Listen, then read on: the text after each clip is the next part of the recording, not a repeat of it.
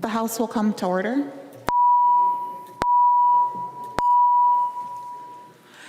Calendar for the day. The first bill on the calendar for the day is House File 600.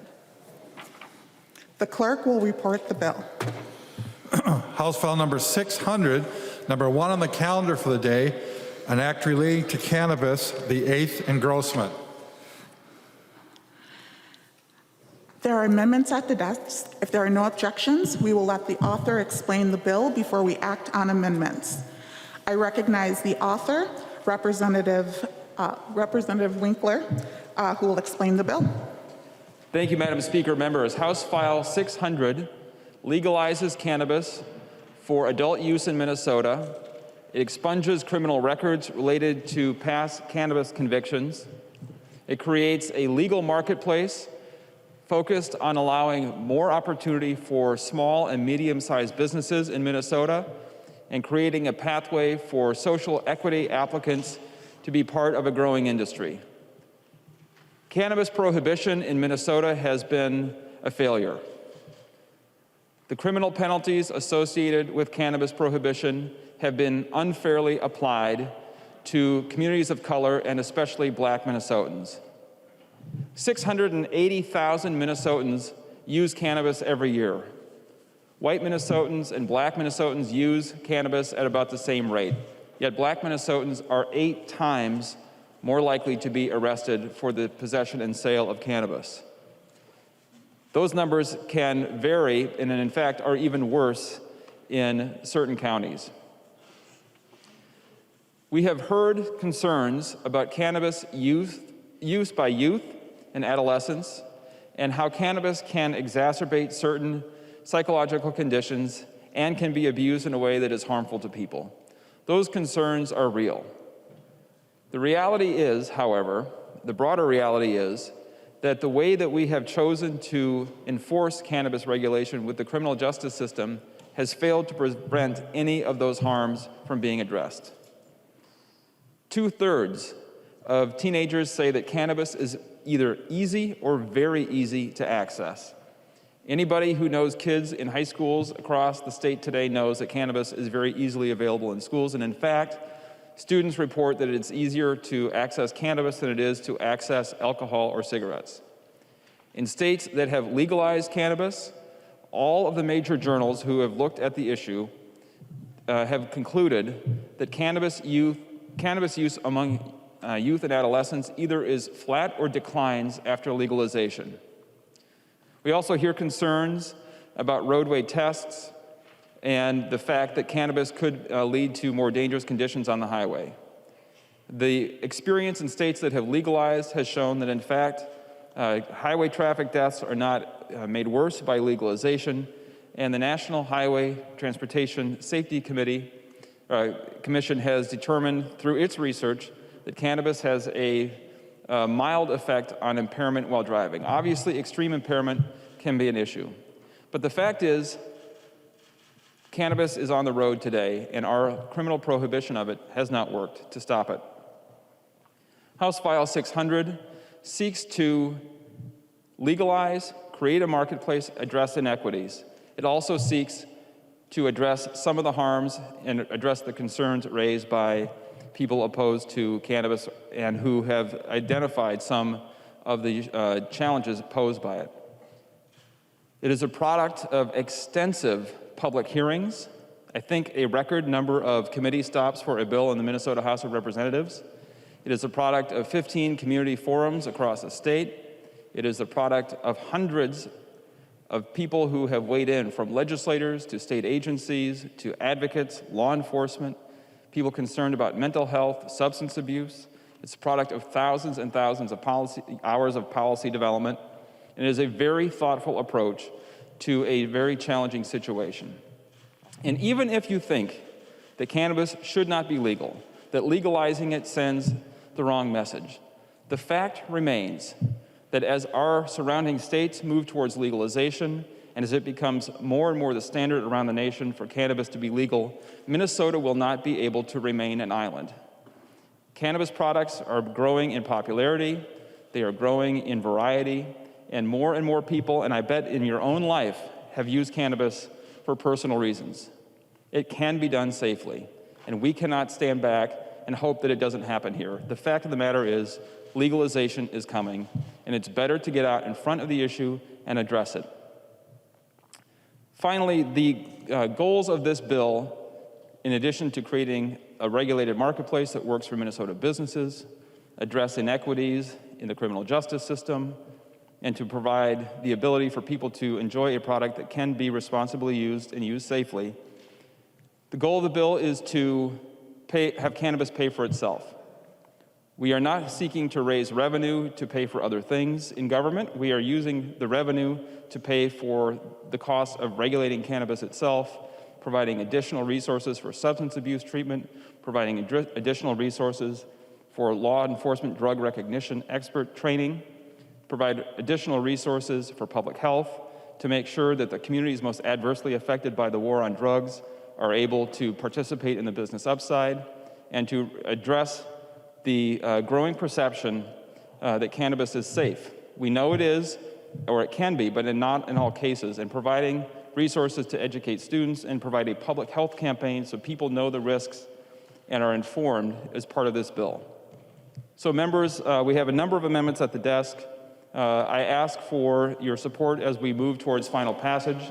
On the front end, I will say we do plan to accept amended forms or final versions of most of the amendments that have been offered by the Republican side. We think that further conversation on some of these issues is required, but I will say that your engagement, your improvements to the bill are something that I'm committed to, and we will continue to make improvements to this bill as it moves through the process.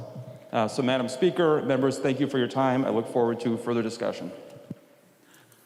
There's an amendment at the desk. The clerk will report the amendment. Jurgens moves to amend House File Number 600, the 8th engrossment. The amendment is coded A49. I recognize the author of the amendment, Representative Jurgens. Thank you, Madam Speaker. The A49 amendment, the Drug Evaluation and Classification Program trains Minnesota law enforcement officers how to detect specific drug impairment. The training prepares officers to detect and remove drug-impaired drivers from the road. The training is under the Department of Public Safety State Patrol. A properly trained drug recognition evaluator, sometimes referred to as drug recognition experts, can identify drug impairment and accurately determine the category of drugs causing impairment. DRE training is very extensive and among the most difficult law enforcement certificates to obtain. The classroom portion of the training is 72 hours over 9 days. A grade of 80% or better is required to pass the course. This is followed by 5 days of training in the field.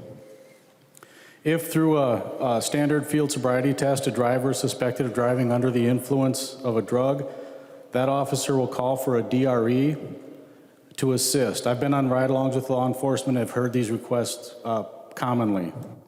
This takes a second officer off of their regular patrol to assist the partner, and the evaluation can take 45 minutes or even up to an hour and a half. Evaluations include blood pressure, pulse, temperature, coordination, balance, body tremors, eyelid tremors, how they're able to function in a controlled environment. There are only approximately 250 DRE officers in the state of Minnesota. This amendment authorizes $1 million to the Department of Public Safety State Patrol to train more officers as drug recognition evaluators. And Madam Speaker, I have an amendment to the amendment. There is an amendment to the amendment. The clerk will report the amendment to the amendment. Jurgens is moving to amend his amendment to House File Number 600, the 8th engrossment. The amendment to the amendment is coded A62. Representative Jurgens, to your amendment, to the amendment. Thank you, Madam Speaker. Initially, I had the appropriation in the underlying amendment going to the Peace Officer Standards Training Board to manage the grant program, but in consultation with the Post Board, it would be more efficient to direct the funds to the DPS, state troopers. In addition, from talking to law enforcement officers, including the head of the DRE program, I learned that in addition to needing more DRE officers, there's a great need in law enforcement for more trained phlebotomists. After receiving a warrant The timeliness of drawing the blood from a suspected impaired driver is crucial, so having more officers trained and certified in blood draw is needed, so I included that in the amendment. Any discussion to the amendment? Representative Winkler, I recognize you to speak to the amendment to the amendment. Thank you, Madam Speaker. Members, I urge a yes vote on the A62 amendment to the amendment. Any further discussion? Seeing none, I'm sorry, Representative Jurgens, would you like to have last words? No, just urge a green vote. Thank you. Thank you, Representative Jurgens. All those in favor, please say aye. Aye. Aye. Aye. Opposed? The motion prevails. The amendment is adopted. There's an amendment at the desk. Representative Jurgens to the underlying amendment. Underlying amendment as amended. I said all I needed to say. I just urge a green vote on the amendment as amended. Any further discussion? I recognize the member from Hennepin, Representative Winkler. Madam Speaker, members, I urge a yes vote on the amendment. Any further discussion? Seeing none, all those in favor, say aye. Aye. All those opposed? No. The motion prevails. The underlying amendment is adopted. There's an amendment at the desk. The clerk will report the amendment. Jurgens moves to amend House File Number 600, the 8th engrossment as amended. The amendment is coded A56. I recognize Representative Jurgens to the amendment. Thank you, Madam Speaker. This amendment pairs well with the funding for the DRE training that we added in the previous amendment. We know that one of the factors in determining the impairment of someone under the influence of alcohol is the administration of a PBT or a preliminary blood test, or breath test, I should say. This amendment authorizes the Commissioner of the Department of Public Safety to design, plan, and implement a pilot project to determine the efficacy of oral fluid roadside testing to determine the presence of a controlled or intoxicating substance. It's intended to gain better assessment of the prevalence of drug-impaired drivers on the Minnesota roads and to evaluate the appropriate device that could be authorized for use. Any discussion to the amendment? I recognize the member from Hennepin, Representative Knorr. Are you seeking to be recognized? Madam Speaker, I have the A63 amendment to the amendment. Representative Winkler,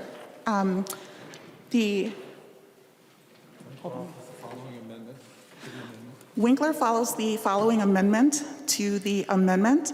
The clerk will report the amendment. Winkler moves to amend the Jurgens amendment to House File Number 600, the 8th engrossment as amended. The amendment to the amendment is coded A63. Representative Winkler to the amendment. Thank you, Madam Speaker. Members and Representative Jurgens, I think there's good merit in your underlying amendment. I think it needed to be a little bit cleaned up after some conversation. I hope you can accept this amendment to the amendment, and then I will support your underlying amendment. Further discussion. Representative Jurgens. Madam Speaker, I appreciate the Majority Leader's amendment to the amendment. It cleans the language up a little bit, and I urge a green vote. Any further discussion? Seeing none, all those in favor of the amendment to the amendment, please say aye. Aye. Any opposed? No. The motion is adopted. The amendment to the amendment is adopted. To the underlying amendment, Representative Jurgens. Thank you, Madam Speaker. I urge a green vote on the amendment as amended. Any further discussion? I recognize the member from Hennepin, Representative Winkler. Thank you, Madam Speaker. Members, I urge a yes vote on the amendment as amended. Any further discussion? Seeing none, all those in favor say aye. Aye. All those opposed, no. No. The motion is adopted, and the amendment is adopted. There is an amendment at the desk. The clerk will report the amendment. Frankie moves to amend House File Number 600, the eighth engrossment as amended. The amendment is coded A52. I recognize Representative Frankie to your amendment. Thank you, Madam Speaker. That is my amendment. So the A52, as we know, every dollar invested in successfully ending people in the throes of addiction repays us tenfold. We save lives and we save money. Money saved over time, not only in public safety, but health and human services, health care costs, and it helps to make people more productive in society.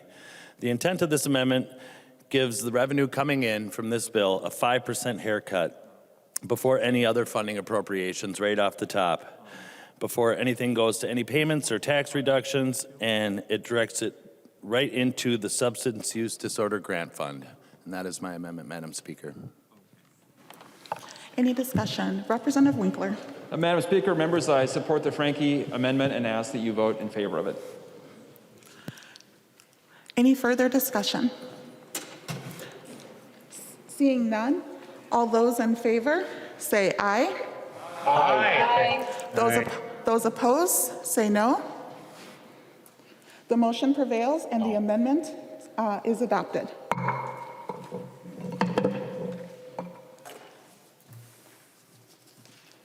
There is an amendment at the desk.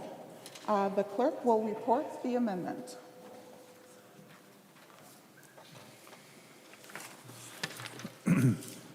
Munson moves to amend House File Number 600, the eighth engrossment as amended. The amendment is coded A58. I recognize the author of the amendment, Representative Munson. Thank you, Madam Speaker and members. This A58 amendment protects data that is collected during these for the medical cannabis and for the personal use cannabis businesses, and prevents it from being shared with the federal government. As you know, we have conflicting laws already between Minnesota's medical cannabis program and the feds, and if we extend this to be for personal use, we will have more laws in conflict, and it's important that we protect the data of the citizens of the state who are following state law. So I ask for a favorable vote. There's an amendment to the amendment. Representative Munson, would you like to speak to the amendment Or the clerk will report the amendment. Munson moves to amend his amendment to House File Number 600, the eighth engrossment as amended. The amendment to the amendment is coded A65. Representative Munson, to your amendment to the amendment. Thank you, Madam Speaker and members. The amendment to the amendment adds additional language of the data that we will not share with the feds.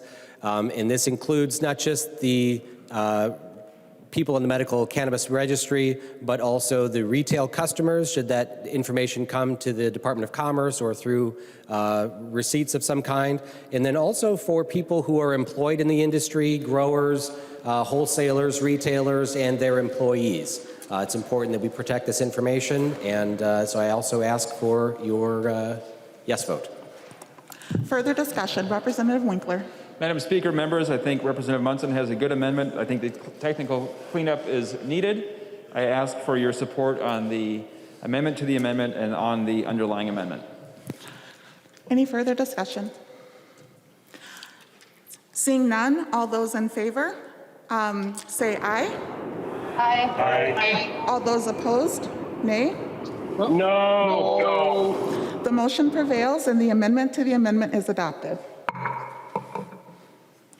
Representative Munson to the underlying amendment. Thank you, Madam Speaker and members. Please vote yes. Further discussion. Representative Winkler. Thank you, Madam Speaker. Members, I urge a yes vote on the Munson A58 amendment as amended. Any further discussion? Seeing none, all those in favor say aye. Aye. Those opposed say no. No. The motion prevails and the amendment is adopted. There's an amendment at the desk. The clerk will report the amendment. Munson moves to amend House File Number 600, the eighth engrossment as amended, and the amendment is coded A53. Representative Munson to your amendment. Thank you, Madam Speaker and members. This is an important amendment. As you know, with the medical cannabis program that we passed in 2015, or that's been implemented now for 5 or 6 years, there is an issue with people that are on the medical cannabis registry. Anybody that's on that registry loses their right to own guns according to federal law. And if you apply for a gun, to purchase a gun, there's a question on the federal firearms questionnaire that asks if you use cannabis. And it reminds you that it's illegal in all states because it's federally illegal. So we have an issue where we're in conflict with federal law. This amendment is really about states' rights, saying that we should be able to provide permits to lawful gun owners so that they can continue to own firearms, and it prevents us from sharing this information with the feds, and specifically changes the gun laws that we have now to make sure that we are not denying people the right to own guns because they're lawfully using medical cannabis. So I ask for your support in this amendment. There's an amendment to the amendment. The clerk will report the amendment to the amendment. Munson moves to amend his amendment to House File Number 600, the 8th engrossment as amended. The amendment to the amendment is coded A69. Representative Munson. Thank you, Madam Speaker. I'm going to withdraw this amendment to the amendment. The amendment to the amendment is withdrawn. Any further discussion on the underlying amendment? Representative Winkler. Madam Speaker, I encourage members to support the A53 amendment to the bill. I think it's a good provision that will help add clarity for a lot of people. Any further discussion? Representative Dept. Thank you, Madam Speaker. If Representative Munson would yield for a question. Representative Munson, will you yield to the question? He will yield. Representative Dept. Thank you, Madam Speaker. Representative Munson, we had a little conversation about this earlier. There's always a problem when we do things that are inconsistent with other states on their permits to carry. And so my question for you is, if this is adopted and if this were to become law, would this risk the reciprocity status that we have with so many of the other states? Because if that is the case, which it looks like it might be, this would be a very anti-Second Amendment thing that you're adding to the bill. Even though it doesn't look like that, I don't want to lose my ability to have reciprocity with my Minnesota permit to carry with so many other states around us. So did you look into that issue, and can you give us some clarity or assurance that this would not put our reciprocity status at risk? Representative Munson. Thank you, Representative Dept. I support states' rights, and I support patients to be able to be treated how they want. And it's none of the federal government's business that we have patients who choose to not use opiates and use medical cannabis instead. There are 36 states in the union that have a medical cannabis program, much more expensive than ours. Ours is limited to oil. 36 states have actually using the plant material for medical cannabis. So if they are also dealing with the exact same issue we are, we just happen to be taking a bold stance in supporting our states' rights and supporting medical cannabis patients. And if this legislation were to become law, supporting lawful use like 13 other states have. So the other states could make a change and say that they're not going to be supporting this, but this is, we need to support lawful gun owners, and there are tens of thousands of people that are in the medical cannabis registry today. Many of them also have permits to own guns or use guns to go hunting, and so I don't think we should be denying people the right to own guns just because they're choosing a medical treatment that includes cannabis. Representative Dept. Any further discussion? Seeing none, all those in favor, say aye. Aye. Those opposed, nay. No. No. The motion prevails and the amendment is adopted. No. There is an amendment at the desk. The clerk will report the amendment. West moves to amend House File Number 600, the 8th engrossment as amended. The amendment is coded A46. Representative West, to your amendment. Thank you, Madam Speaker. My amendment, the A46, makes it so local units of government can choose not to allow cannabis businesses in their districts if they so choose. And I think this goes a long way in bridging the gap in people who oppose or support cannabis. This gives them, you can, not have it in your backyard if your county or city government agrees with you. And I think accepting this amendment will give a lot of comfort to people who are opposed to cannabis legislation if this were to become law. And also, in an effort to try and make it as appealing as possible, I included a grandfather clause so that if a city decides to ban cannabis after a cannabis business has been started in their area, that cannabis business is protected because when they started their business, it's only fair the rules they were operating under the time. So I'd ask your support for this amendment. There is an amendment to the amendment. The clerk will report the amendment to the amendment. Winkler moves to amend the West Amendment to House File Number 600, the 8th engrossment as amended. The amendment to the amendment is coded A68. Representative Winkler, to your amendment to the amendment. Thank you, Madam Speaker. Members, Representative West raises a really important issue in his underlying amendment. One of the things that we have learned from the experience of other states as they have legalized cannabis is that local opt-outs makes it a guarantee that the illicit marketplace for cannabis will continue. Because, particularly in Colorado, they had a county-by-county opt-out, and as a result, they ended up with very large illegal cannabis sales in counties that had opted out. They weren't able to stop it. They made it almost impossible instead to move from an illicit marketplace to a legal, regulated marketplace. So this bill very intentionally did not allow local opt-outs of that kind. The bill does permit local units of government to use the normal time, place, and manner zoning requirements, impose those zoning requirements like they could on any other business. So if they want to have restrictions based on where it would be located in the community, what the hours should be, those kinds of things, we allow that in the bill. This amendment to the amendment does allow further those jurisdictions to cap the number of cannabis businesses in their jurisdiction.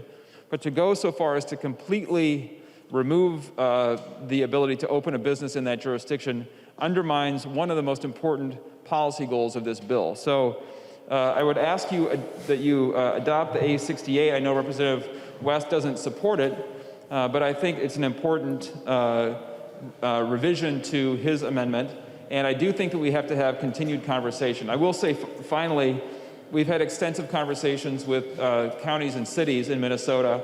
They understand the need for a uniform standard across the state to prohibit the illicit marketplace from continuing and are comfortable with the approach that we're taking. So I think the amendment to the amendment will help the amendment work better, and then I will urge adoption of the West underlying amendment. Further discussion, Representative West. Thank you, Madam Speaker, and Majority Leader Winkler. I wouldn't say it helps the amendment. It completely makes it meaningless. I mean, under your amendment, like say a city like Hibbing would not necessarily be supportive of having a bunch of cannabis shops in their areas. And under your amendment to the amendment, they could have, what limits them to 32 cannabis shops. It really doesn't, it basically makes my amendment pointless, and it takes away the option of those local people for making the decision for themselves, because I think we both want to get rid of the black market. And to your point on the black market in Colorado, because this was in the Colorado bill, which is why I actually thought this amendment would be accepted without being destroyed. But they have a 30% tax rate on cannabis there. That, and to your credit, only 10% in the bill. That's fantastic. I love that. But with 30%, that creates a black market by itself. I think people would be willing to drive a little bit to, get their fix or whatever they're after. When you're talking about Colorado, it's, well, you can get it from Johnny on the spot down in the dark alley for half the price you'd get it in an actual store. So I'd urge members to oppose this amendment to the amendment. It takes away local control, makes it so you will have 32 pot shops in Hibbing. So I would also request a roll call on this amendment. A roll call has been requested. Do I see 15 hands? There are 15 hands. There will be a roll call. Further discussion. I recognize Representative Robbins. Thank you, Madam Chair, and thank you, Representative West, for bringing the original amendment. I do support local control, and I really think that this notion that allowing,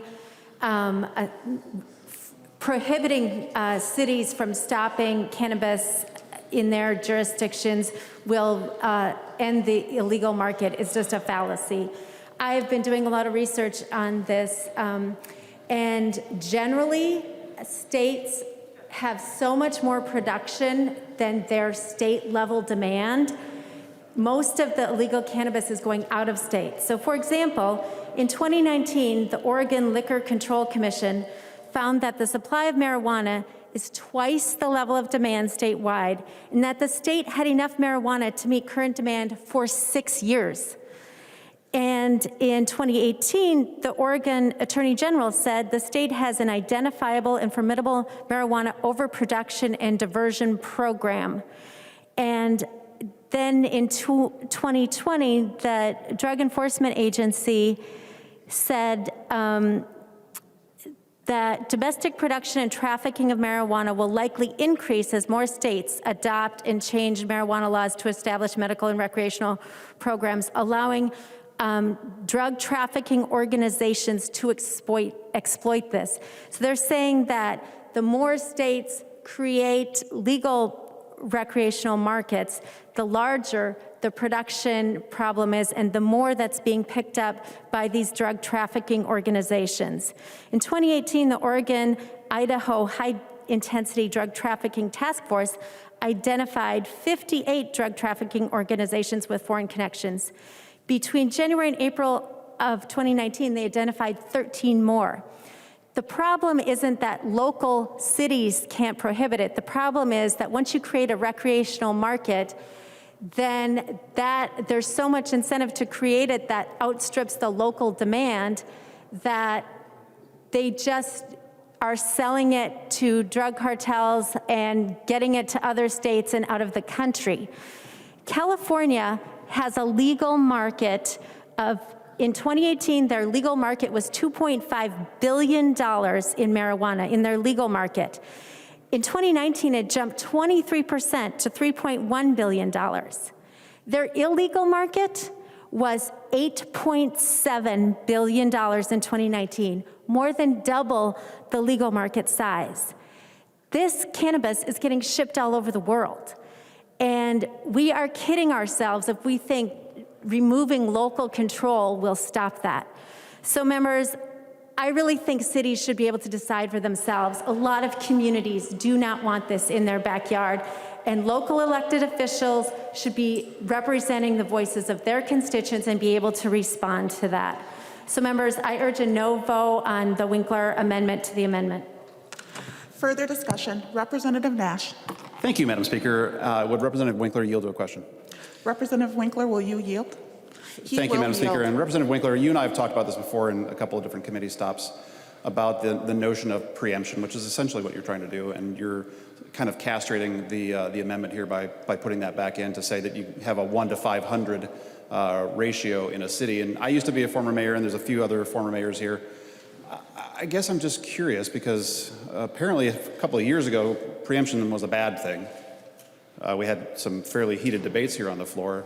But I remember as a mayor, we had lengthy conversations about the fact that we didn't want certain types of businesses, and we passed an ordinance that we wouldn't allow those sorts of things in. One was an adult bookstore, and we talked about that in committee. And I just wonder, why is it that you feel that this is important to the point that you're taking away the ability of locally elected officials who know their cities, counties, townships far better than you, and you're now mandating that they take at least one per every 500? And in my city, in Waconia, depending on what the decennial census comes out, we're at least 12,000, so that could be 24 shops is what you're trying to get accomplished here, if I'm reading your amendment correctly.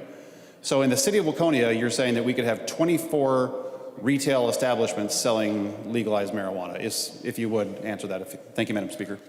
Representative Winkler. Thank you, Madam Speaker. Representative Nash, there may not be any magic to the 500 number. This is based on what we use for, I believe, alcohol or possibly tobacco. It's modeled on similar language. And the fact of the matter is that we are trying to dry up and eliminate the illegal sale of cannabis in Minnesota. We want it to end. And by moving to a system in which regulations are straightforward and simple, where taxation is not high, where we are not using cannabis as a revenue source to fund other things.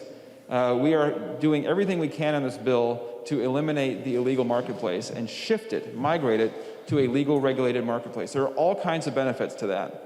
If you know, for example, we will have a seed to sale tracking system. So every amount of legal cannabis in Minnesota will be fully accounted for through the whole supply chain from growth, manufacture, cultivation, delivery, and sale. That means we will know where cannabis is. If you look at who shouldn't be getting it, our kids. We want to eliminate the illicit marketplace.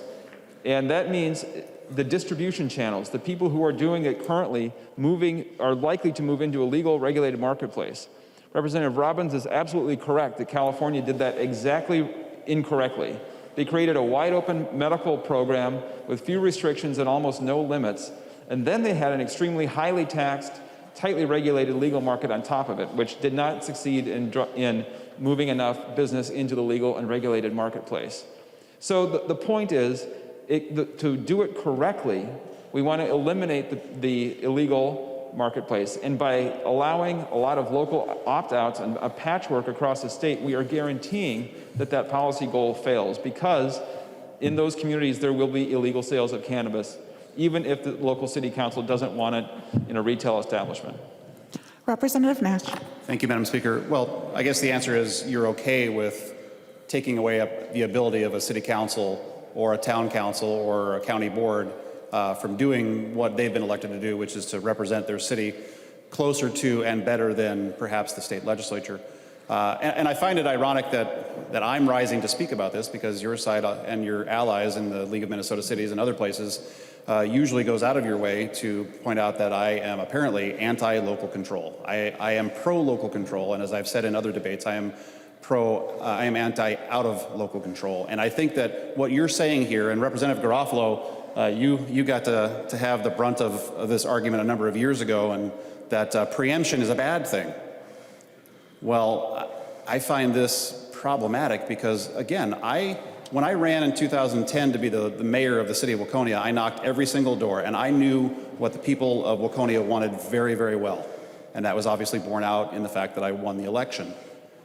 And I made sure I went and spoke to everybody about big policy issues. And if a hemp shop or a marijuana shop were to be locating in the city, I think the people would like to talk about that. But now, through your amendment to the amendment, and even in your bill as it made its way through the system, you were effectively saying that you don't care what the local folks think. I think that's remarkable. That you're saying to the hundreds of cities that we have around the state of Minnesota, you know better than they do.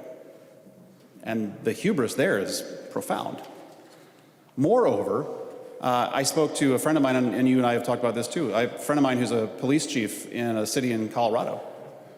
Simply hoping that the illicit market is going to go away, I think is fantasy, because the cartels who are growing the marijuana are not simply going to go blithely into that good night. They're going to lower their price, and they're going to still sell their product.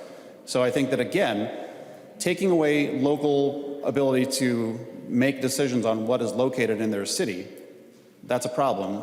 But doing so in the name of, we hope that this will make it so that illegal marijuana isn't making its way through our city, is a complete fairy tale. So I can't support that. I think that the underlying amendment is great. Your amendment to the amendment is not. I encourage members to vote no. Further discussion. Representative Freiberg. Thank you, Madam Speaker. This is actually fairly normal. It's fairly commonplace for the legislature to set a floor of regulation, but to allow cities to vary beyond it. So we do this in the smoke-free context. We set out certain minimum requirements that the state, that local units of government have to meet, but if they want to regulate beyond that, they are able to do so. In this case, there is another, and in that case, the motivation is public health. In this case, there is a reason for setting a floor, kind of saying what they can't do, and that's prohibiting cannabis retailers entirely. And there are concerns about the black market. There are concerns related to criminal justice for that reason. This does actually allow local units of government to adopt several types of regulations. Just to clarify one thing, there was a statement made that this would mandate a limit of one shop for every 500 residents in a jurisdiction. The language in the amendment is permissive. It says that a local unit of government may adopt an ordinance to limit the number of retailers, but they're not required to. And actually, the way I read it, they could set that limit higher. So, for example, one shop for every 1,000 residents, provided it doesn't amount to a complete ban on the presence of cannabis retailers in the jurisdiction. There's a lot of innovative regulations that are happening at the local level in the commercial tobacco context. And those would be allowed under this language. Majority Leader Winkler mentioned the language that states that local units of government can adopt reasonable restrictions on the time, place, and manner of the operation of a cannabis business. So for example, in the tobacco context, the many communities, several in Minnesota, have adopted a cap on the number of retailers. They have limitations on tobacco retailers from being located a specific distance from schools. They have limitations on commercial tobacco retailers from being located in close proximity to other retailers. And that can help limit the density of retailers so they're not all concentrated in one area. All of these, the way I read this language, under the amendment that we are currently debating to the amendment, all of these types of regulations would still be permitted. So I think this recognizes the value that local units of government have to play through their zoning authority, and I would encourage members to support this secondary amendment. Further discussion? Representative Robbins. Thank you, Madam Chair. I just wanted to ask Representative Winkler a question, if he would yield. Thank you. He will yield. Representative Robbins. Thank you. Representative Winkler, my understanding of the bill is that it says that the Cannabis Management Board will look at demand and then issue licenses based on the assumptions about what demand will be. So do you know what the assumption is of how many licenses will be issued in Minnesota? Representative Winkler. Madam Speaker, Representative Robbins, no, not yet. We have to conduct a market study. The experience in most places is that what actually happens is it becomes legal. There's a certain amount of supply in the marketplace. Demand is very strong, and people have an expectation of being able to get it. They don't get it, and then they go to the illegal marketplace that still exists. Then what happens at the next phase is that supply catches up to the demand and the shift fully takes place. So we won't know until we get the market study what the total amount will be. There are assumptions built in to the revenue estimate based on what other states are doing, but the Cannabis Management Board will be responsible for figuring that out in the approximately 12 months it takes after final enactment before the sales start in Minnesota. Representative Robbins. Thank you, Madam Speaker. Thank you, Representative Winkler. Well, I just want to provide the body with a little bit of context because the fiscal note does provide an estimate, and the fiscal note anticipates that there will be 2,700 licenses in Minnesota beginning fiscal year 2026, 2 years after it starts. And just for context, Colorado has 1,016. And California has 1,440, Washington has 448, and Oregon has 1,344.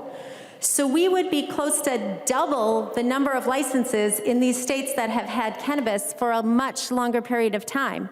And just so people can visualize what this means, in Colorado, they have 600 combined Starbucks and McDonald's.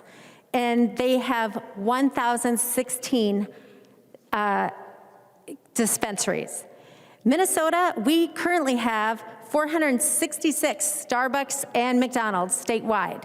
So if we go with 2,700 cannabis dispensaries, that will be overwhelming. I just want the members to see the scale of what we are talking about, and I urge a no vote on the Winkler Amendment. Further discussion, Representative West. Thank you, Madam Speaker. And with this amendment, my amendment is virtually pointless in terms of allowing people choice. So if you think people should have a choice in whether this is legalized and put in their neighborhoods, you need to vote against the underlying amendment. So please vote red, members. Seeing no further discussion, the clerk will take the roll.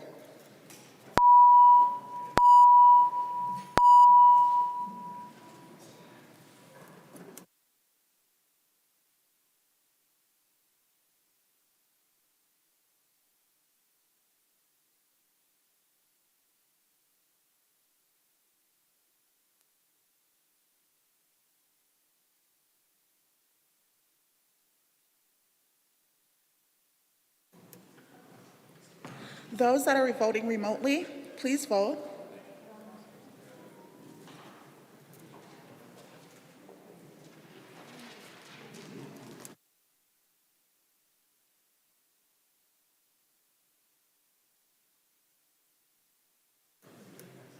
Get that number.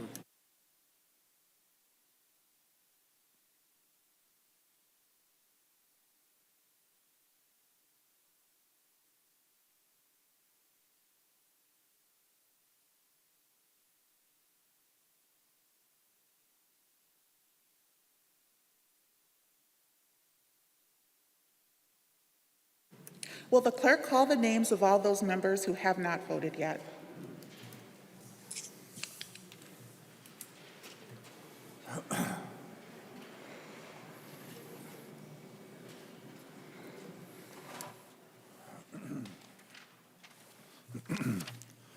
Baker. Baker votes no. Baker, no. Bernardi. Aye. Bernardi, aye. Davids. Davids votes no. Davids, no. Detmer. Detmer votes no. Detmer, no. Franzen.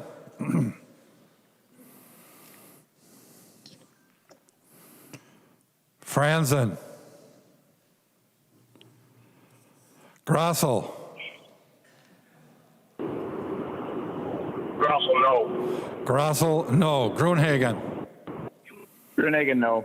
Grunhagen, no. Hamilton. Hamilton no. Hamilton, no. Hausman. Ostman, aye. Hausman, aye. Heinrich. Heinrich no. Heinrich, no. Hertas. Bertas, no. Hertas, no. Jordan.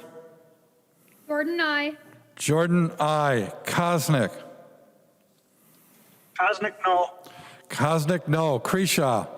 Risha no. Kreshaw, no. Lislegard. Oh, Westlegard, aye. Lislegard, aye. Mariani. Moriarty, aye. Mariani, aye. Nelson M. Hi, how you doing? Nelson M, aye. Nelson M, aye. Nelson N. Nelson N no. Nelson N, no. Pearson. Pearson, no. Pearson, no. Pinto. Pinto, aye. Pinto, aye. Pryor. Pryor, aye. Pryor, aye. Sandsted. Sandsted, no. Sandsted, no. Tice. Ice, no. Tice, no. Thompson.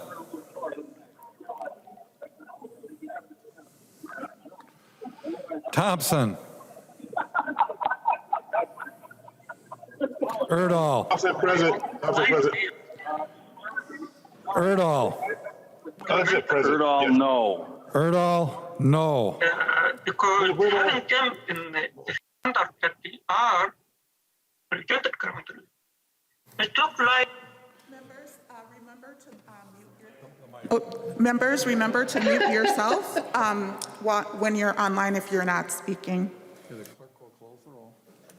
The clerk will close the roll.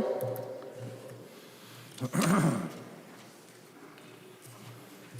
till the numbers get on the board on the side. On the side boards. There you go.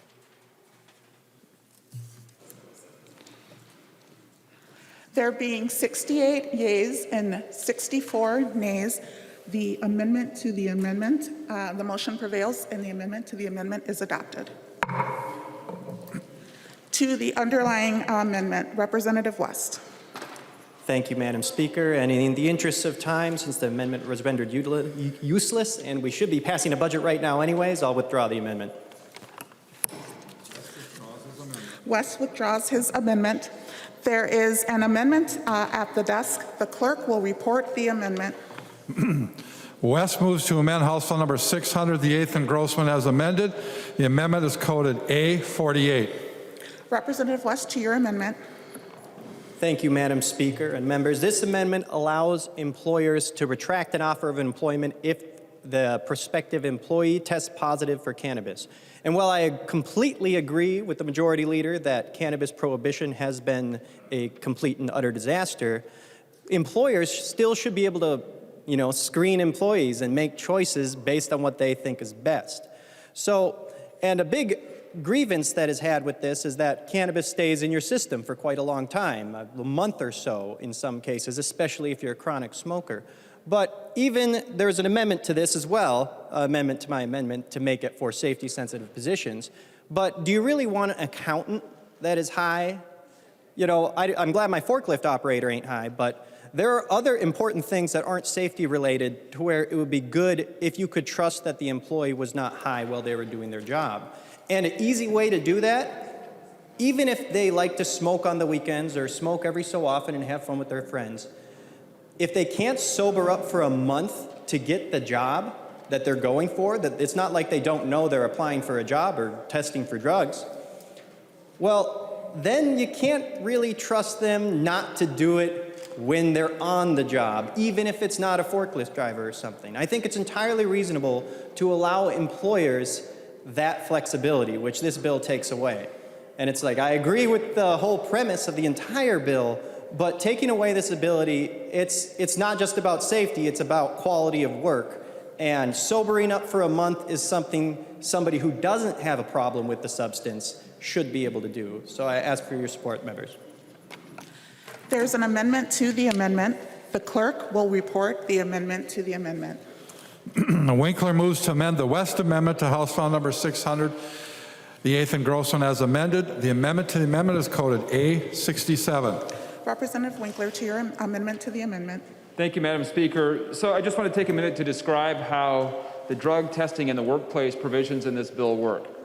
So first of all, Minnesota remains an at-will employment state. That means that unless you're in a protected class, an employer can fire you for any reason or no reason whatsoever.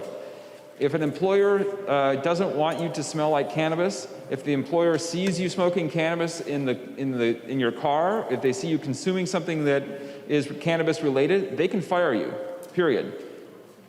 If somebody shows up at a job interview displaying any of those qualifications, they don't need to be hired. Cannabis use is not a protected class under this bill. We made sure to establish cannabis as a legal substance that it is legal for people to use. So that means that the mere presence of cannabis in your system, if you have a testing regimen in your workplace, is not a grounds for termination or non-hire unless it's covered by a federal regulation or unless it is a safety-sensitive position. So what that means is that you don't have to have a testing regimen if you're an employer, but you can. If you decide to have a testing regimen as an employer, you can't exclude people from employment based on testing positive for cannabis unless it's safety sensitive. So it's a balance that was struck to respect the rights and the needs of employers to govern their workplace if they have a testing regimen for safety sensitive positions, but not just to screen people out simply because they have cannabis and it's completely unrelated to their job. And we wanted to do this because people who work for a living, who, whether they're in the trades, whether they are in part of organized labor, whether they are working in a downtown office building, whether they're working in retail, so long as it's not going to hurt them on the job or hurt others on the job or somehow ruin a product or make the outcome of their work less productive. As long as you aren't doing those things, you should be allowed to consume cannabis in Minnesota. Employers are not required to have a testing system in place, but if they do, they can't arbitrarily say that cannabis is a basis for not being hired or to fire somebody. That's how the bill is structured. So what the amendment to the amendment does is make clear that for hiring decisions, the same rule applies. If you apply for a job, the employer can't screen you out for having cannabis in your system unless it relates to something that is important to the employer, then they can do it. So it's a balance that I think works. The amendment to the amendment makes sure that that policy is continued through the bill, and I ask for your support on the amendment to the amendment. Further discussion, Representative New. Thank you, Madam Speaker. Would the Majority Leader yield for a question? He will yield. Representative New Brindley. Thank you, Madam Speaker, and thank you, Representative Winkler. I'm wondering, can you direct me? I apologize, it's a big bill, and I'm wondering if you can point me to where in the bill we see the definition of a safety-sensitive job. Representative Winkler. Madam Speaker, Representative New Brindley, if you give me a second, I will do that. For Representative Dept. Just in a, thank you, Madam Speaker. Just to keep things moving, I'll just jump in here while they're looking for that definition. But I just wanted to remind folks that we've got 4 days left of session. Our voters sent us here to pass a state budget. And at this point, Democrats have passed 0 budget bills. They have yet to drop their demand for billions in tax increases on Minnesotans who are hurting during this pandemic. And with just a few days left in session, here we are wasting our time on this marijuana bill that has no chance of becoming law. And I just want you to think about that while you ponder if you're going to get your work done. Our voters sent us here to get our work done, and we're wasting our time on this. Thank you, Madam Speaker.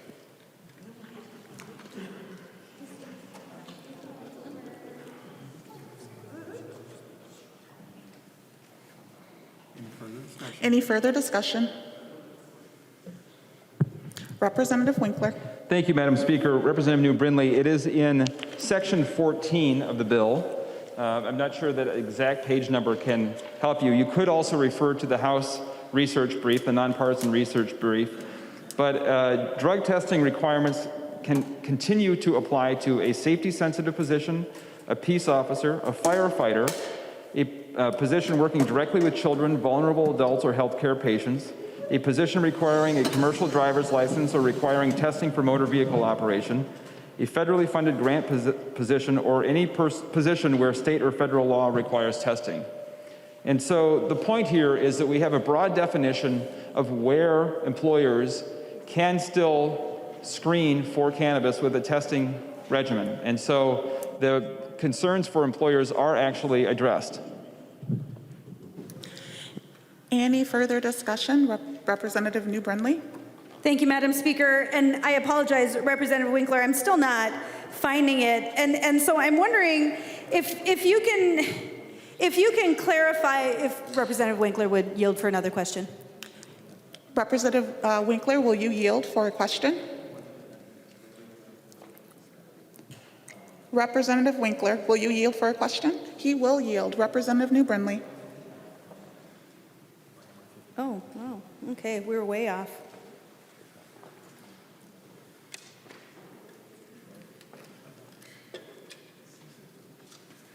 All right. Thank you, Madam Speaker. Actually, Madam Speaker, I do not need to ask the Majority Leader to yield. I guess we just found it.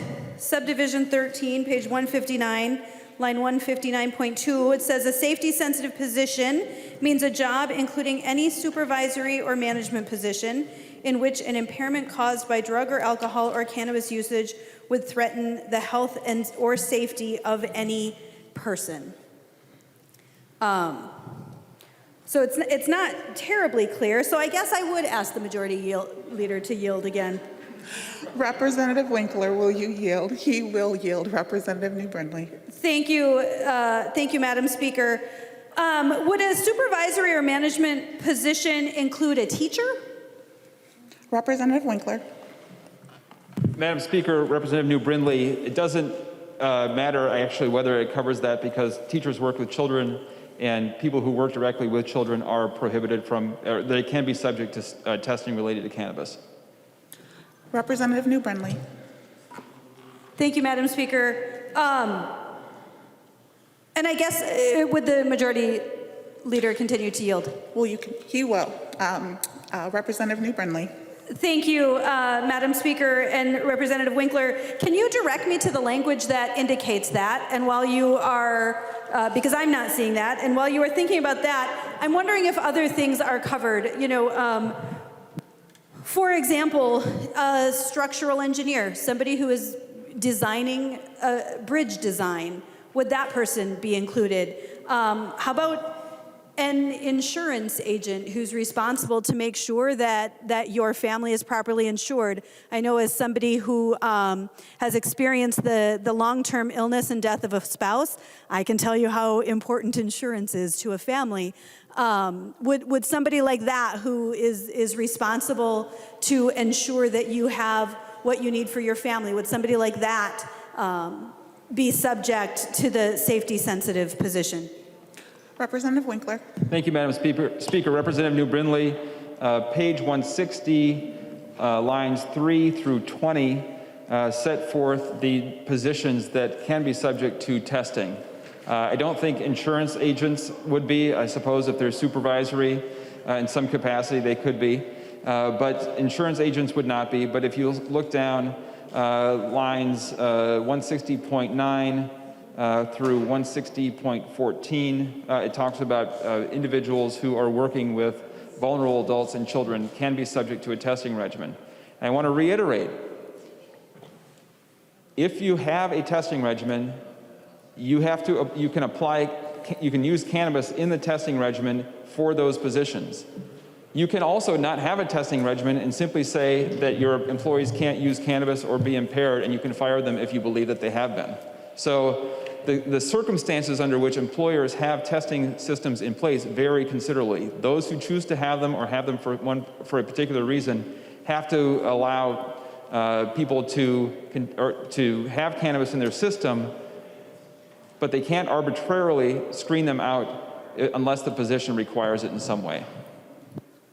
Representative New Brindley.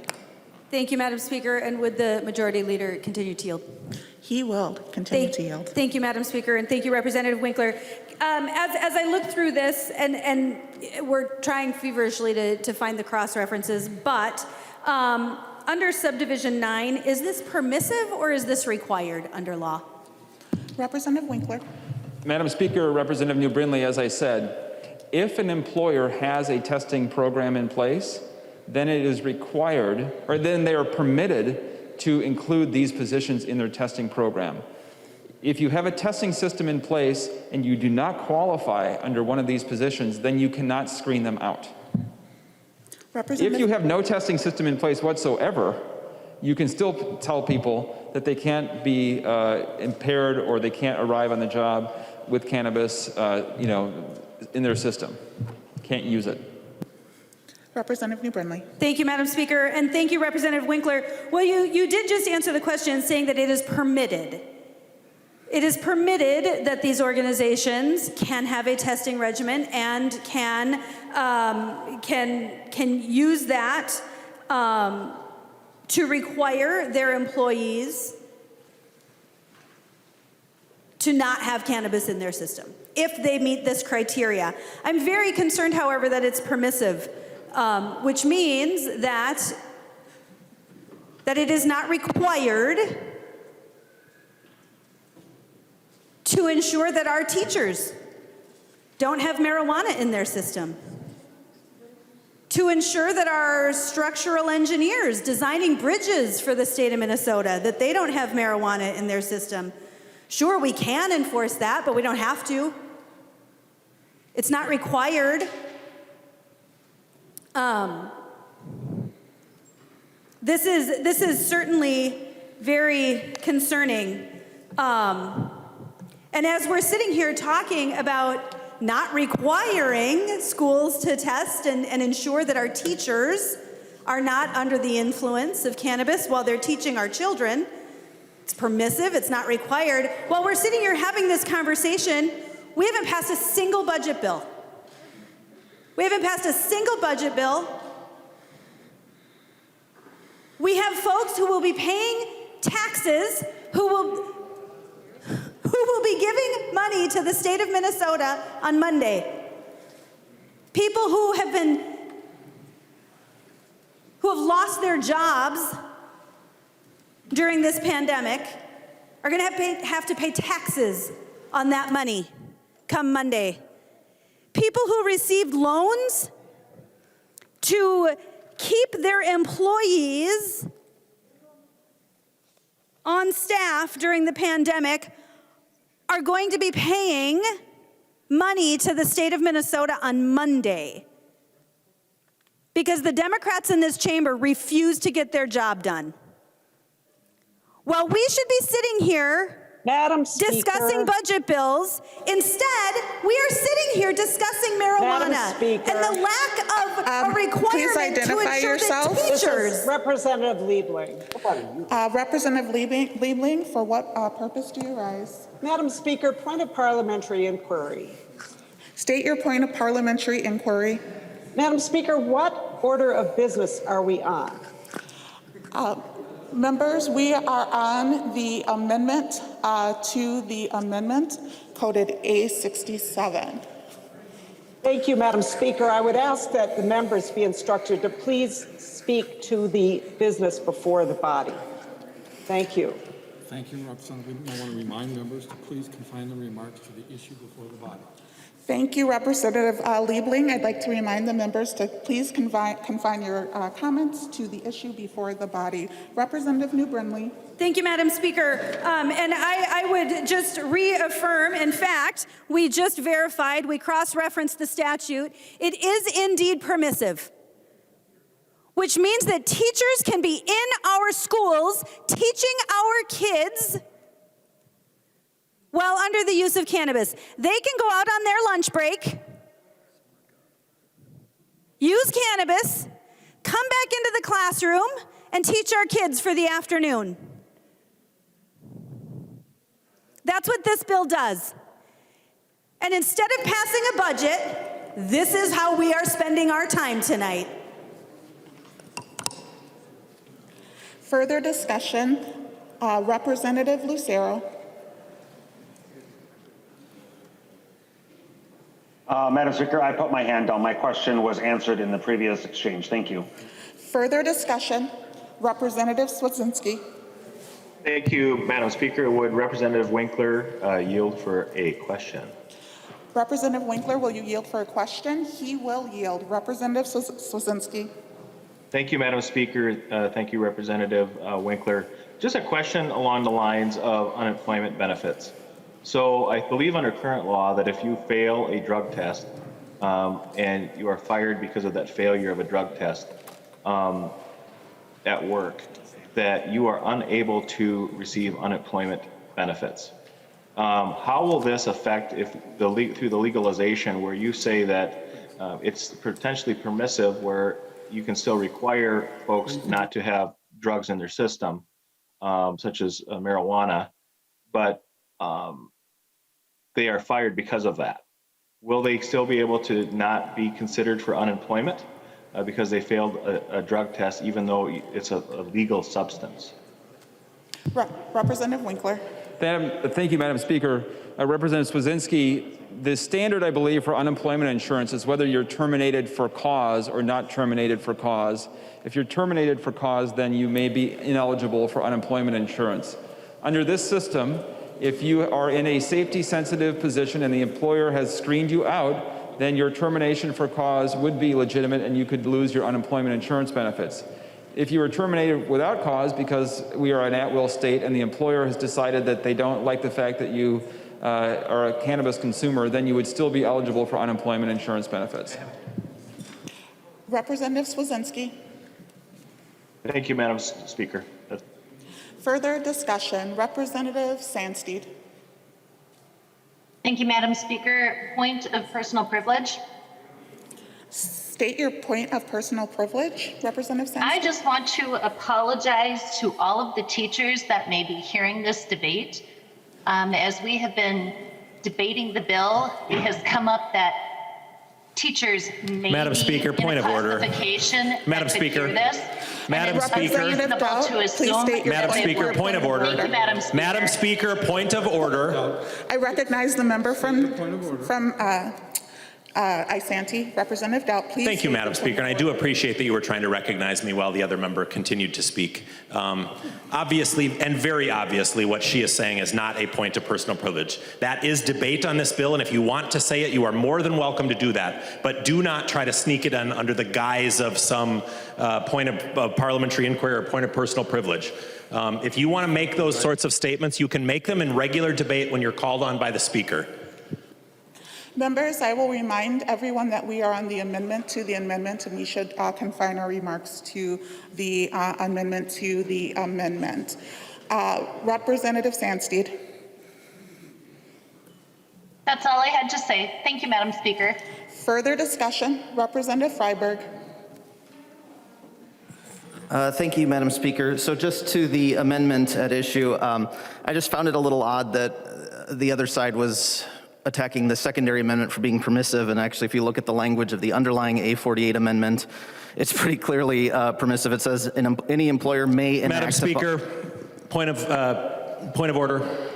State your point of order. Thank you, Madam Speaker. He is questioning the motives of members by saying that we're attacking something in the amendment. Members, I will remind us to keep our comments to the point at hand, the amendment to the amendment. Representative Freiberg. So the secondary, thank you, Madam Speaker. So the secondary amendment makes a clarification to the underlying amendment, which is itself permissive. One thing that I think hasn't really been mentioned in this debate is just the fact that the underlying amendment is also very broadly worded. It applies to any use of cannabis, including under our existing medical program, which I think would be very limiting to people. So I think this secondary amendment makes a needed clarification, and I encourage members to support it. Further discussion. Representative Winkler. Thank you, Madam Speaker. I would just like to return to the amendment and get a final bit of discussion. Employers may prohibit employees from having cannabis in their system if it qualifies under the provisions of this law. Employers, like school districts, would never permit a system to be in place where teachers are impaired in the workplace, and no teacher, frankly, would seek to do it, and if they did, they would be subject to discipline. I want there to be no question about that. Using words like permitted or mandatory in a sloppy manner confuses people. And that is why this bill is written very clearly so that people may use cannabis so long as using cannabis does not get in the way of their ability to do their job safely or to be around children or vulnerable adults. The bill is structured to protect workplace safety, to protect people who could be adversely affected by people who are impaired, and the bill is structured to allow employers to do that. It's also structured to allow employees who may use cannabis safely to continue to do so and not be arbitrarily screened out of a job when it has nothing to do with their position. That is what the bill does. The amendment to the amendment makes sure that that policy is not undermined, and I ask for a no vote. Further discussion, Representative Scott. I ask for a yes vote on the amendment to the amendment. Representative Scott. Thank you, Madam Speaker. Would the Majority Leader yield to a question? He will yield. Representative Scott. Thank you, Madam Speaker. And so I'm just trying to understand this, Representative Winkler. So the issue that I have is you're saying as long as it doesn't interfere with their job, but the harm can be done. Let's say it's a defense attorney that's high and doesn't give a person proper representation. Well, by the time that they figure out that the reason for that is because the person was under the influence of pot, it's too late to help the person that has been harmed. You know, I would just really prefer my lawyer not to be high when I'm meeting with them or when they're in court. So if you could address that issue to help me understand this a little bit better, I would be appreciative. Thank you. Representative Winkler. Thank you, Madam Speaker. Representative Scott, the point is, if you have a workplace policy that creates a system of testing, so if you are in a company, if, let's say you run a law firm in your hypothetical, and you decide as an employer that it is important to have a drug testing policy in place, and you create that policy, you cannot use that policy to screen out people who have cannabis in their system unless the person who has cannabis in their system meets one of the criteria in this bill. So in your example, a lawyer could be considered supervisory at a law firm. The law firm could decide that they are going to have a testing system in place and that they're going to test every lawyer before they go to court or before on a weekly basis or a monthly basis to determine if there's any cannabis in their system. And as long as they create that policy and as long as that lawyer is considered safety sensitive because they're a supervisor, in those cases, the policy is allowed, the screening can take place, and the lawyer would be subject to testing. But it's up to the employer, just like it is now, to establish for themselves what their workplace policies are going to be. Representative Scott. Thank you, Madam Speaker. Well, I think this bill, not only is it 100+ pages of bureaucracy, I think it's going to be a lawyer's dream just trying to decipher who can be high and who can't be at work. I guess the courts would have to establish some sort of a drug testing requirement. Oh my goodness, this is really getting into the weeds, but I didn't mean that as a pun, actually. That really was by accident. But I just think this is a huge quagmire for the business community to try to decipher. And I don't trust that anybody that I place confidence in is not going to be under the influence when I need them the most. So I guess I'll end my comments there for now. Thank you, Madam Speaker. Further discussion, Representative Lucero. Thank you, Madam Speaker. And the exchange from Representative Scott brought up a question I have. Would the Majority Leader yield for question? He will yield. Representative Lucero. Thank you, Madam Speaker, and thank you, Representative Winkler. So in regards to like the defense attorney hypothetical Representative Scott brought up, is there any policy then for a legislator? What is the policy here for not just the legislative branch, legislators, but how about the Supreme Court or any executive branch agency commissioners or any of those staff? So we've been talking about private employers. How about public sector employers? How does your bill impact the ability for employees, or again, how about the Majority Leader himself from being potentially having smoke while making laws? I'm just wondering how that impacts, again, government employers. Representative Winkler. Thank you, Madam Speaker. There are definitely times, Representative Lucero, when I think drug testing for legislators would be a very good idea. And if the Rules Committee were to create a resolution to create such a system, it would be in place for employees at the Minnesota House. We do not have such a policy in place. So therefore, it is the determination of the employer in this case that drug testing is not required.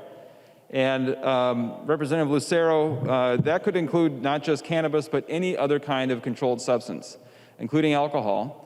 And we could have a requirement that everyone is tested before they come to the floor. So Representative Lucero, instead of creating silly hypotheticals, I think it's better to just focus on what the bill actually does. The bill allows employers to determine if a testing regimen makes sense in their workplace. It then says you can't randomly or arbitrarily screen people out just because they have a little bit of cannabis in their system if it makes no difference to them in the workplace. The employer does not have to have a system in place. It can choose not to, and it's still employment at will. And so the House of Representatives can fire anybody that it wants to if they believe that they have cannabis, if that's the decision of the House as an employer. It cannot fire legislators except through a more extensive process, but even that is possible. Representative Lucero. Representative Lucero. Thank you, Madam Speaker. And Representative Winkler, I don't know if there's something I said that made you think it was a silly hypothetical. It wasn't my intent to be silly, and I actually take umbrage at your characterization there. I'm very serious when I say, or when I was asking the question, because having this in the system can impair judgment. And if you had, in the defense attorney example that Representative Scott brought up, I'm in regards to defending someone against the law, I was very seriously asking, how about somebody who's interpreting the law, like the judicial branch? How does your bill impact that? So I'm trying to engage in a serious question, trying to understand what the bill language might clarify from the bill author. And I don't know why you thought that was silly. I guess I'll leave it at that at this point. I don't really have a clear answer from what from Representative Winkler. Thank you. Any further discussion? Representative Nash. Thank you, Madam Speaker. And Representative Winkler, if you would yield. He will yield. Thank you, Madam Speaker. Nash. And thank you. Representative Winkler, on line 160.6, it really begins your conversation about a safety-related position, and I think that's what Representative New and I are trying to get to the bottom of. I'm trying to ask, let's use the example, my wife is an engineer and works among other engineers in the past. If that person is, perhaps as Representative New Brindley talked about, designing a bridge, or in the case of my wife is an industrial engineer doing perhaps some robotics or machinery or different things like that. I'm just trying to understand, if I were a lawyer, and there are good reasons for me not to be a lawyer, I thought about it, but I gave up on that, but are there enough outs in this to say that those are not safety-related positions, that a good lawyer could argue that while they may have been malfeasant in their job because they came back to the job site under the influence, their designs were incorrect and caused someone to eventually be harmed or hurt or killed? That doesn't seem to be caught up in the language of your bill. So if you would. Representative Winkler. Thank you, Madam Speaker. Representative Nash, let me just read to you what it says. A safety-sensitive position means, first of all, this is existing law, and all we're doing is adding the word cannabis, okay? A safety-sensitive position means a job, including any supervisory or management position, in which an impairment caused by drug, alcohol, or cannabis usage would threaten the health or safety of any person. So if a bridge engineer is designing faulty bridges because they are impaired by any drug, alcohol, or cannabis usage, it is safety sensitive, and the employer could have a testing system in place to make sure that those engineers are not designing those dangerous bridges. Representative Nash. Well, thank you, Madam Speaker. And Representative Winkler, you said that it is permissive, though. The permissive language, it could be in place. And you don't have to shake your head. I get the floor, I get to ask a question, and you can be frustrated with me all you want, that's part of my job. But I'm simply asking, why not make it required? Because the permissiveness is going to be abused, I would imagine, quite heavily.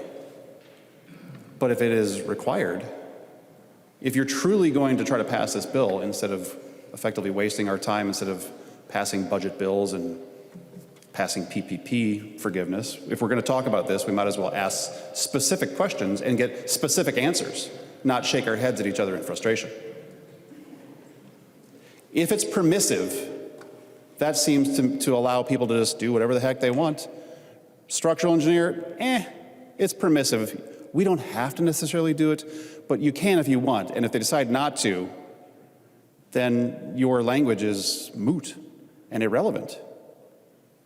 So if you would tell me, why is something that it could be as specific and dangerous as a safety-related issue not a requirement in your bill, if he would continue to yield? He will yield. Representative Winkler. Madam Speaker, Representative Nash, we have a well-developed body of law in the workplace already. So let's put cannabis to the side for a second. Under a well-developed body of law and standard practice, an employer can also screen for alcohol, okay? And if that includes a bridge designer, a bridge engineer, Alcohol is a legal product to consume in Minnesota. People have a right to use it under certain circumstances. So having a system in place in which every employer was required to screen out every single person who could have alcohol in their system, and then to come up with a list of every position in the state that could be safety sensitive and say all of these positions need to be tested would be an impossible task for the legislature and an impossible body of law for regulators to develop. What you're essentially saying is that the state should be a hyper-regulator of the ability of an individual to use a product that is legal. Instead, what we say is that employers who know the nature of their work, who have insurance requirements, who have regulations, can create a system of testing. We are not saying that every employer has to have a system of testing in place. And so if you were to do this for cannabis, you should also do it for alcohol, and come up with a list of every position and every kind of company that should be required to do alcohol testing. Instead, we actually leave it to the marketplace and to safety regulations based on specific industries to do it. This is well established. All we are doing is saying, in the workplace, cannabis should be treated like alcohol instead of being treated like heroin. That's it. Representative Nash. Well, thank you, Madam Speaker, and Representative Winkler. I'll be done after this. But you know, in a letter that we all got from the MTA, the Minnesota Trucking Association, they point out very clearly that there are no reliable tests for marijuana. So you can articulate the desire for that test. But and it says it right in the letter. More shaking of the head, but it's right here. We can get a letter sent over to you if you like. But I guess I'm just saying, if this is supposed to be about safety, make it prescriptive, make it required. Because again, I think that whether this gets passed or not, and it won't get passed, and you know that, and it's a waste of time, and we should be doing more important things like passing budget bills and getting people tax relief and PPP forgiveness and, you know, doing the things that we're supposed to be doing instead of wasting time. This should be something that we talk about. So again, be dismissive, shake your head all you want. My point is still valid, and you haven't given us a good answer. Thank you, Madam Speaker. Any further discussion? Seeing none, all those in favor say aye. Aye. Aye. All opposed, nay. No. The motion prevails, and the amendment to the amendment is adopted. On the West underlying amendment, Representative West. Thank you, Madam Speaker and Majority Leader. I think it would be a little easier if we just took my amendment, because it is existing law right now, basically, and we should keep it that way. But with your amendment, it again doesn't make any sense, and to save some time, I'll withdraw my amendment. Representative West withdraws the A46 amendment. There is an amendment at the desk. The clerk will report the amendment. Lucero moves to amend House File Number 600, the 8th engrossment as amended, and the amendment is coded DE2. Representative Lucero, to your amendment. Thank you, Madam Speaker. Members, there is a distinction between medical cannabis and recreational marijuana. As we all know, Minnesota currently has a medical cannabis law that permits medical cannabis, but overregulation is one of the contributing factors making medical cannabis very expensive.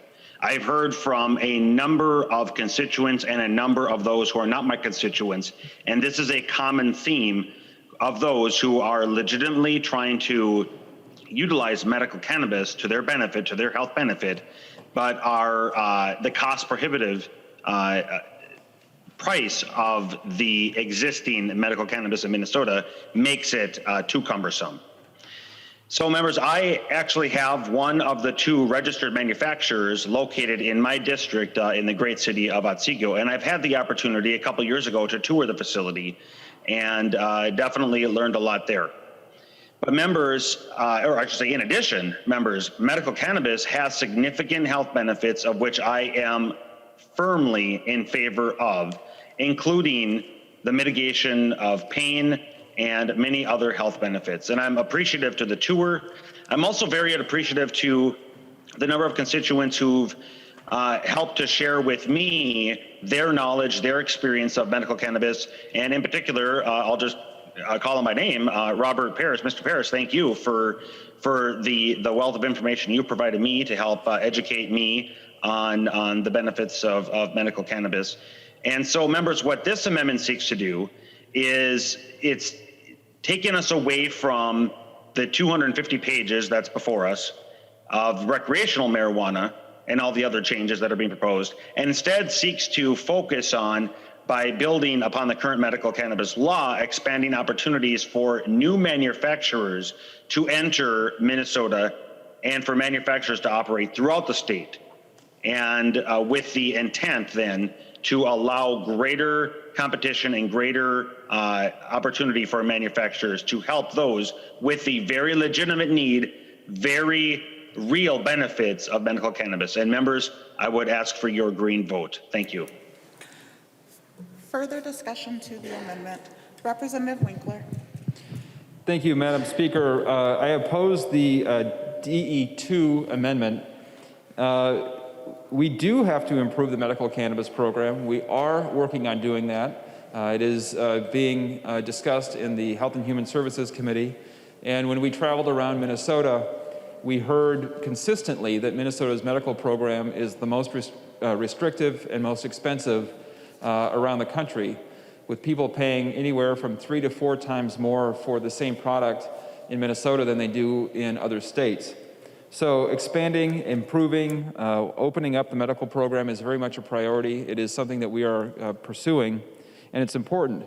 I also want to point out, however, that if you are a veteran who has your care primarily delivered by the VA is prohibited under federal law from prescribing or paying for access to medical cannabis. And so just having a medical program alone doesn't really help vets who may have PTSD or who may be suffering from other psychological or chronic pain kinds of conditions.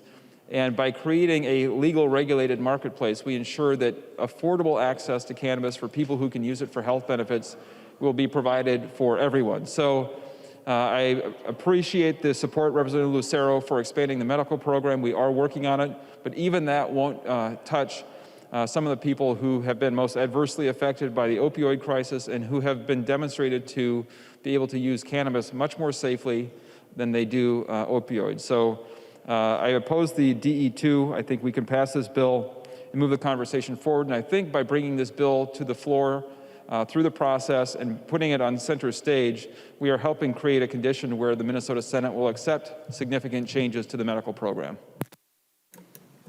Any further discussion?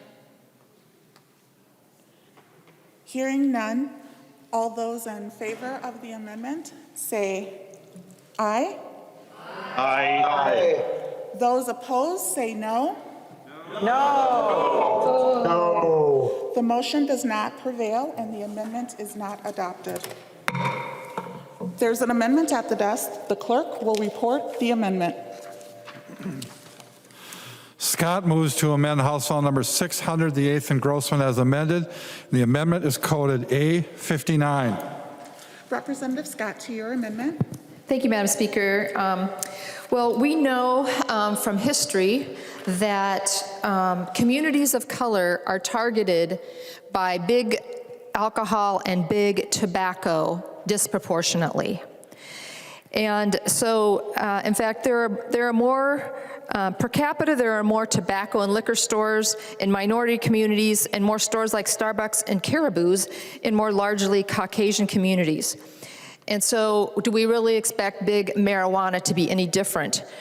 In fact, I have a study here that was released by Drug Free America. It says, new study finds marijuana industry targeting Black and Latino communities.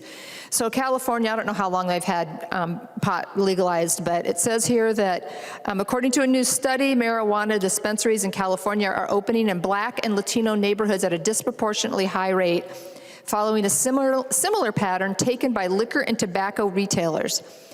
Investigators say this trend could worsen existing health disparities for minorities and poor communities.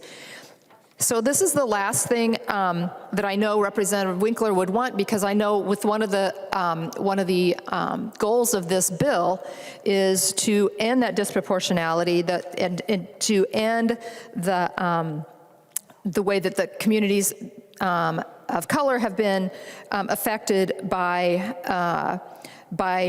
illegal marijuana. So what this amendment would do, it would require, after 5 years and then after 10 years, to do studies to determine if there have been negative health and education outcomes within these minority communities. And let me just speak a little bit to how we know that this is going to affect kids' education. There's, you know how many on both sides of the aisle really talked about the indisputable science on different things.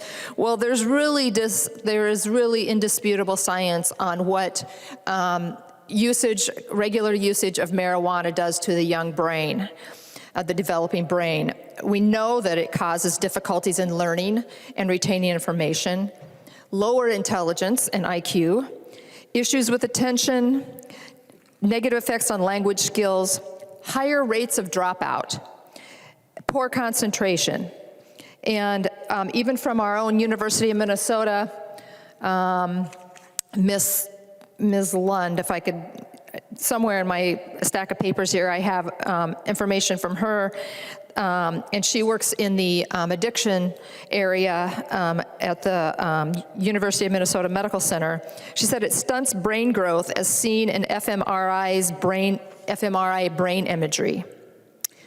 And we also know from our own Department of Health and from the CDC that there are health implications for regular cannabis use.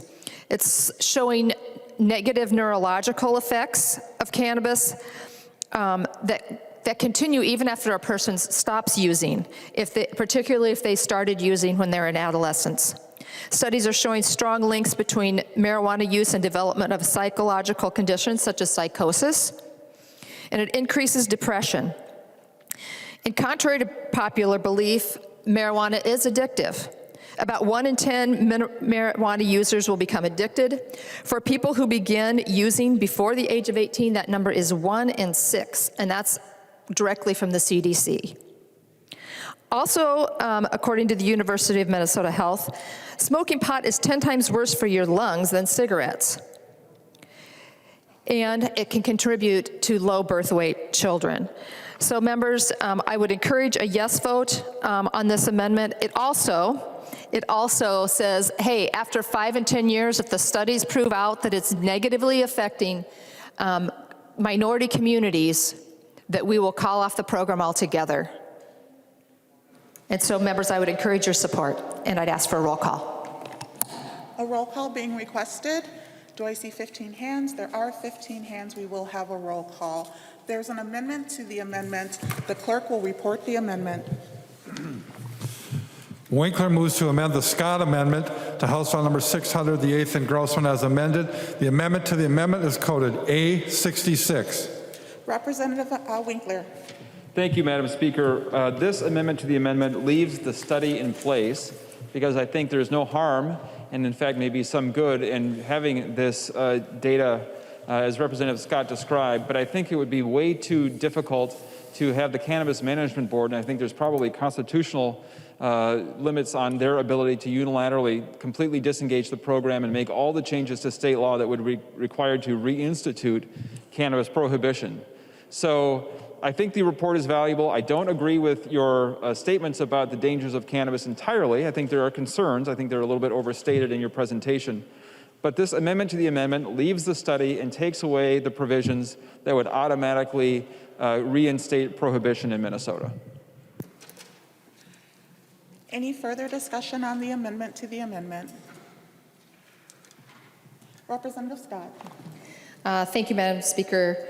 Well, Representative Winkler, I don't know why we would, if the outcomes of these, if this research shows that it's having negative consequences, I don't know why we'd want to continue the program. And I don't think it's that complicated to end something. You just shut the doors. And it's worth doing. sometimes hard things are worth doing. And so, members, I would encourage a no vote on the Winkler amendment to the amendment. Further discussion? Seeing none, all those in favor say aye. Aye. All those opposed say nay. No. The motion prevails and the amendment to the amendment is adopted. To the underlying amendment, Representative Scott. Madam Speaker, I'll withdraw the roll call. The roll call has, do you want to withdraw the amendment or just the roll call? Madam Speaker, if the majority leader would yield to a question. He will yield. Thank you, Madam Speaker, Mr. Majority Leader. Did you, I think you said you intended to take what's left of the amendment, is that right, Representative Winkler? Madam Speaker, Representative Scott, yes, I urge members to vote yes on the underlying amendment as amended. Any further discussion on the underlying amendment? Seeing none, all those in favor say aye. Aye. Those opposed say no. No. The motion prevails and the amendment is adopted. There is an amendment at the desk. The clerk will report the amendment. Scott moves to amend House File Number 600, the 8th engrossment as amended. The amendment is coded A60. Representative Scott, to your amendment. Thank you, Madam Speaker, and I would request a roll call on this amendment. A roll call has been requested. Do I see 15 hands? I do. We will have a roll call. Representative Scott. Thank you, Madam Speaker. This amendment raises the legal age in the bill from 21 to 25 and suspends the license of a cannabis business that has committed one previous violation of selling cannabis to an underage person. Members, most of you have seen letters from NAMI, MMA, the Mental Health Legislative Network here in Minnesota, which is a consortium of mental health professionals and addiction providers, addiction counseling providers. And then there's also a letter in here from Joan Diedrich Lund, a licensed clinical psychologist at Mental Health and Addiction Services at M Health, University of Minnesota. And all of these letters contain warnings about the harmful and lasting effects of marijuana use when it starts in those that are in the adolescent years and while the brain is still developing. I can read portions of those letters. I'll read just from the MMA letter.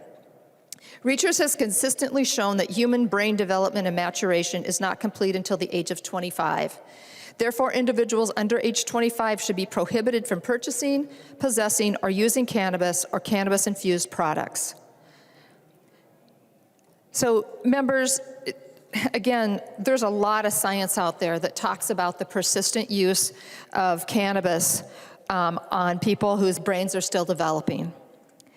And there's a body of research on the national level as well. I've got something here from the National Academy of Sciences that is it's a study, a longitudinal study, and it shows also that those effects of people that started at a young age, at age 13 or higher, had developed persistent cannabis and used cannabis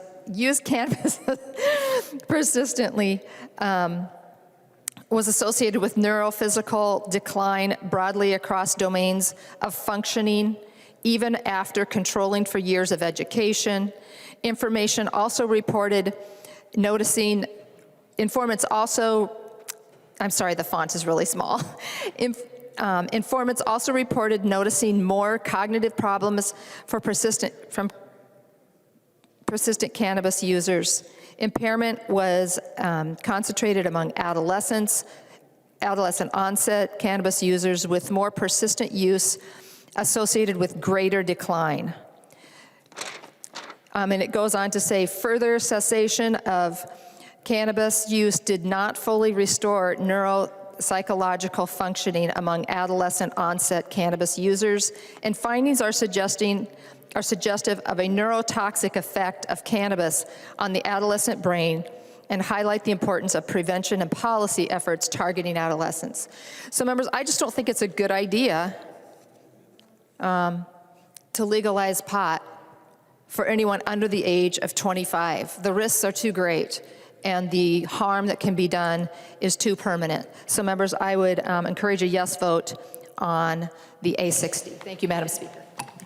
Further discussion. Representative Robbins.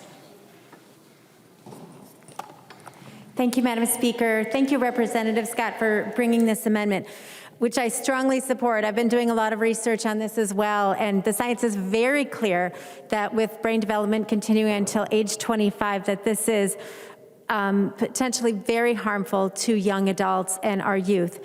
And one of the questions I've had in preparing for tonight is why the education that we will be doing on the harm of cannabis will be limited to harms up to age 21. So if Representative Winkler would yield for a question. He will yield. Representative Robbins. Thank you, Madam Speaker. Representative Winkler, when I read the fiscal note, on page 61, it talks about how there will be cannabis education programs about the adverse effects, but it says it will discuss the adverse effects of cannabis for persons under age 21. So if you could address that for me, when the science is so clear that the adverse effects continue till brain is fully developed at age 25, why won't the health department guidelines providing education discuss it as going up to age 25? Why does it end at age 21? Representative Winkler. Thank you, Madam Speaker. Representative Robbins, we also have millions of dollars for public health campaigns related to the public at large. So that would cover individuals of all ages so that they can understand those risks and dangers. If you are 18 or 21 or under, that makes sense to teach that in schools, to have those standards. If you want to talk about a particular education standard and how what that should be in terms of age, I would be open to that change at some point. But the underlying amendment also undermines one of the important parts of this bill, which is to align cannabis with tobacco and alcohol. If the question in this bill were, should we make sure that no one under the age of 25 ever has cannabis, I would probably vote yes.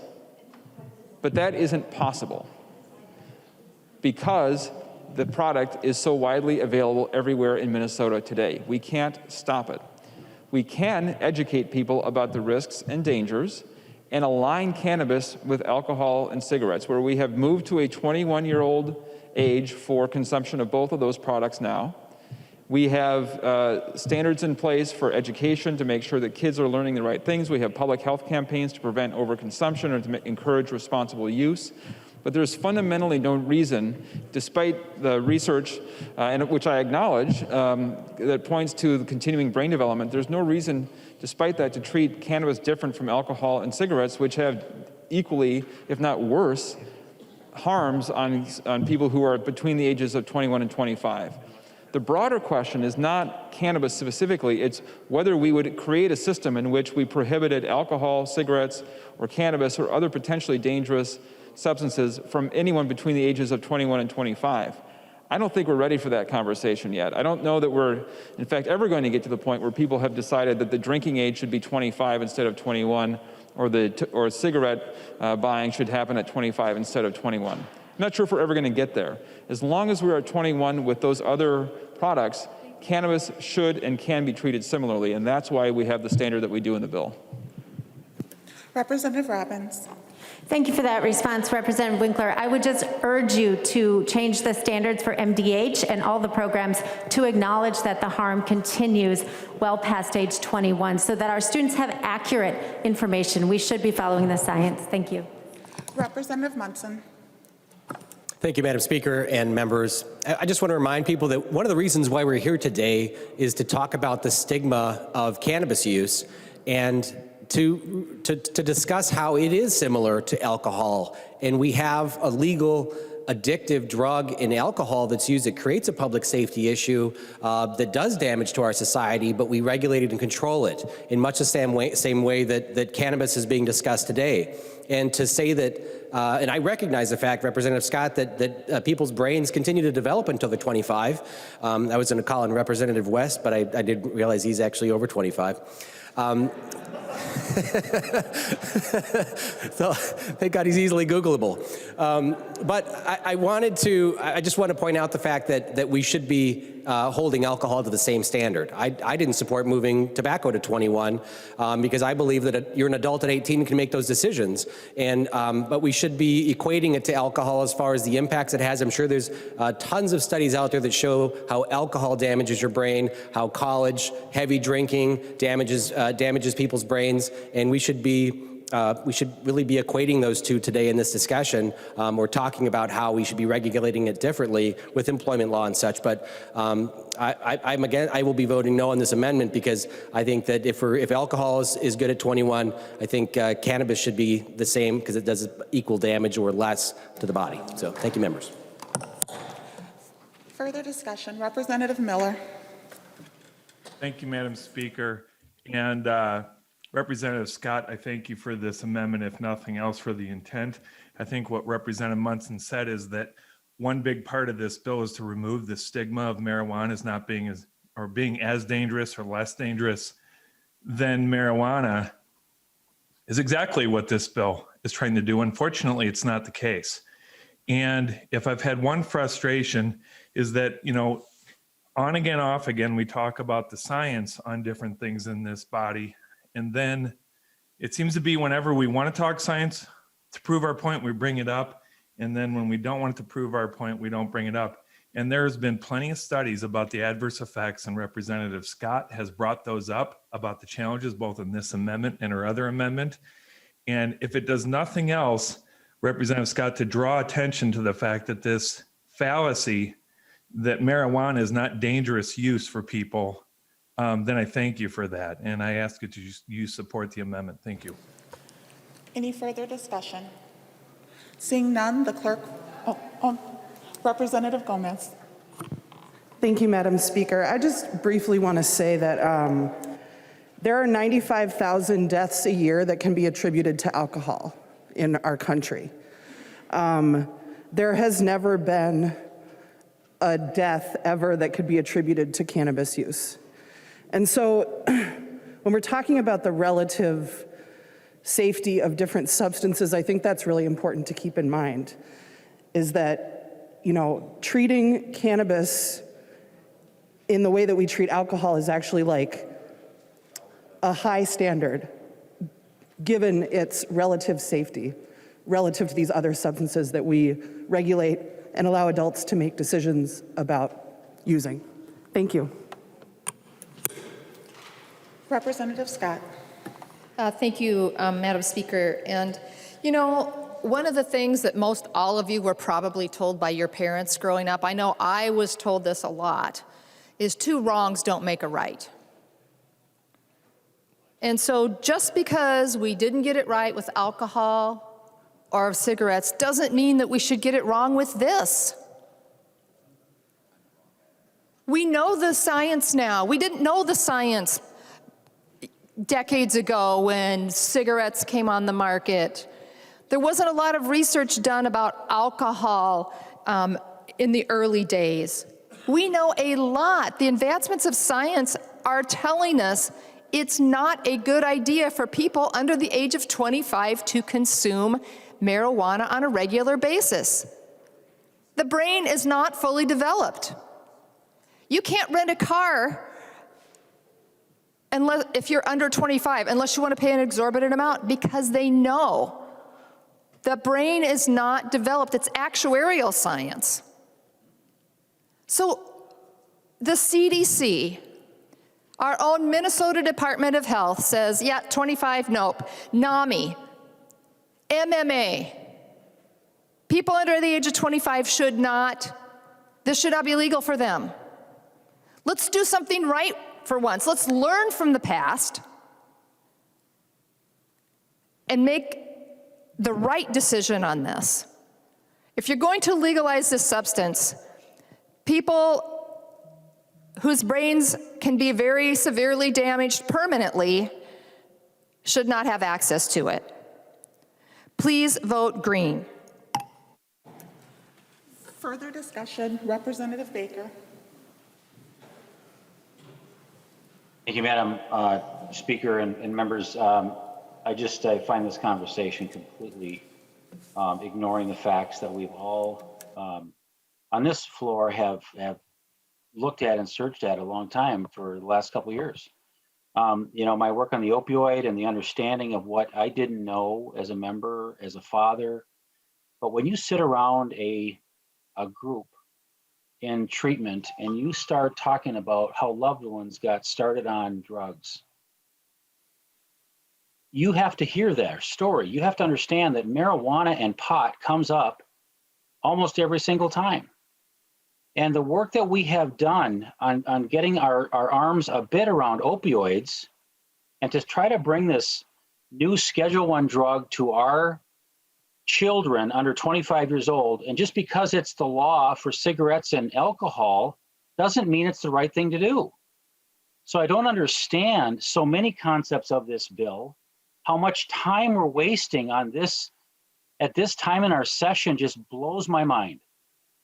All the people that voted for this bill, for the opioid bill, a couple of years ago, 107 members on the floor at that time voted to say this is the right thing for us to do because it really made a difference. And the FDA and the government said it was safe to use these pills. It was safe to do this opioid heroin pills, basically.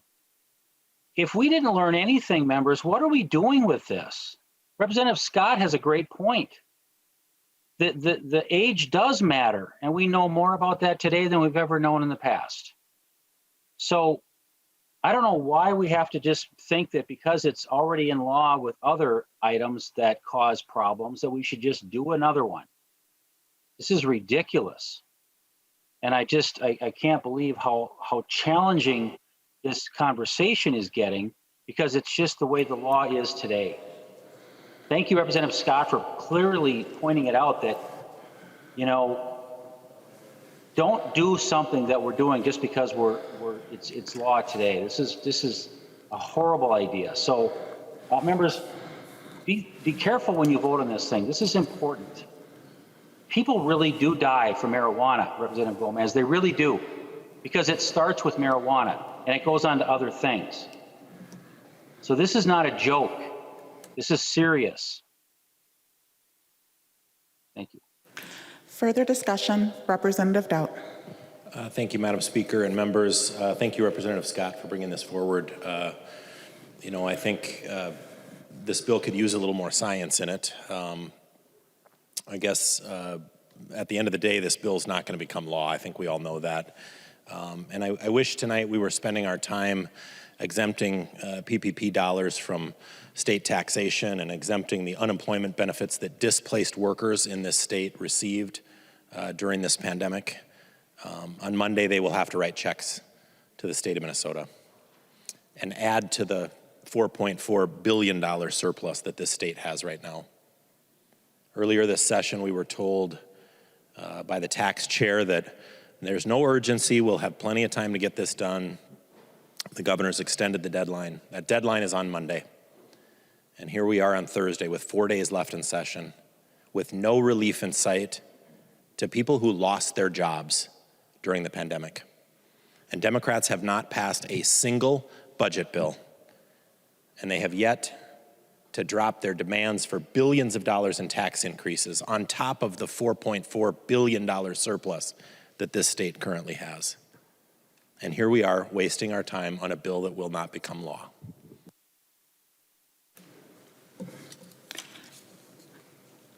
Any further discussion? Representative Winkler. Madam Speaker, I would urge members to vote no on the Scott amendment. I also just want to clarify that NAMI has issued a statement of neutrality on the bill.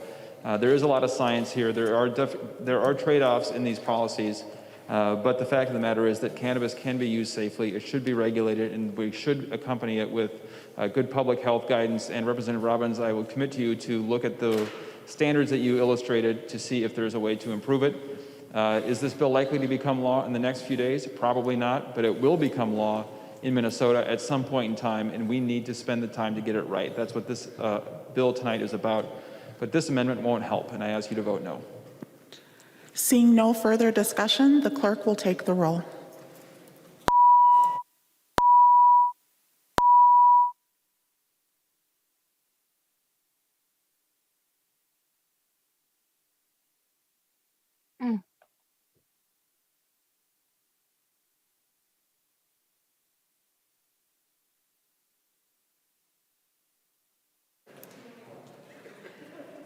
Those that are voting remotely, please vote.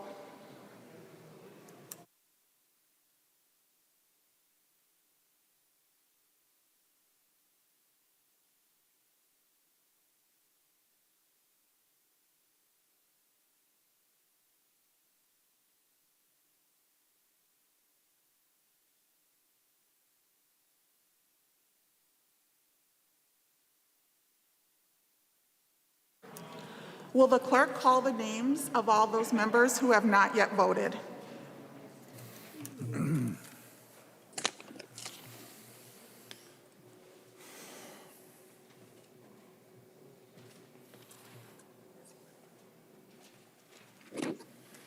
Baker. Baker, aye. Baker, aye. Davids. Davids votes no. Davids, no. Franzen. Franson votes yes. Franzen votes aye. Grossel.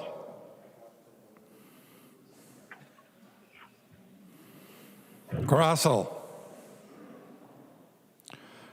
Gruenhagen. Gruenhagen votes aye. Gruenhagen, aye. Hamilton. Hamilton, aye. Hamilton, aye. Hausman. Hausman, no. Hausman, no. Heinrich. Heinrich, aye. Heinrich, aye. Hertas. Hertas, aye. Hertas, aye. Katiza Watun. Katiza Watun, no. Katiza Watun, no. Kosnick.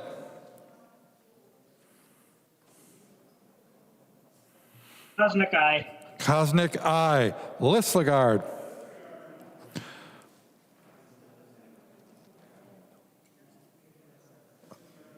Lislegard, no. Moran.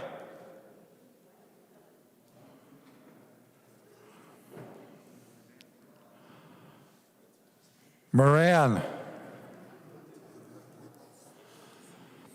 Pearson. Pearson, aye. Pearson, aye. Pryor. Pryor, no. Pryor, no. Swazinski. Swazinski, aye. Swazinski, aye. Tice. Tice, aye. Tice, aye. Thompson. Thompson, no. Thompson, no. Erdahl. Erdahl, aye. Erdahl, aye. Zhang Ti. John T, no. Zhang Ti, no. Davids changes from no to aye. Davids changes from no to aye.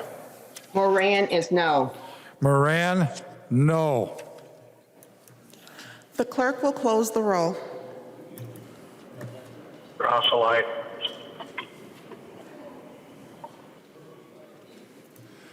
Grossel, aye.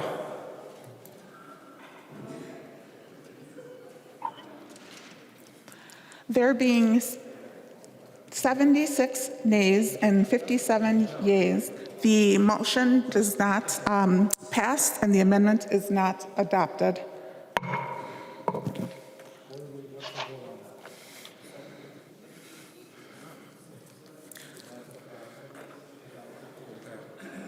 There's an amendment at the desk. The clerk will report the amendment. Ackland moves to amend House File Number 600, the 8th and gross one as amended. The amendment is coded A61. Representative Ackland, to your amendment. Thank you, Madam Speaker. The A61 would require cannabis and cannabis product labels to include the following warning. Use of this product may be hazardous to your health and may impair judgment. Do not operate a motor vehicle or heavy machinery while under the influence of cannabis or a cannabis product.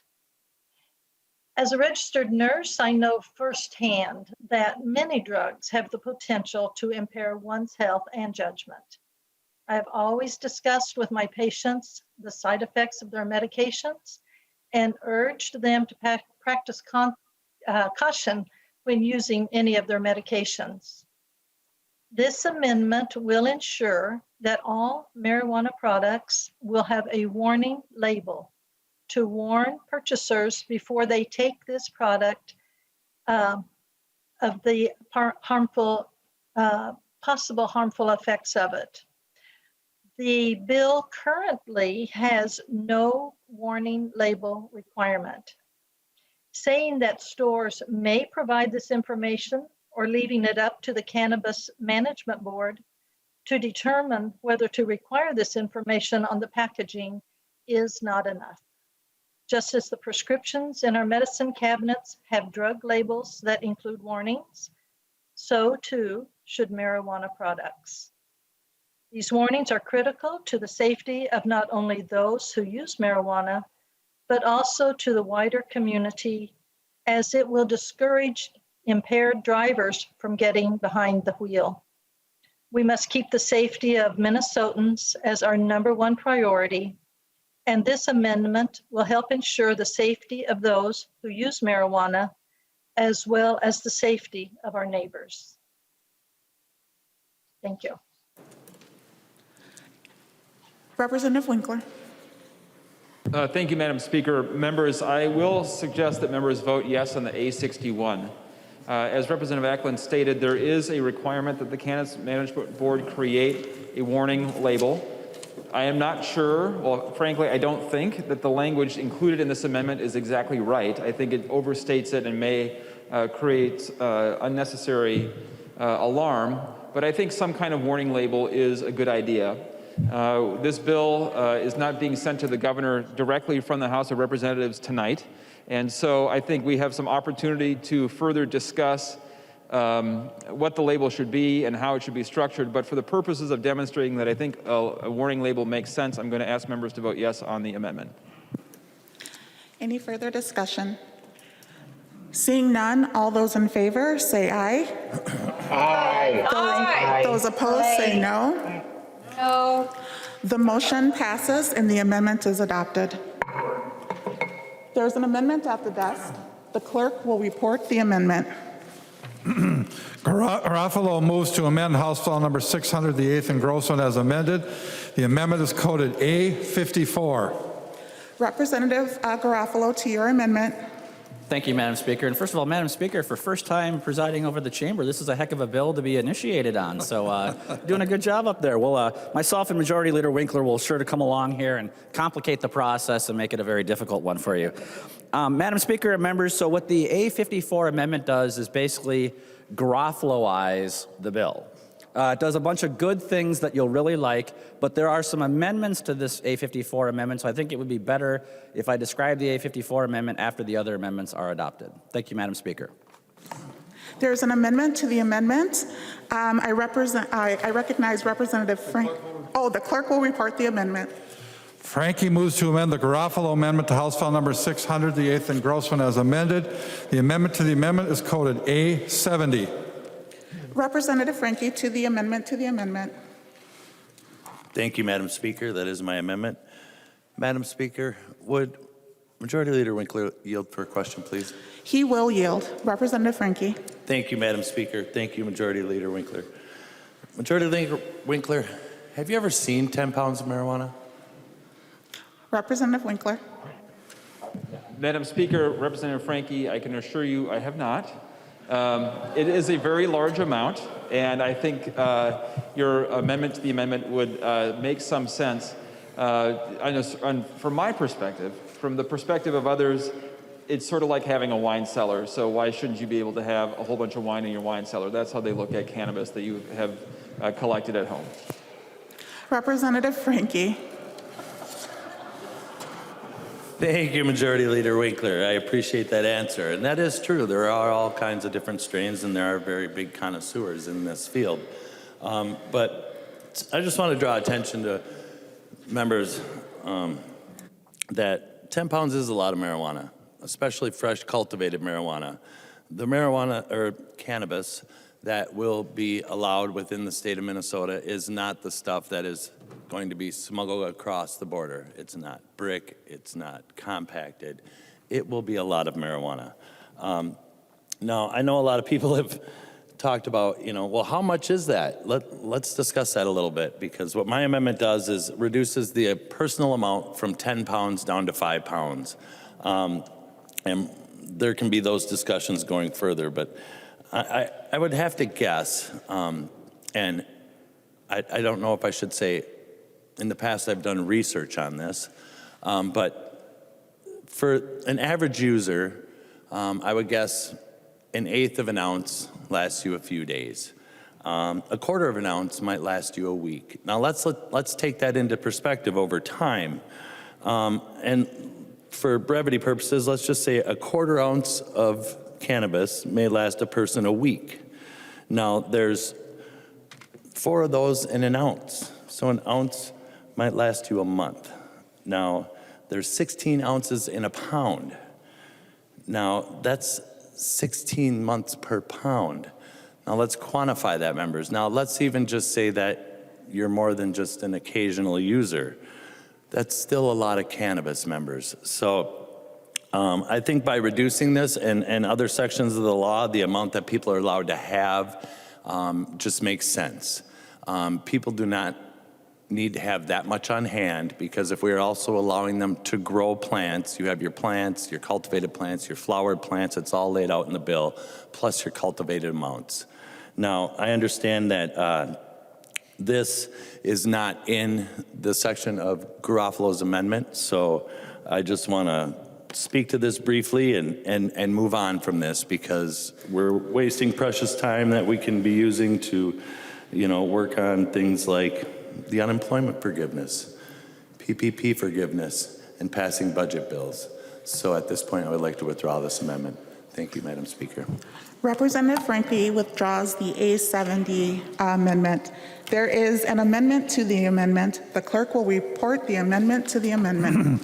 Garofalo moves to amend his amendment to House File Number 600, the 8th engrossment as amended. The amendment to the amendment is coded A72. Representative Garofalo to the amendment to the amendment. Madam Speaker and members, if the A54 amendment Garofaloized the bill, then the A72 amendment Winklerizes the Garofaloized amendment. What it does is it takes out some of the better provisions in the interest of compromise. What it does is it reinstates the license criteria for the board. It also reinstates the cannabis industry community renewal grants, so that those are back in there. It also restores the appropriations for for Dolly, for higher education, and for deed. It also reinstates partial funding for the Cannabis Management Board. In the underlying amendment, we had proposed reductions of up to 50% in those areas. This graciously restores half of that reduction, so it's now only a 25 to a 30% cut in those appropriations. It also reinstates the can renew, can start up, can navigate, and every other word with the word can in front of it, appropriations that are in the bill.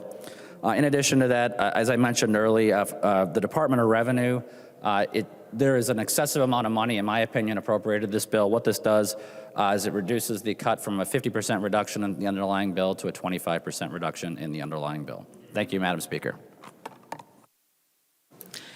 Any further discussion? Representative Winkler. Madam Speaker, members, I would encourage you to support the amendment to the amendment. The House of Representatives does not need the full Garofalo. Any further discussion?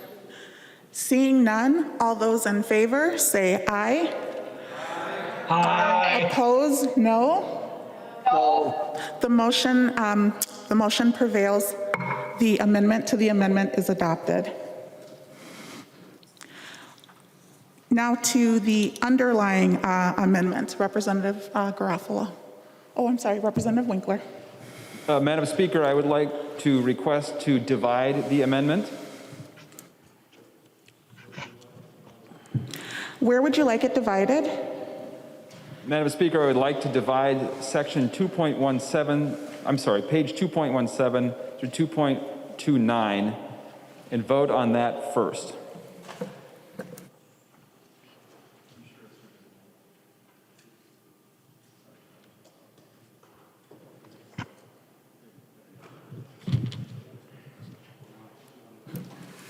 Representative Winkler, it is divisible. Any further discussion? Oh, the clerk will report the first division. Winkler is dividing the Garofalo amendment as amended, and the first portion of the amendment would be, we'd be voting on lines, page 2, lines 2.17 through 2.29. That's the first portion. Further discussion? Representative Winkler. Madam Speaker, this section that we'll be voting on would eliminate many of the important provisions of the Cannabis Advisory Council. Now, I know that this is the kind of thing that Republicans would like to eliminate. It's a very large council, but it's advisory in nature only. And the reason it exists is so that the many interests related to cannabis, from substance abuse to labor to social equity and community partners, they have a seat at the table in advising the Cannabis Management Board. So this is just an advisory council. I'm going to ask you to vote no on this portion of the amendment so that the Cannabis Advisory Council can continue in its original form. Further discussion, Representative Dept. Thank you, Madam Speaker. Would he yield for a question? He will yield. Representative Dept. Thank you, Madam Speaker. Representative Winkler, did you say that would just be advisory? Representative Winkler. Madam Speaker, Representative Dept, yes, it's the Cannabis Advisory Council. It is not the Cannabis Management Board that we're restoring. Representative Dept. Thank you, Madam Speaker, and thank you, Representative Winkler. So it's just like the legislature during emergency powers. But I wanted to remind folks that Democrats have yet to pass a single budget bill. And here we are, after hours now, debating a bill that will not pass and will not become law. Now we're dividing amendments and having further discussions about advisory commissions. When Minnesotans who were displaced workers during the pandemic will be forced to write checks into our state government while we have a $4.4 billion surplus. And I think that work is much more important than this. And I'm disappointed that Democrats have chosen to waste everybody's time when we could be working for the people that were hurt the most during the pandemic. Any further discussion? Do you want to restate the division again? Members, we are voting on the first division, the amendment on lines 2.17 to 2.29. All those in favor, say aye. All those opposed, say no. No. The motion does not prevail, and the first division is not adopted. Now we're on the second portion. We are now on the second portion, and the clerk will report the second division. The second portion of the Garofalo divided amendment by Winkler is all of page 1, page 2, lines 2.1 through 2.216, and all of page 3, and all of page 4. Any further discussion? Any further discussion? Representative Garofalo. Thank you, Madam Speaker and members. What this does now, this amendment, is it reduces the size of the management board. It changes the appointment process, so the Cannabis Management Board is not exclusively appointed by the governor. It puts the legislature on equal footing. It gets rid of an electric car reference that's in the bill that would require EVs to be transporting these items around the state. It also maintains a significant reduction in the appropriations bills, the appropriations for these agencies, while providing an enhancement in the amount of money we put into substance abuse. On net, it will also increase the amount of tax relief that is available. One of the offsets in the bill is removed so that now extra money from sales will now, additional dollars will be flowing into the tax relief account. I would ask for member support. Further discussion, Representative Winkler. Madam Speaker, I recommend a yes vote on the divided portion that we are voting on now. Any further discussion? Members, we are voting on the second division, the second portion of the second portion of the A54 as amended by the A72. All those in favor say aye. Aye. Aye. Those opposed, nay. No. The second division is, the motion prevails and the second division is adopted. There are no more amendments at the desk. The clerk will give the bill its third reading. Third reading, House File Number 600, as amended. Third reading. I recognize the member from Dakota, Representative Hansen. Thank you, Madam Speaker, and thank you, members. I rise today to speak in favor of HF 600, though I am sure that is not a surprise to most of you. Unlike some of the statements made today, I do not think this is a waste of time. Someone is criminalized for cannabis every 48 seconds. It impacts millions of people a year, and over 2/3 of the nation wants to put an end to that. The government hasn't just made it virtually impossible to safely access cannabis, but it implemented a system of prohibition that has robbed people of their jobs, their homes, their freedom, their peace, and for too many, their lives. This is an urgent issue, and we should absolutely be discussing this today. I have long been a cannabis legalization advocate, and I frequented the Capitol long before my community granted me the opportunity to do so in this capacity. I visited with many of the members and staff, many of whom are still here today, to amplify the voices of Minnesota cannabis supporters, to empower people to make their voices heard in our government, and to rally around a model for full legalization that we could all get behind. I learned a lot during that process, but one of the key takeaways was the diversity of the supporters in our activist community. It's what I would consider a very multi-partisan and multiracial community. I organized alongside people who identified as Republicans, Democrats, Green Party, No Party, Libertarians, legal marijuana now voters, and grassroots legalized cannabis voters.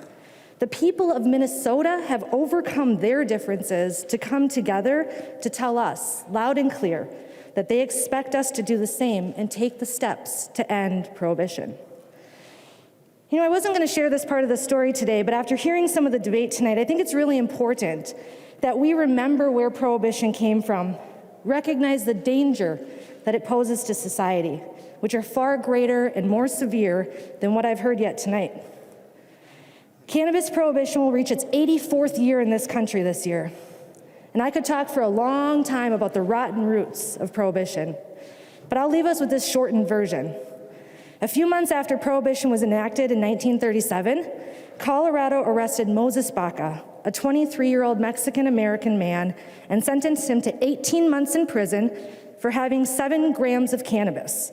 We've talked about, from Representative Franke about size limits, and so I'll give you another example for those who may not know how much that is.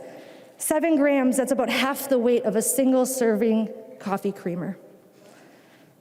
Harry Anslinger was the Washington, D.C. mastermind behind cannabis prohibition, and he sat front row in the courtroom as Moses was made a national example. And over the next 3 to 4 decades, Mr. Anslinger sharpened prohibition's arrows, and he began launching attacks at Black and Latinx communities nationwide. As the years went on, cannabis prohibition became the cornerstone upon which the prison industrial complex and the war on drugs were built. John Ehrlichman was an aide to President Nixon when the war on drugs was launched, and in 2016, he exposed what that administration's philosophy was. He said, "We knew we couldn't make it illegal to be either against the war or be Black. But by getting the public to associate the hippies with marijuana and the Blacks with heroin, and then criminalizing both heavily, we could disrupt those communities." Not only are the roots of cannabis prohibition morally corrupt and draconian, it didn't even work. It doesn't effectively curb cannabis growth, distribution, or use. Taxpayers pay $3.6 billion annually to enforce prohibition laws and make about 820,000 arrests a year. Yet it's not even delivering on the results that we're paying for. For example, it's generally expected that prohibition protects youth and young adults from accessing cannabis. We've heard debate today that there is a collective will to protect our kids from getting their hands on cannabis. But we need to be clear that our current system doesn't do that. We are not protecting kids. From 1975 to 2012, 9 out of 10 high school seniors said cannabis was easy to access. After this country started legalizing, we began to see those numbers drop. Youth don't have to show an ID to buy it from their friends. They don't have content labels to warn them about what they're consuming. They have little to no access to educational information about what safe use looks like. And they have an incentive to lie about it for fear of being in trouble with their schools, their parents, or other authorities. Prohibition has not protected children from getting their hands on it. It's also generally expected that prohibition curbs overall use and keeps our communities safer. But more than 42 million people have used cannabis in the last 12 months, and 22 million people use it every month. More than 52% of the country's tried it at least once, and prohibition has not stopped people from using cannabis. Enforcing prohibition means that law enforcement officers spend less time pursuing dangerous, violent crime or providing support to firefighters, paramedics, or even their own families. Unregulated cannabis products with unsafe additives pose a risk to unknowing consumers. Illicit cannabis markets also often run alongside other illicit drug trafficking, where grievance and conflict can't be resolved through legitimate avenues like civil dispute or lawsuits. It also is disproportionately enforced. So in summary, prohibition is not keeping us or our communities safer. There's countless other reasons that it's failed America, and there's no good reasons to keep prohibition in place. Prohibition has caused far more harm than good, but thankfully, we get to do something about it. We get to learn from the mistakes of our past. We're here today to do better because now we know better. While what happened before us may not directly be our fault, it is our responsibility to do something about it. And it's up to us to finally bring an end to this failed system of prohibition. Members, the question before us today is not whether or not we think people should or should not consume cannabis, or whether or not we agree or disagree if this bill will become law this year. The question before us today is whether or not we believe that we should act in the face of a failed, ineffective, and morally corrupt system, and whether or not it should remain in place when its devastation is looking us right in the eyes. Full legalization of a regulated adult personal use cannabis market is the solution. This bill will correct our current course. Legalization stops criminalization and moves us away from a failed draconian system to a safe regulated market where youth access is restricted, consumers are protected, and Minnesotans are safer. It opens the opportunity for new businesses to create jobs. Colorado has over 1,700 new businesses and over 40,000 new jobs. Minnesotans testified in our committees this year that they're leaving the state to start businesses in the states with legal markets. This bill allows Minnesotans to stay home and create jobs right here. It raises revenue. In 2019, Colorado raised $290 million, Washington $460 million. In a time where we are seeking to raise revenue, this is the bill that does that. This is a self-sustaining and profitable market that is worth our investment. And we must continue to raise the revenue to fund our futures and the opportunity to make sure Minnesota doesn't miss out on what's before us today. This bill also promotes personal freedom. People consume cannabis for a variety of reasons, many of which we've heard about on the floor today. And ending prohibition honors Minnesotans' dignity in their choice to consume a product that they find is helpful in healing in their lives. There's a lot that this bill does, but this, at the end of the day, is a product of many years of collaboration between community and government. And I ask for your support so that we can prevent people from losing their jobs, their homes, their children, their livelihood, their peace, and their freedom. And I want to say thank you to all of the House members and community members who have helped us get here today, and the amazing staff who have helped put this together. Thank you so much for all your dedicated time and energy, and I would ask you for a very green vote today. Thank you. I recognize Representative Quam. Thank you, Madam Speaker and members. And what is the business we're not on right now? We're not on tax conformity, PPP, the unemployment issue. We're not covering that. We're covering a bill that has flaws and issues that would allow thousands of joints to be in a house. There's a lot that hasn't been thought through to do an effective bill. And while that's not unusual, what is unusual is that I look at the calendar. We've got a few days left, a lot of work to be done. We should be doing budget bills. We should be doing the things that would prevent people having to write a check for taxes come Monday on stuff that if we had the conformity, if we were like our surrounding states, they wouldn't be burdened with.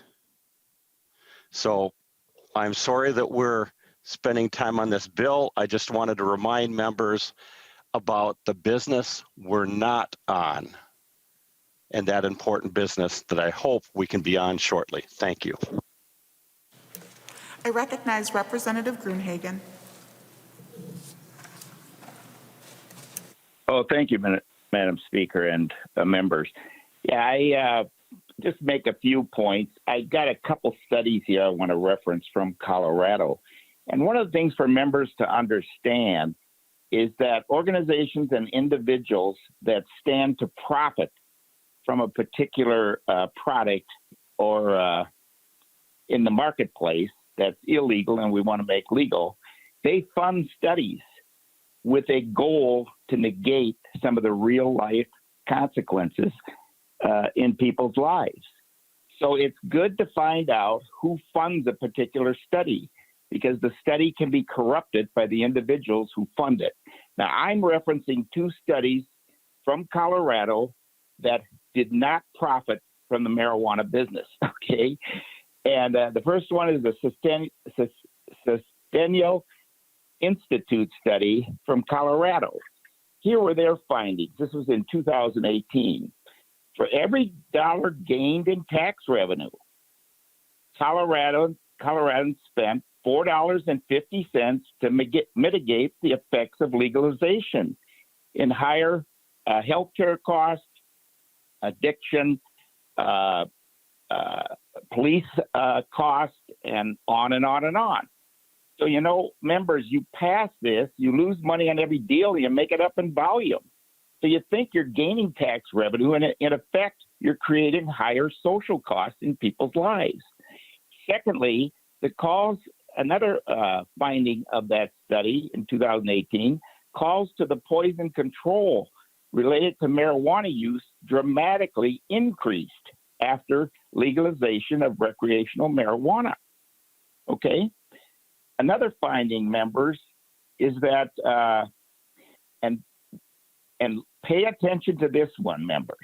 In 2016, the marijuana industry was responsible for approximately 393,053 pounds of CO2 emissions. To those of you who believe in the unscientific global warming crisis, you should definitely vote against this bill, because you're promoting more CO2 emissions, all right? I mean, that's your overriding concern in so many areas, and here you're promoting a bill that's going to increase CO2 emissions, according to this study. You know, Representative Scott and Robbins both brought out some of the severe health consequences. But the other study, I just want to reference a couple high points, was done in 2020 by the Rocky Mountain High Intensity Drug Trafficking Organization. Here's just a few of their findings. This was done in 2020 in Colorado. Since recreational marijuana was legalized in 2013, traffic deaths in drivers which tested positive for marijuana increased 135%, while all other traffic deaths increased 24%. So one of the members said this doesn't cause death. Well, it does with increased traffic deaths. Not only are people dying, but you also maim other people, many innocent people. Another finding was since recreational marijuana was legalized, traffic deaths involving drivers who tested positive for marijuana more than doubled from 2013 to 2019. This equates, members, to a person being killed testing positive for marijuana every 3.5 days in 2019, compared to one person being killed every 6.5 days in 2013. So members, this bill is going to increase traffic deaths. It does kill people, according to this study. One other finding is that marijuana use ages 12 and older increased 30% and is 76% higher than the national average, currently ranking 3rd in the nation in Colorado.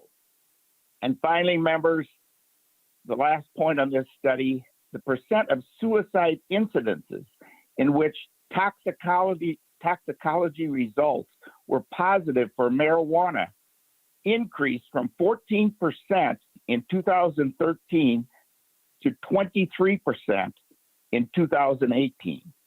That's almost a 10% increase in suicides with people who have tested positive for marijuana.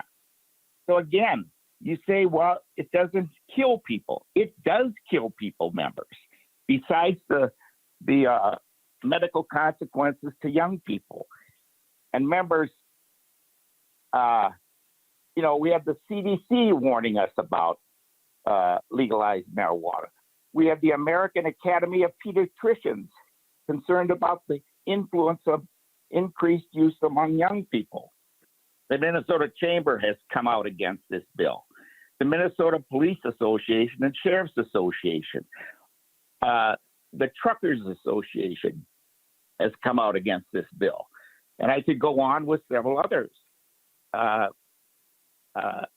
So members, these people deal in our society on a regular basis with this. And they're saying, don't do this because you're going to increase the negative consequences, not increase it or not decrease it. Secondly, you don't eliminate the illegal sales of marijuana.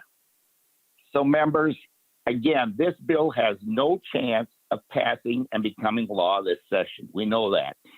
So it's shocking to me that Democrats have spent and wasted so much time on this bill, and yet we passed 0 omnibus bills. We should be addressing the taxation of PPE and also unemployment benefits. We're failing Minnesotans. These are real Minnesotans that were hurt by the pandemic. And then on top of it, we want to raise taxes billions of dollars when we have over a $4 billion surplus. Members, at this point in the session, I think we have our priorities totally mixed up with the advancement of this bill. Please send a message to Minnesotans and vote no on this bill, and let's get down to the things that really make a difference in Minnesota businesses and families and farms. Please vote no. Thank you, Madam Speaker and members. I recognize Representative Munson. Thank you, Madam Speaker and members. It feels really good to be in the chamber today. This is my first day this year that I've been on the House floor. I had a meeting with my caucus earlier to discuss some issues that might come up because I was going to come in the floor today and not wear a mask, and was hoping to get my amendments in before I was dragged out of the chamber by the Sergeant of Arms. But as luck happened, the mask mandate has been dropped, and so I'm thankful for that. I saw your face, Representative Winkler. It was nice to see you smile. I do want to thank Representative Winkler and Representative Gomez and others that have worked on this bill. I've read this bill several times through on different engrossments, and I've done a lot of research on this bill, and I mean by researching it online. Your work has shown that you're taking amendments and you're actually trying to improve something, and I want to thank you for that, because there's a lot of work. There's a lot of stuff in this bill, and I wish that every member would read this bill through, because you'll realize a lot of the amendments to this bill, a lot of provisions in the bill are not what we would call crazy Democrat, liberal garbage in the bill. There's actually a lot of provisions that you can tell you've went out into rural Minnesota and collected concerns about the bill. How do we keep it out of the hands of kids? We hear about gummy bear poisonings and lollipops. Well, this bill actually prohibits gummy bears and lollipops in different candies to prevent child poisoning. There are some good things in this bill, a lot of work. As a limited government guy, I don't like a lot of regulations. I would prefer to decriminalize it and just legalize it and let the free markets work, but I understand other states that have done similar things have run into a lot of problems. And this bill uses years of real-world experience that we've seen happen in other states and addresses that. And so I want to talk about some of the things that I really like in the bill, which is expanding medical cannabis. I am a huge fan of medical cannabis. I was grateful to hear Representative Lucero also say that he supports it. Most Republicans support it. I did an extensive poll in my district, and it wasn't just a yes or no question. It was a 10-question survey, starting with how old they are, to put them in age brackets, which party affiliation they have, got their name, email address, or at least city, so I know where they're coming from, got their IP address so I could make sure they couldn't take the survey twice and it couldn't be hijacked.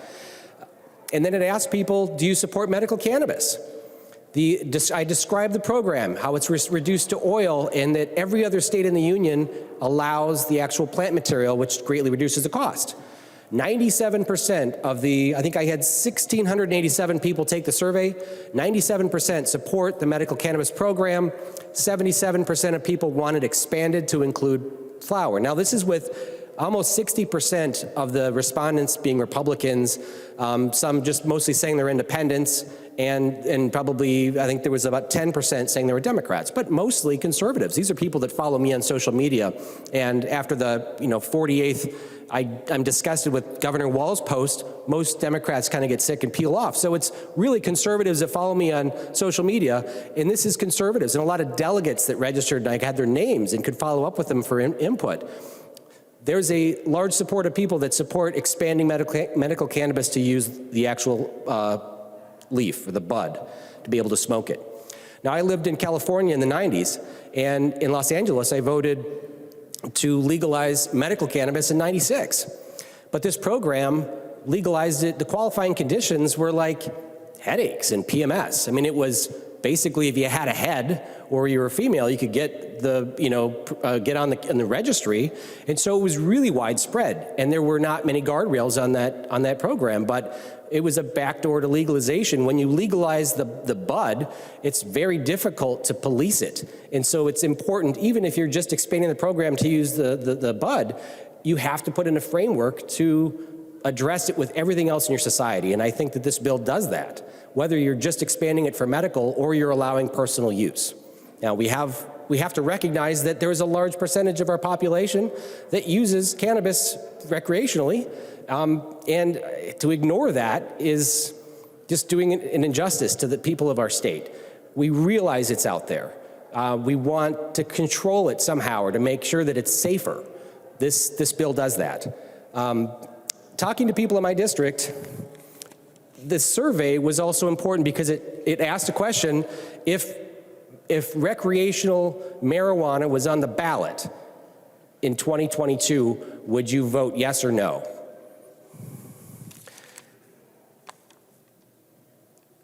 I think it was 73% said yes of my base. which was surprising. And I followed up with a lot of people asking, why do you think that? Now, I want to address a few, I don't want to call them myths, but strong rhetoric on both sides of this debate, because I think it's important. You know, we've heard some discussion that sounds like it came right out of Reefer Madness, and there are people that think that it's a major gateway drug, and I think there's some concerns there. But I think that from what I've done research on, this gateway drug scenario really stems from the fact that you're going to a drug dealer to buy marijuana. And if you had to go to a drug dealer to buy beer, and that drug dealer is occasionally out of beer or wants to sell you something more addictive, they have crack that's about the price of a six-pack, you may buy crack. That is part of the gateway problem, and pushing marijuana over to be the same as alcohol will remove all of those other illicit, uncontrolled drugs from the market, or from being marketed to the same people. And I think there's merit there. One of the other concerns is I talk to a lot of constituents who are in their 60s and say, you know what, it's not that big a deal. I smoked grass in the 70s. Well, the marijuana that's available today would probably knock them right out of their Birkenstocks. These old hippies that think that marijuana is not a big deal, okay? The cannabis that's cultivated today is so many more times potent than it was from the 60s and 70s. That is also part of the rhetoric that we need to address and educate people as we work on this bill over the next year. There's very strong, potent strains, and they've been around for 20 years. I mean, as a 17-year-old, I spent time in Amsterdam and understand it from those years too. It's been around, and they've been working on this as states have legalized it. They've created strains that have enormous potency and different, different effects on people. And so we should figure out how to approve or regulate those if that's where you want to go, because so many people that think we should just legalize it, it's no big deal. It's a little bit bigger deal than I think most people think it is. So we need to be honest with people on both sides of the debate for this. There are some other things that I have concerns about. As a property owner, I've not owned property and taken in Section 8 vouchers, but I believe, and we can do research on this, but there might be an issue with people losing their Section 8 vouchers because that's a federal program and cannabis is illegal federally. The fact that it's illegal federally also creates tax implications for companies that are actually producing this. They do not get to deduct their business expenses off of their federal taxes. That is a huge issue. That is one of the reasons why the medical cannabis is so expensive. If you have $1 million worth of product that you sell, but it takes you $800,000 to produce it, you have to pay federal income tax on $1 million.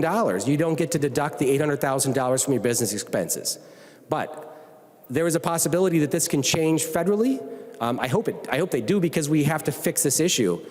Same with banking and everything else that comes into play. There's a lot of issues that we have to address with this, or at least be honest with. We had a good debate on employment law. I want to have more discussion on that. I know that a friend of mine who's a doctor in California. I called him because I know he's a pothead, and I said, "Hey, congratulations, they passed it." He's, "I can't touch it. I'm a doctor. If I came in on Tuesday and had an accident, and they did a blood test, which is mandatory when there's an accident, it would be in my system. I would lose my license." So we do need to address where there's safety, and I like Representative Nolan's amendment for that. But we need to have further discussion on that. And there's also employers that just are opposed to it, and we should probably respect their decision to not employ people. And I think with some drug testing and figure that out, that's stuff we need to work on.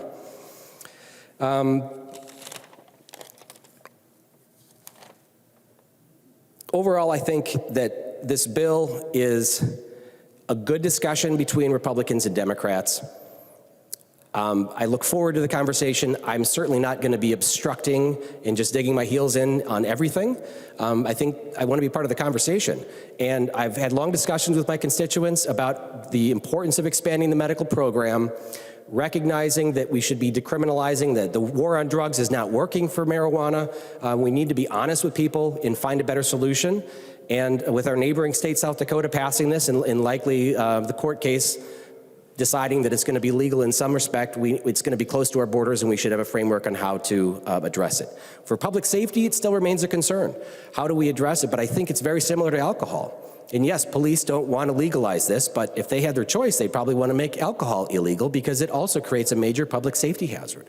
So I'm going to be voting yes today on this bill. because I want to continue the conversation. It is not going to become law. Everyone that's talked about it is right, but it's a conversation we need to have. And so I'm supportive of it, and I thank you for all the work that you put into it and for accepting amendments and being open-minded to getting this thing through, because it's going to change either federally or we're going to have to expand our medical program. I've been to so many veterans for cannabis meetings, and I asked all the veterans, if we created a program to give you free medical cannabis, would you take it? And they all raise their hands. And I say, if you lost your right to own guns, would you still do it? And everybody puts their hand down. We have to address the Second Amendment issue, and I'm thankful for taking this amendment to protect gun rights, because that's important too. So thank you for the work, and I look forward to a continued conversation over the interim and next year on this bill. So thank you, members. The member from Ramsey, Representative Zhang. Thank you, Madam Speaker. First, I would like to thank Majority Leader Winkler for his leadership on this important issue. His thoughtfulness and thoroughness in hearing directly from the people across Minnesota on such an important issue is much appreciated. And my friend, Representative Aisha Gomez, and the many of you who in the legislature and from the community who worked so hard on crafting this very important legislation. Colleagues, I stand in support of House File 600 because it's long overdue that Minnesota gets on board with so many other great states in giving people a choice in a deeply personal decision regarding the use of cannabis. It's long overdue that we allow people who are informed adults to make their own decisions. It's also long overdue that we right an historical wrong, which is undoing systems of oppression and persecution for which decades have disproportionately targeted and affected the poor and communities of color. So often and for so long, our war on drugs have been wars in poverty, class, and race. In 1937, the Marijuana Tax Act was passed. Cannabis sales were now taxed. Part of the reason this act was passed was because of the fear-mongering going on at the time. And a huge instigator of that fear-mongering was the man behind the Marijuana Tax Act, Harry Anslinger. Anslinger was named the commissioner of the Federal Bureau of Narcotics during the Prohibition era. Once national prohibition ended in 1933, Anslinger turned his focus to marijuana. This is when racism and xenophobia was at its height in a country that was ever expanding and welcoming more immigrants of color and those from darker hues in poorer countries. Anslinger took the scientifically unsupported idea of marijuana as a violence-inducing, connected it to Black and Latino people, and created a perfect package of terror to sell to the American media and public. By emphasizing the Spanish word marijuana instead of cannabis, he created a strong association between the drug and Mexican immigrants. He also created a narrative around the idea that cannabis made Black people forget their place in society. He pushed the idea that jazz was evil music created by people under the influence of marijuana. Anslinger did not hide his prejudice with comments like, and I quote, "There are 100,000 total marijuana smokers in the US, and most are Negroes, Hispanics, Filipinos, and entertainers. Their satanic music, jazz and swing, results from marijuana use. This marijuana causes white women to seek sexual relations with Negroes, entertainers, and others," unquote. By painting the drug as a scourge from the south of the border to a jazz drug, to the corruptive intoxicant of choice for beatniks and hippies, marijuana as a drug and the laws that sought to control it played on some of America's worst tendencies around race, ethnicity, civil disobedience, and otherness. This direct line of racism in policy was caught on tape, a feature of 30 years later in the making of the Controlled Substance Act, which would put marijuana on the Schedule I drug list. Thanks to the Nixon tapes, we heard the truth about policymakers using drug laws as a front to go after leaders of color, as my colleague, Representative Jess Hanson, so eloquently noted what John Ehrlichman, a senior advisor to Nixon, had said. It's time to undo the things which no longer make sense. It's time to restructure and rebuild systems which no longer serve our society, and it's never too late to right a wrong. This bill would allow anyone over 21 to buy cannabis from a licensed retailer and expunge records for those with past misdemeanor cannabis convictions. This is a game changer. John Hudick, a political scientist and scholar, he is the deputy director at the Center for Effective Public Management and senior fellow for the governance studies at the Brookings Institution. He wrote a very important book in 2016 on the political and policy history of cannabis called Marijuana, A Short History. And I give you a quote. For decades, the criminal justice system in the United States extracted from Black and brown America money, human beings, and opportunity. The legal cannabis industry can help return what was taken. The history of cannabis policy demonstrates that racism was institutionalized and enforced in specific communities, and it is now legalization that must institutionalize the means for their recovery, end quote. Let us come together to make a meaningful policy changes that will uplift all of our communities. Let us come together to fix a system for too long was designed to not work on purpose. There is no shame in calling that out. In fact, there's absolute courage and integrity as public officials and the duly elected people who were sent here by our fellow Minnesotans. They demand that much. They deserve that much. It's time to right some wrongs. It's time to make progress. It's time to do the right thing. Let's all allow the use of recreational adult use of cannabis now. Thank you, Madam Speaker. I recognize Representative Nash. Well, thank you, Madam Speaker. So it's Thursday, last week of the session. We end on Monday. And we stand here having passed really not very many significant bills. We've passed no tax relief, no PPP relief. We've clung to the notion of raising taxes on people.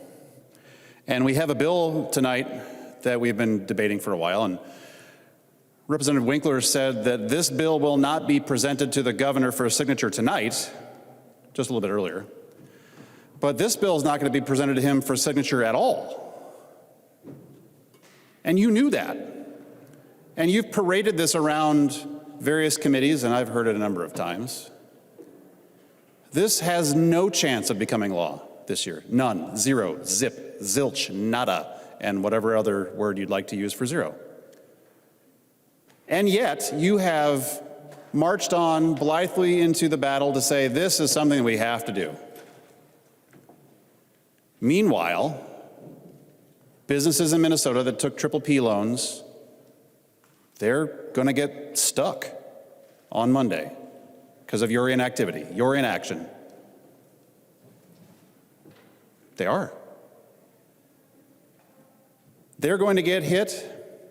Minnesotans are looking at us trying to say, hey, Minnesota House, what have you done to make sure that my business is not going to get clobbered by conformity? Haven't done it. That's on you. So we're wasting our time here. We're spinning our wheels. And I've got a couple things that I want to walk through. This bill, as many of you have said, oh, it's going to create so many jobs. This bill, House File 600, will create 0 jobs because it will not have become law at all.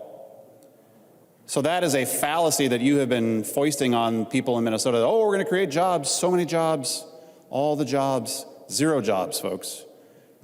And Representative Hanson, you said just a little bit ago that people are planning on leaving the state to go open up cannabis shops. Well, you know who else is leaving the state, folks? You know who else is leaving the state, members? Breweries and distilleries. And Representative Olson, I will say this, you authored a bill to change all that. And I have done more work on that bill than you have. Members, you know how many people are leaving the state that are craft beverage manufacturers? So far, we've had 2. Representative Dowd and I were over at Liftbridge last week, not in Minnesota, in Wisconsin. Because they said, hey, I cannot operate my business here any longer because the Minnesota House refuses to even give a bill a hearing when one of their senior members in leadership authored the bill, can't even get a hearing. Other efforts that we've taken can't get a hearing. So those are actual jobs that have left the state. Not theoretical jobs, not imaginary jobs, not hopeful jobs. Those are real jobs. We've also seen Tattersall Distillery leave. They've left, and both of them have said that they left not because Wisconsin was seeking them out. Madam Speaker, there's a little noise in the chamber. They left not because Wisconsin was pursuing them. They pursued Wisconsin because they recognized that there was no future for their business to expand here in the state of Minnesota because you all have failed to act. You won't give a bill a hearing. Early on, when we began asking for hearings, we were told, and this is a quote from the chair, I think he was here somewhere, that the Commerce Committee was only going to be taking up bills that were non-controversial. And then we hear House File 600, which I would say, I guess I can surmise from that you view the legalization of cannabis less controversial than something that's already a legal product being consumed by, I believe it was, I forget who it was that was just talking about consenting adults. We already have this legally in our state, and now we've got manufacturers who are leaving. There are others that are planning on leaving. There are others that are on borders that have told me, if you guys don't get this fixed, I'm out of here. All you got to do is look at a map. What is the proximity to Wisconsin or the Dakotas or Iowa? And you will find out very quickly that they are going to be leaving. We've tried to gain attention in the public by using hashtags like Free the Growler and Drink Local. And Representative Winkler, I'm disappointed that you didn't use the hashtag that I created just for you, the Free the Dime Bag Tour, because you have spent more time on something that will never become law and ignored businesses that have begged for your help. They've begged. They've reached out to all of their members. Please help us. So not only have you failed to pass tax relief, not only have you failed to address the fact that you're clinging on to tax increases, not only have you failed in getting any budget bill off the floor or any meaningful bill off the floor, you've got a piece of legislation here that stands zero chance of getting passed into law while businesses leave our state. And you sit by watching it happen, and you throw up your hands in the air and say, oh, isn't that awful? If only we could reach consensus. Well, sometimes, as I said earlier in the session, consensus comes when legislators grow a backbone and do their job and pass bills that will help businesses that are here operating right now.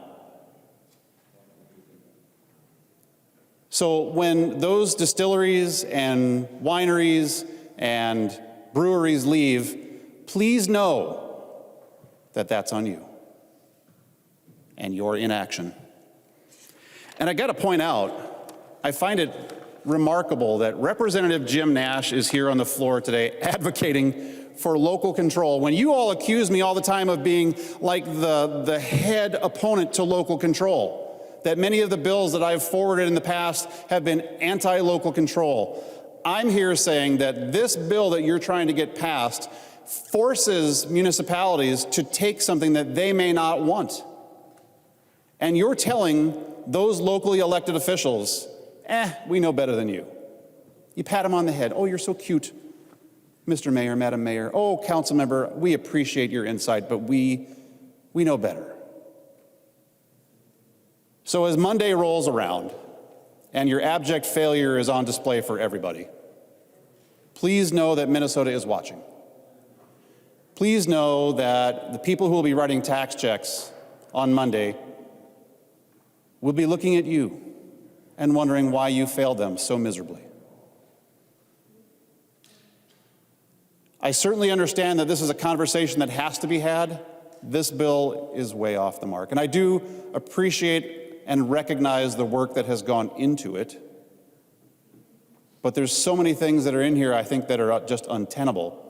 But the most egregious part is that you let all the important work pass you by as you move this through the legislature and fumbled the ball more than Adrian Peterson ever did. Members, vote red. I recognize Representative West. Thank you, Madam Speaker and members. You know, this is really a conversation for next year. I mean, we should be getting PPP done. We've got to get that unemployment tax relief done. And we still haven't passed a budget bill, but we're talking about cannabis. It's frustrating, but, you know, I agree with the majority leader on this bill. But, you know, there's a reason that cannabis is illegal. 480,000 people have lost their lives due to cannabis. Oh, wait, never mind, that's tobacco. 95,000 people have lost their lives to cannabis. No, that's alcohol. Well, 92 people last year died. Oh, that's caffeine overdoses.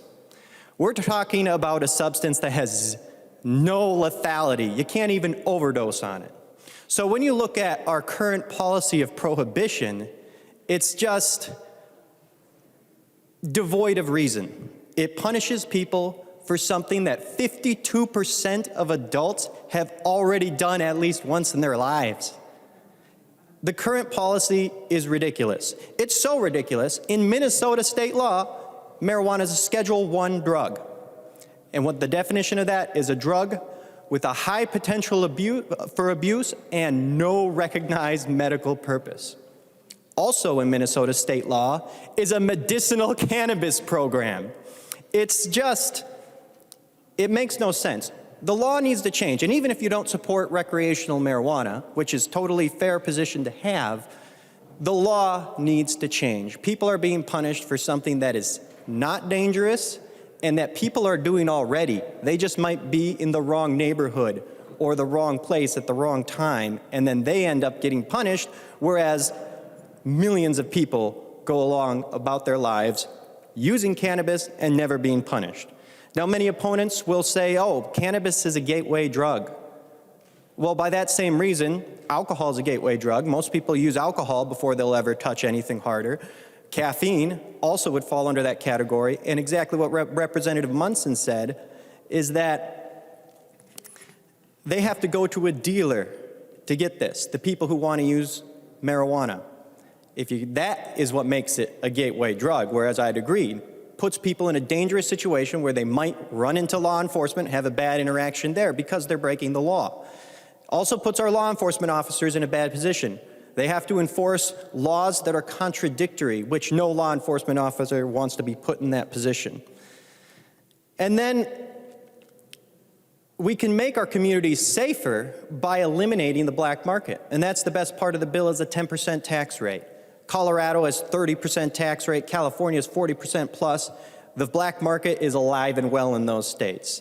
Now, this will never become law, and we should be working on PPP and tax relief on unemployment, but it's still the reality that this is a direction we need to go. And actually, this morning, I posted on the Blaine Facebook page just to see what the people thought. I said, what do you think? Should we legalize recreational marijuana? Now, I thought it was going to be like 55% support, 45%. It ended up being 81% supporting, 19%. Now, very scientific poll, yes, absolutely, very rigorous, but it still goes to show, and I think a lot of the members nearby to me will realize that their constituents might not think the way they think. They think. So the last point I want to make is we have the increased security by getting rid of the black market, which gets rid of bad elements in our neighborhoods that we all have. But also, since states have started legalizing marijuana, we have 17 states that have recreational marijuana, 36 states that have medicinal cannabis programs. We have seen cannabis seized at the border go way down because now we have Americans and private business owners profiting off of legal cannabis and not drug cartels who thrive in the black market. So Republicans love to talk about border security. This will help with border security. Now, that doesn't mean they should necessarily vote for this bill because, again, it's not going to become law, but I think we need to start seriously thinking about it. And this is more of a conversation for next year, next 4 years. We need to pass a budget. I can't believe we've done so little work on that. We need PPP exemption. We need to make sure that unemployed people don't have to write massive taxes to the federal government. But this is the direction we need to go when it comes to cannabis policy, because if there's anything we know, and history has taught us, and Republicans love to talk about history, is that prohibition makes things more dangerous, gets people killed, and just straight up doesn't work.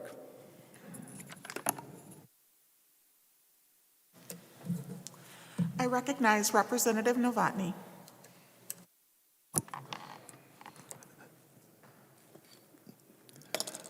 Thank you, Madam Speaker.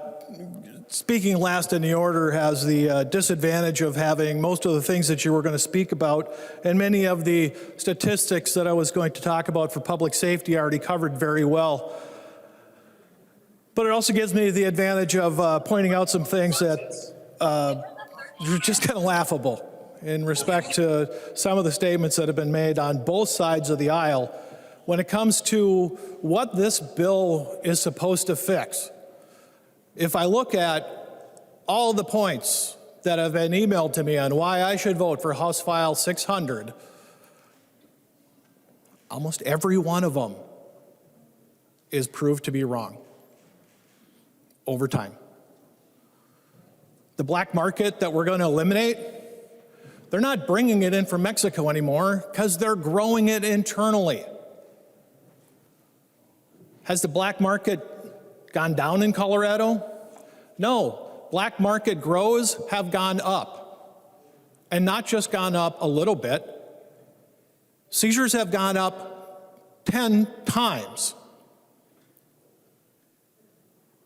You can't go into a national forest in Colorado now without fear of coming across a clandestine grow operation. And I'll tell you what happens in those clandestine grow operations out in the national forest. They have to protect them from three things.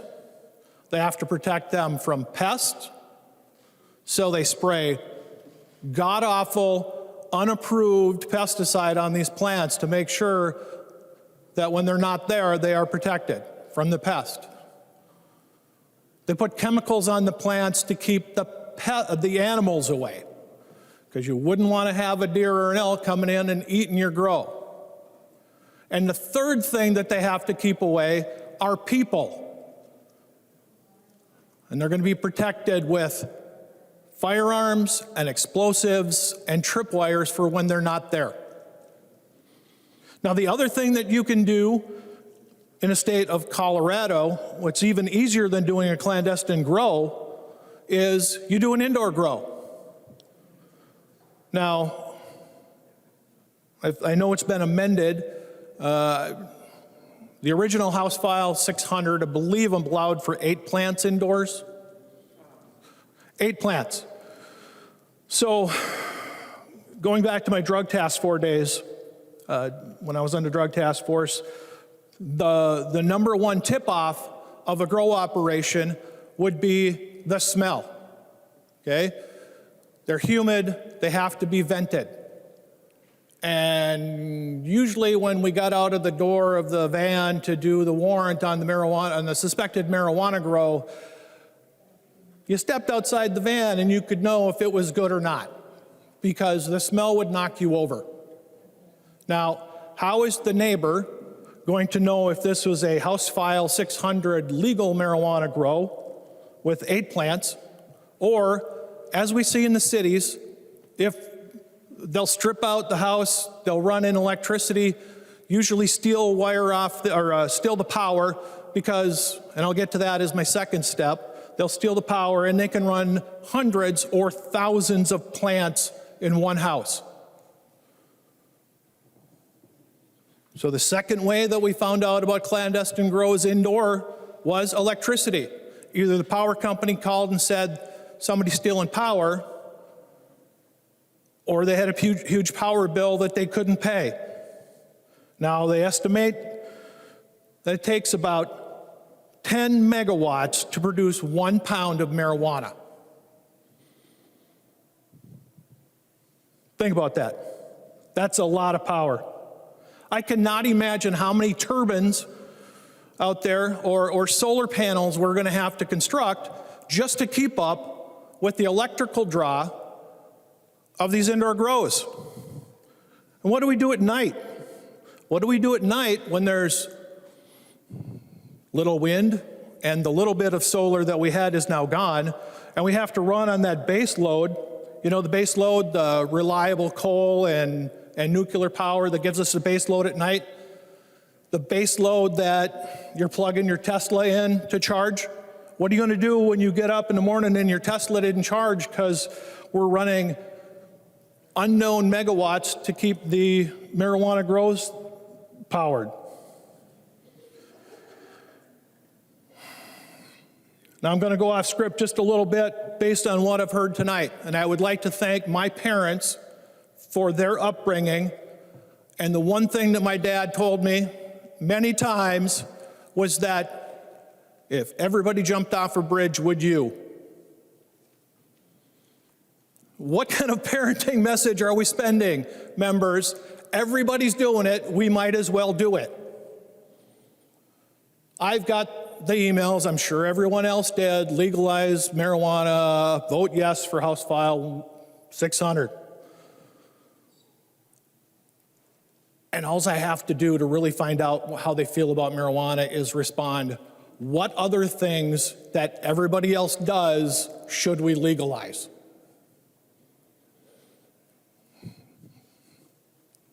So, Dad, down in Fort Snelling, thank you. Mom, thank you for raising me better than that. Like so many things in this bill, that they just haven't been thought out. It's a feel-good bill that everyone here knows deep down will not achieve what the stated purposes of the bill are going to be. It's been well established. Public safety will go down. We don't have a way to do a screening on the roadside. We have no way for a trucking company to do a screening to make sure that it's okay for the drivers to go out during the day. Yes, I realize you can send them to a clinic, they can get a UA, 5 to 6 hours later they'll get results back. That's not going to help a trooper on the side of the road, and it's not going to help someone decide if their driver should go out with 80,000 pounds. This bill doesn't make any of the goals. It makes no one safer. And at the same time, the majority has not passed a budget bill. They refuse to drop the tax hikes. And with just days left in this session, we're discussing a bill that will not pass and will make no one safer. Thank you, Madam Chair. I recognize the member from Dakota, Representative Garofalo. I wasn't seeking recognition, Madam Speaker, but I appreciate that. That's all right. Thank you. Let's see what I can riff on something here and putting 15 seconds together. My guess is the first thing I'm going to say is that I'm very disappointed that we're not taking up PPP or UI tax relief.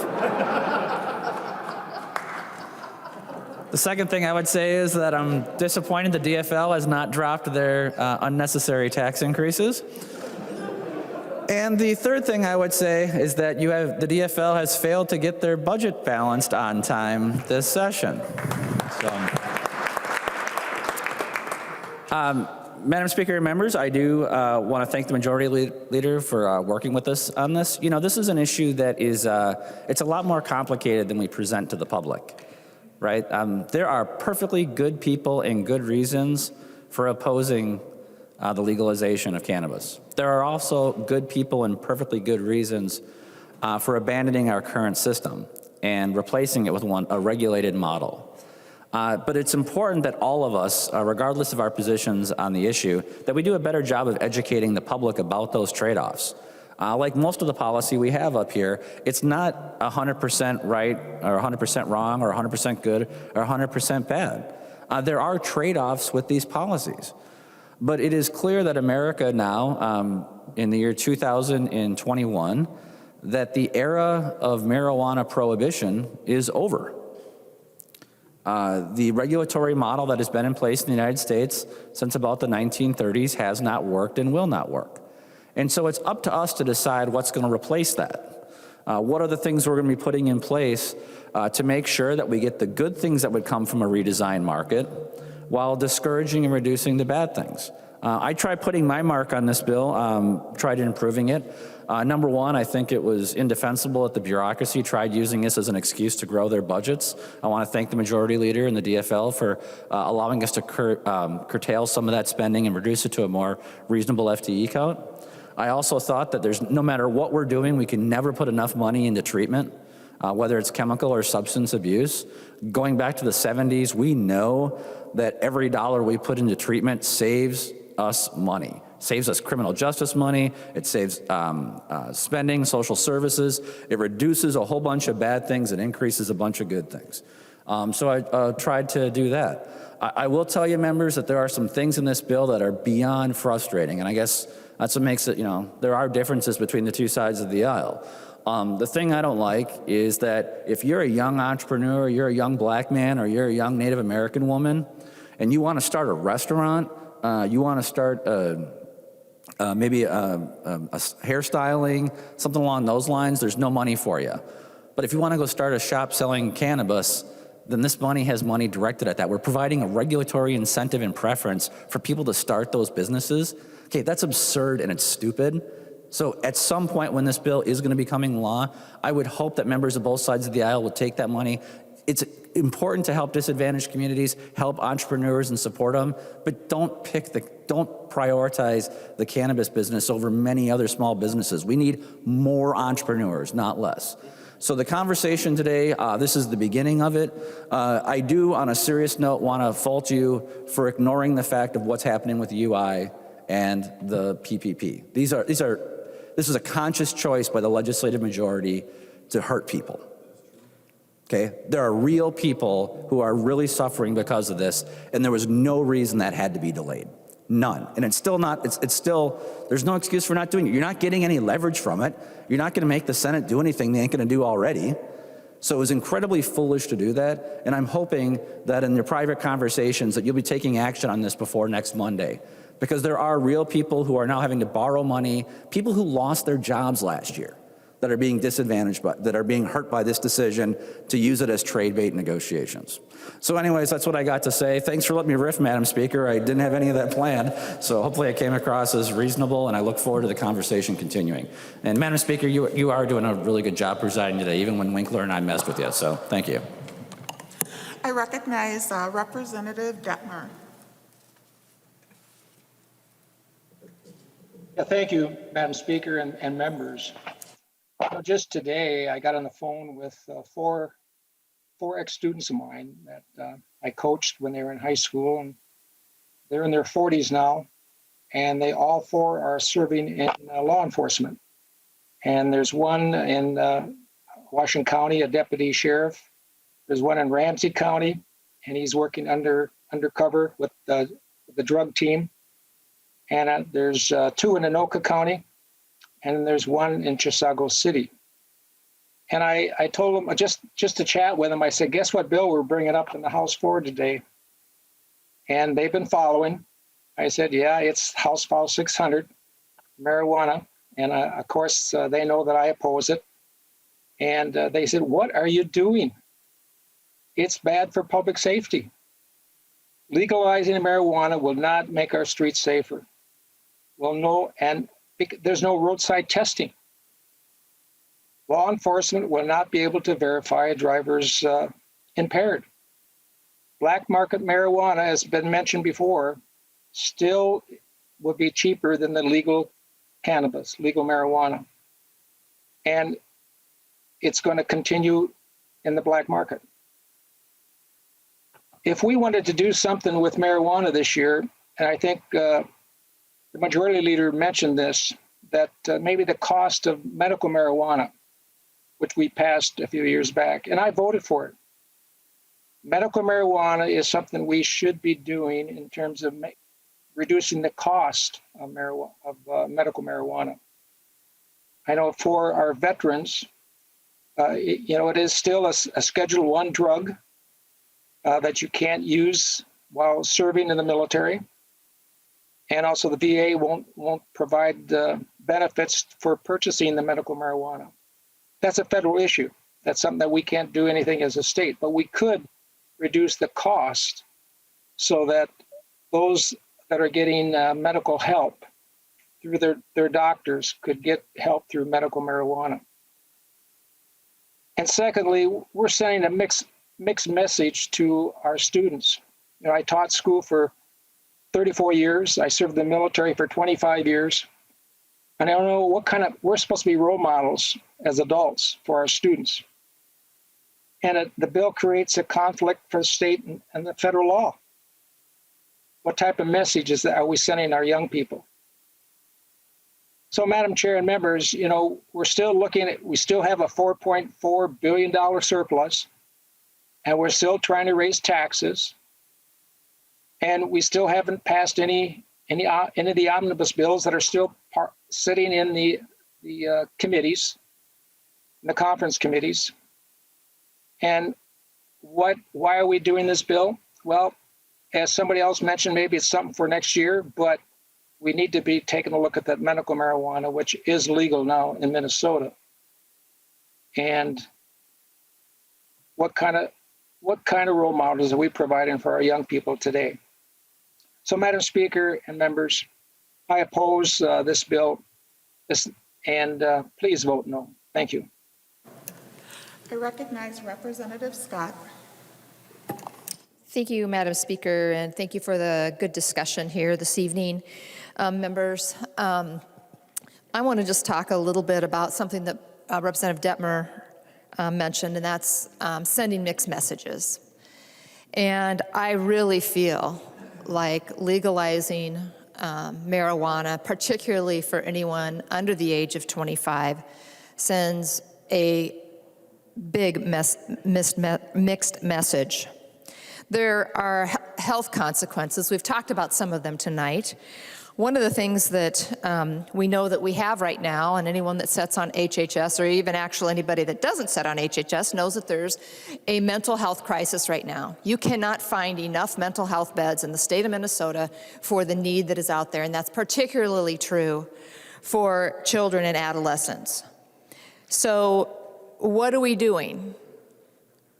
And I know this bill's not going to become law, but should it? The incidences, according to the research,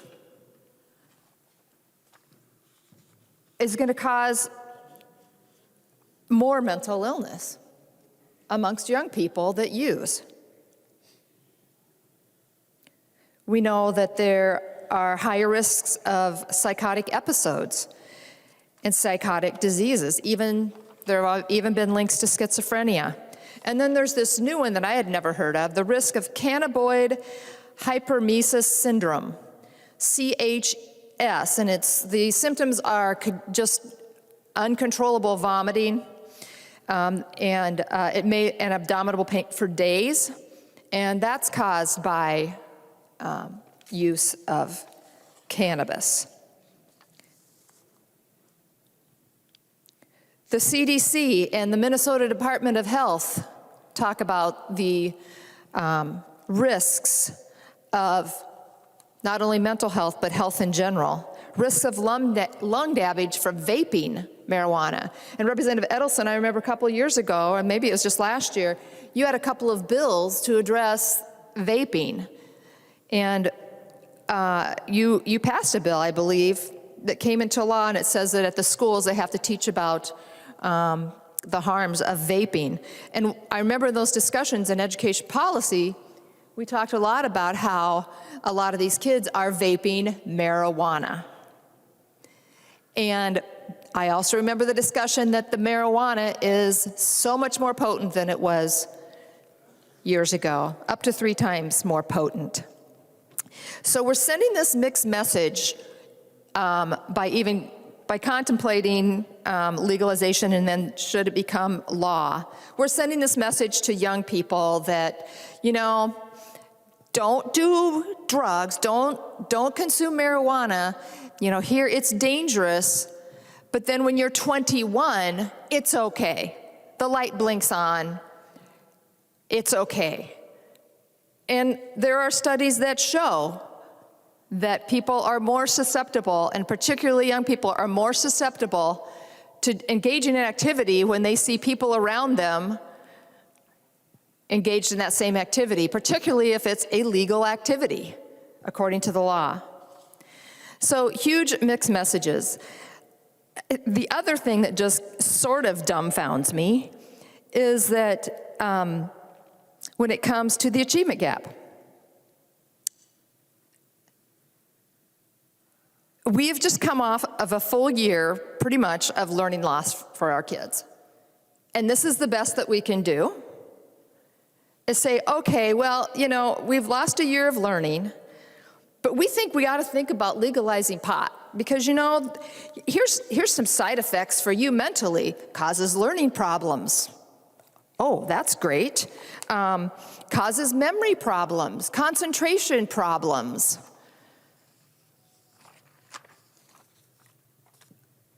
It's a horrible mixed message. And this bill doesn't protect our young people. Yes, we added the piece about labeling.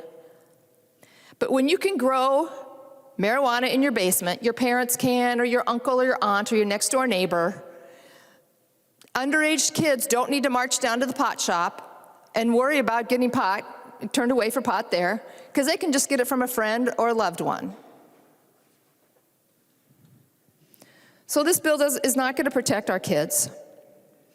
And you know, there's a study that says not only does it affect learning, not only does it actually, in some cases, lower intelligence, it says it results in a poor quality of life. Not only are students who misuse marijuana more likely than their non-using peers to drop out of high school. Oh, by the way, 50% of the kids in Minneapolis don't graduate from high school. But they have been found to have lower salaries, less career success, and diminished life satisfaction later in life. This may be associated with altered brain development and cognitive impairment. We have a workforce shortage right now. We talk about it quite frequently. I was telling someone the other day, I don't think I've seen so many help wanted signs, even prior to the pandemic when there were quite a few out there. But what is this saying to our future workforce? What is this going to do to the business community when they can't stop someone, really, the language permissive, from coming to work high? What's that going to do to productivity and workplace safety? And, you know, there are many members in this chamber and listening on this call that are part of the House of Representatives, but particularly those on the other side of the aisle are very concerned about the environment. So I found this article, and it's titled, "A Founding Father of Legal Pot in Colorado Reveals Regrets in His Perspective." So this is a guy that he's a lawyer, and he pushed for the initiative to put legalized cannabis on the ballot in Colorado.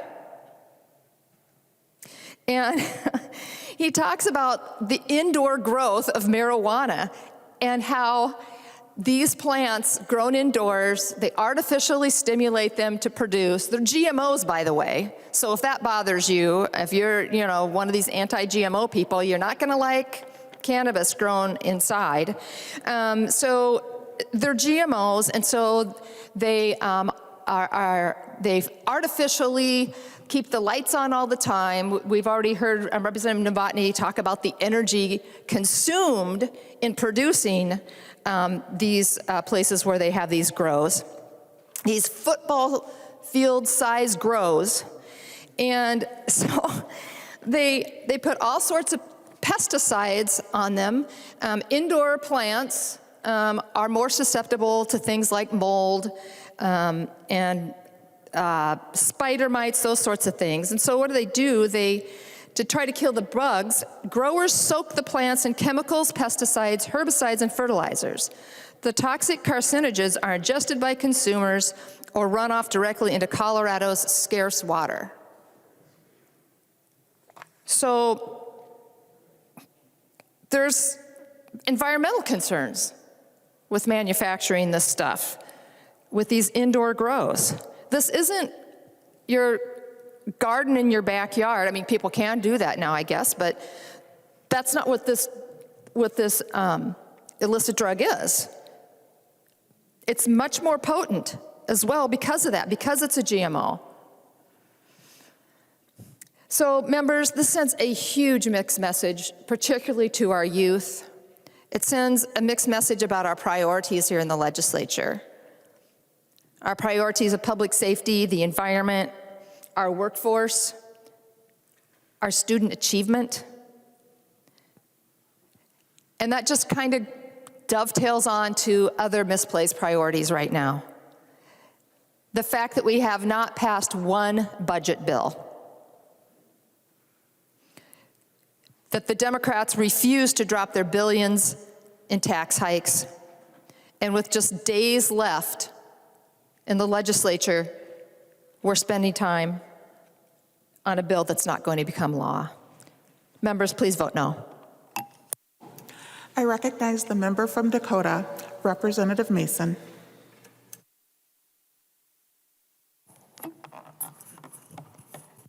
Thank you, Madam Speaker. Members, it seems for almost as long as I've been in the legislature, I've had requests for us to change the cannabis laws. Early on, it used to be people that were dealing with severe pain or who had family members dying of cancer. And I too did a survey, and I was just astounded at how many people supported that change in law.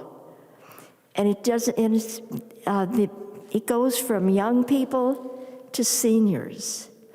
And I was in the legislature when we passed the medical cannabis law. And it was the most restrictive in the country. It was really a hard bill to get passed, but we did pass it. And I remember afterwards, I was checking with some of my constituents, and one gentleman said, he's okay with the cannabis, it's the alcohol that he wishes we would address. Okay, since then, we know that the legislation or the program that we have for medical cannabis isn't as effective as we wanted it to be. And it's pretty clear that things are changing about views in our society on this as well. And in my opinion, House File 600 does a good job of item 1 covering a lot of problems that we're trying to address. It has precautions in it. It has, it addresses the problems of our current situation.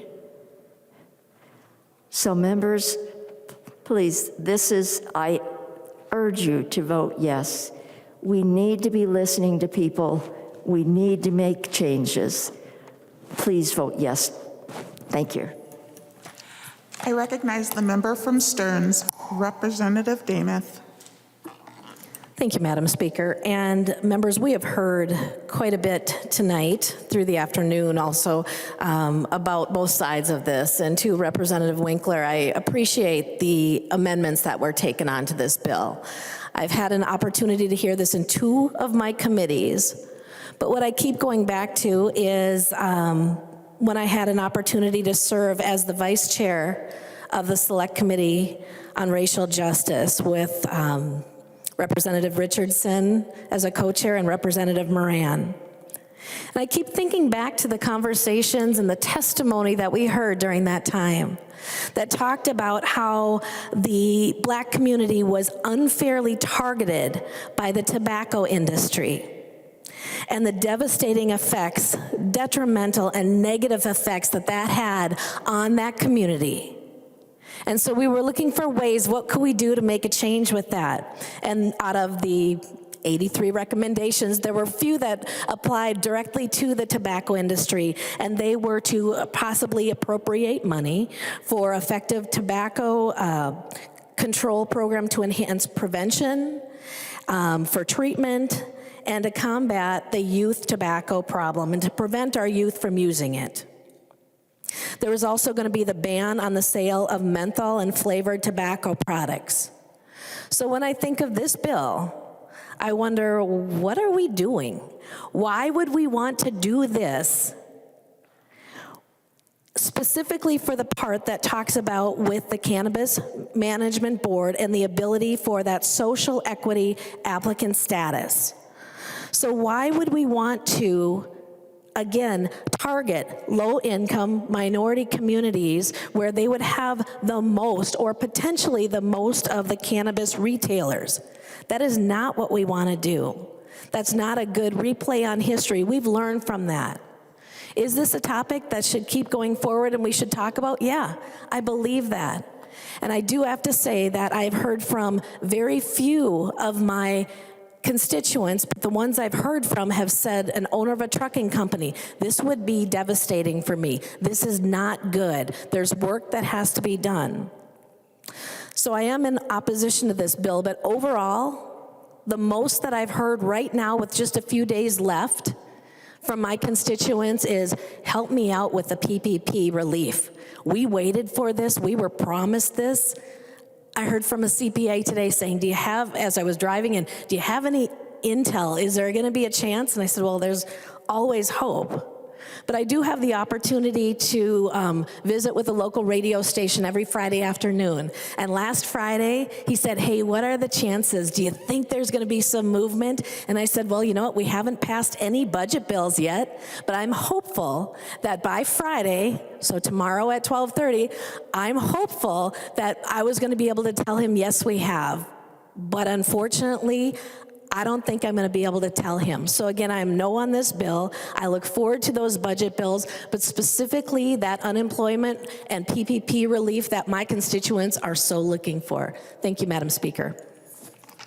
I recognize Representative Anderson.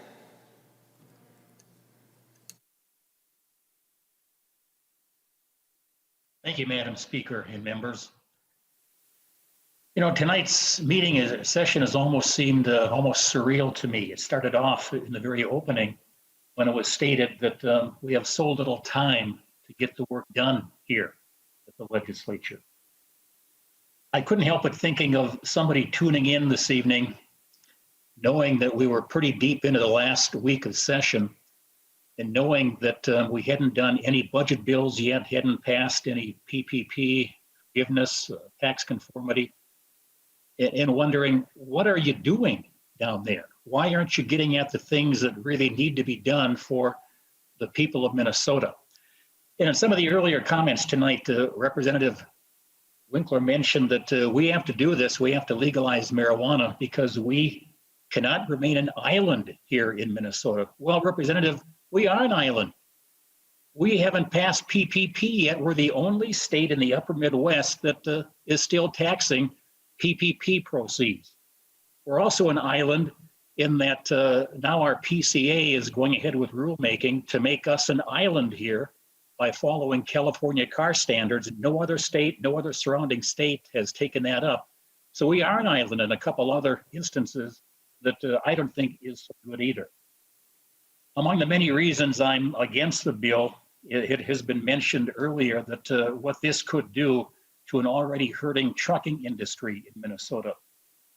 Folks, we have a pretty severe shortage of truck drivers right now. And passing a bill like this could make it so much worse because marijuana stays in the system so much longer, and it's going to be difficult to have a driver with a zero tolerance CDL driver to pass random drug tests. I've heard rumors that there could be gas shortages here this summer, not because of a shortage of gasoline, but because of a shortage of drivers to haul that gas around to the locations around the state. There's shortages of parts for farmers and machinery, not because the parts at the parts depots are not there, but there's not enough drivers to haul those trucks around to get parts out to the dealers across the state. We cannot impact our truck driving industry any further than they're already hurting. You know, in closing, I'd say that, again, it was interesting that it was raised, point by Representative Liebling, asking what order of business are we on here tonight? That was a very good question, Representative. What order of business we're on is legalizing marijuana, a bill that has no chance of passage, not going anywhere. There's no companion bill in the Senate. What we should be doing, the order of business should be passing PPP, passing our budget bills, getting done by midnight Monday night. Thank you, Madam Speaker. I recognize the Representative Backer. Yes, Madam Speakers and members, thank you. And, you know, yesterday I was talking to one of our constituents and I shared with her, she's 26, and I shared with her, tomorrow we have the weed bill on the floor. And the first word out of her session, so you're going to have a joint session. And that is the frustration and from my constituents. This gal works hard, but she's not going to see, and people in my district, any tax relief from the PPP or unemployment tax. They're frustrated. I did a radio I do every Thursday with KKOK, and I know Representative Marquardt also gets on KKOK from time to time. But the first question out of the mouth from the radio announcer is, are you going to get done in time? What do you guys got a budget surplus. What are you doing with that? Minnesotans, like I shared with it, work really hard for their money. They need this tax relief. They need us to get the budget done in time. People are wondering in West Central Minnesota, are you going to get done in time? I said, I'm concerned about the majority and the leadership. We have not passed any major budget bills.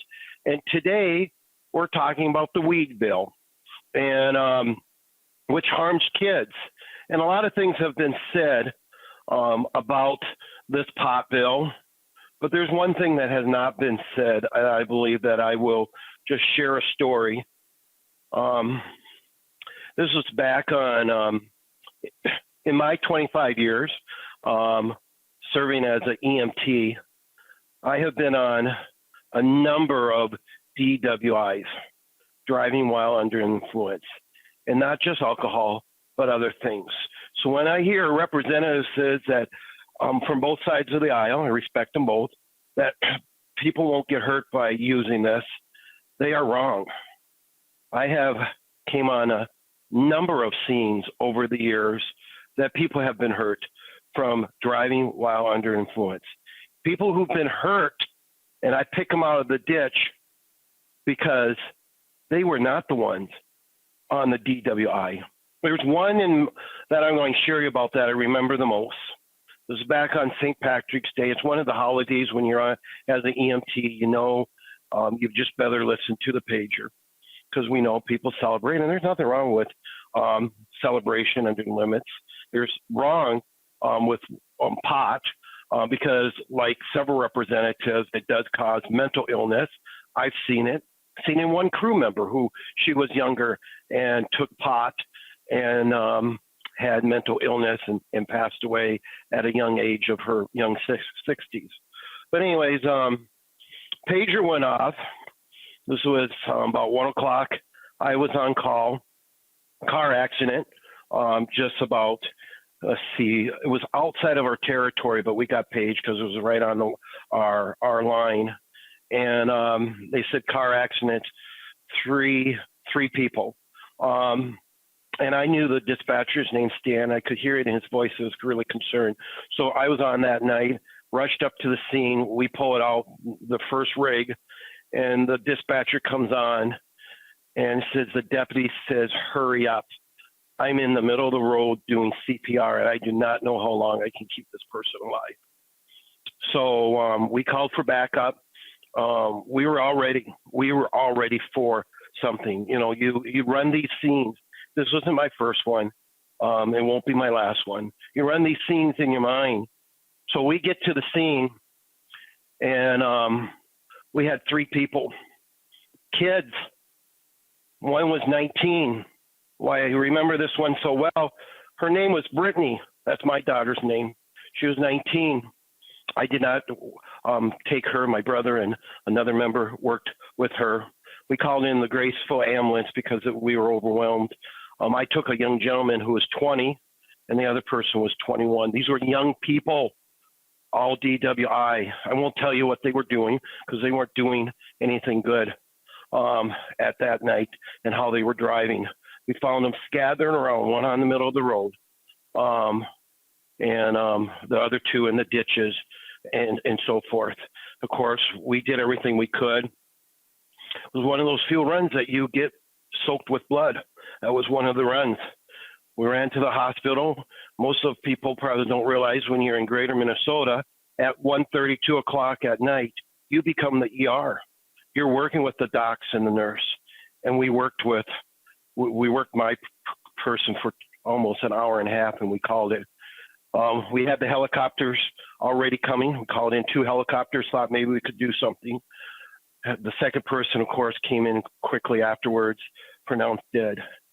And then the gal, whose name was Brittany, passed away at 7 o'clock that morning. So don't share with me that a drug does not impact people. And when 25 years of my service as a volunteer, I have seen it. I've seen domestic abuse. This bill will cause harm. Just like right now, what the majority is doing by not helping with tax relief. There are families in my district that are hurting and unemployment. There are businesses. You know, we talk about Representative Nash talking about businesses leaving the state. There is no longer a community on west central Minnesota larger than the Dakotas anymore. Why? Because this stuff that goes on. Oh, yeah, we're going to get something done. We're not getting done. We're talking about a bill that will not get done, a pot bill that will only harm people in the long run. And that's what's so frustrating. We don't have a budget bill. We have $4 billion of excess money, which, like on my radio interview today, people are just like, you know, the announcer goes, $4 billion. I said, we've never seen this. This is unprecedented. And we want to talk about raising taxes. Well, folks, our districts will just continue to get larger out here because people want to go where there's freedom, where they can take risks and not have to send everything to St. Paul. So with that, I cannot vote no. I mean, I'm going to vote no. I cannot support a bill that I have seen so many people harmed while driving while under the influence. And that will be marijuana. That is alcohol now, and it is also marijuana right now and other drugs. I could literally spend, I know members wouldn't want to spend this long, hours going through every single run that I've been on. So with that, I'm a no, and thank you for your time, members and Madam Speaker. I recognize the member from Hennepin, Representative Robbins.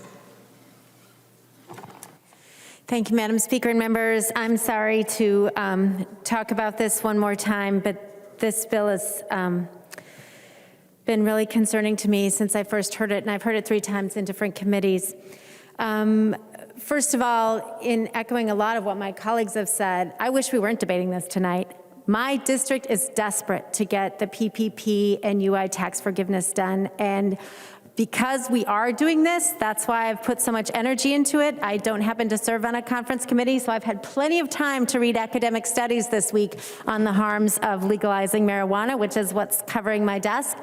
But what we really should be about, and which I hope we will get to yet this weekend, is the tax relief for PPP and UI. Members, we were promised that that would happen before end of session, that there would be time, that we would make good on that for Minnesotans. And I have looked people in my district in the eye in the last week and said, I don't know if we actually are going to do that. So I encourage the majority to please find a way to get that done. There's enough federal money coming that we can make this work in the budget. So please, let's get that done. But to the bill at hand, because this is what we are talking about tonight, there are so many reasons I'm opposed to this bill, and I've got reams of stuff here, but I'm going to try and keep it tighter than I had thought about. So yes, all the health concerns, I agree. The other thing we really have talked about in some length is the potency issue, but that is not addressed in this bill. So that's something that still has to be addressed. There's a lot of stats I have about how much the potency has increased in all different types of cannabis over the last 20 years. There is a state that recognizes this. Surprisingly, it's Vermont, and they have limited THC percentages in their state. They're the only state that has done that. So members, I just commend that to my friends on the majority. If you are going to continue to pursue this, at least try to regulate the potency. Mental health has been talked about a lot. The impact on youth has been talked about a lot. And I have so many stats I want to share, but I will spare you guys. We've already talked about the illegal market fallacy and how demand outstrips supply because of domestic production, because we are way over producing for what is the demand within a state, and that's getting shipped around to other states, and that is causing no end of problems. We've talked about local control, which is a huge issue in my district. People really care about it. We really haven't talked about the problems with the design of the Cannabis Management Board, and I've got a list a mile long on this as well. But this board has more power than I think many people in the public understand. 9 members appointed by the governor who will have investigative power, who will have ability to impound or choose not to impound or choose not to retain cannabis that's been grown illegally. So they have a lot of power that I think has very little oversight from this body or from the governor or from the public, and that is a serious problem in the design of this bill. We've talked about the licenses and how the fiscal note says there's going to be 2,700 licenses, roughly is their estimate, by the end of fiscal year, or at the beginning of fiscal year 2026. That's 4 years from now, members. And that is more than double the most licenses that are currently out there, which is 1,400 in California. But members, what really concerns me, and this is where I'm going to spend a little more time, is the impact this is going to have on low-income communities and communities of color. And I know many of you feel I'm not qualified to speak on this, and I just ask your indulgence. These neighborhoods already have so many challenges, members. And this bill targets these neighborhoods specifically by how it's designed, that these licenses will be prioritized for people who are social equity applicants. So 20% of the score that gives priority for these licenses will be for people who have resided in a census tract or neighborhood that has a disproportionately large amount of cannabis enforcement, or where the census tract where the poverty rate is 20% or more, or the median and family income did not exceed statewide median family income. And members, we've talked about it in other contexts, but so many of these mistakes have happened. Winston Churchill said, if we do not learn from history, we are condemned to repeat it. And I am begging my friends on the other side of the aisle, do not do this. Please do not do this. In the 1990s, big alcohol and big tobacco targeted low-income neighborhoods. According to a 2000 study by Johns Hopkins School of Public Health, predominantly black low-income neighborhoods in Baltimore were 8 times more likely to have carry-out liquor stores than white or racially integrated neighborhoods. Such stores would be shown to have an important component of the social infrastructure that destabilizes communities. There's other studies that indicate that the ease of availability increased use, particularly among the youth. And I've got a ream of statistics showing how that happened with both tobacco and alcohol, and that disproportionately impacted the youth in these neighborhoods. According to a 2017 study by Joseph Lee of East Carolina University, neighborhoods with high proportions of black residents or high poverty tend to have the greatest density of stores selling cigarettes and tobacco products. They also found that these stores were more likely to price discounts and promotions with boosted advertising and increased exposure to young people. Joanna Cohen, the director of the Institute of Global Tobacco Control at Johns Hopkins, said the more accessible a product is, the more likely consumers are to purchase it. This further contributes to the high toll of tobacco on racial and socioeconomic health disparities. Members, we have lived through this. I lived through this in the 90s and when I lived in Washington, D.C. This was an epidemic. We were trying so hard to close the off-sale liquor stores in D.C. We cannot prioritize these dispensaries for our low-income neighborhoods, members.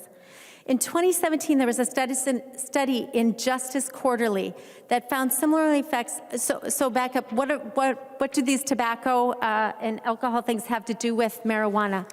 I have to share this with you, members. Big tobacco and big pharma and big alcohol are getting into the marijuana game, and this is what they're doing.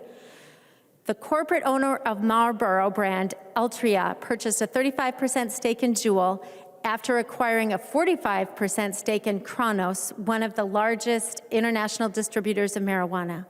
The UK-based Imperial Brands invested $123 million in Oxley, a Canadian marijuana company. This partnership, which entitles Imperial Brands to a 20% stake in the company, will focus on Imperial Brands' vaping technology to develop new marijuana vaping products. A Purdue Pharma executive named John Stewart left the pharmaceutical industry to create his own marijuana company.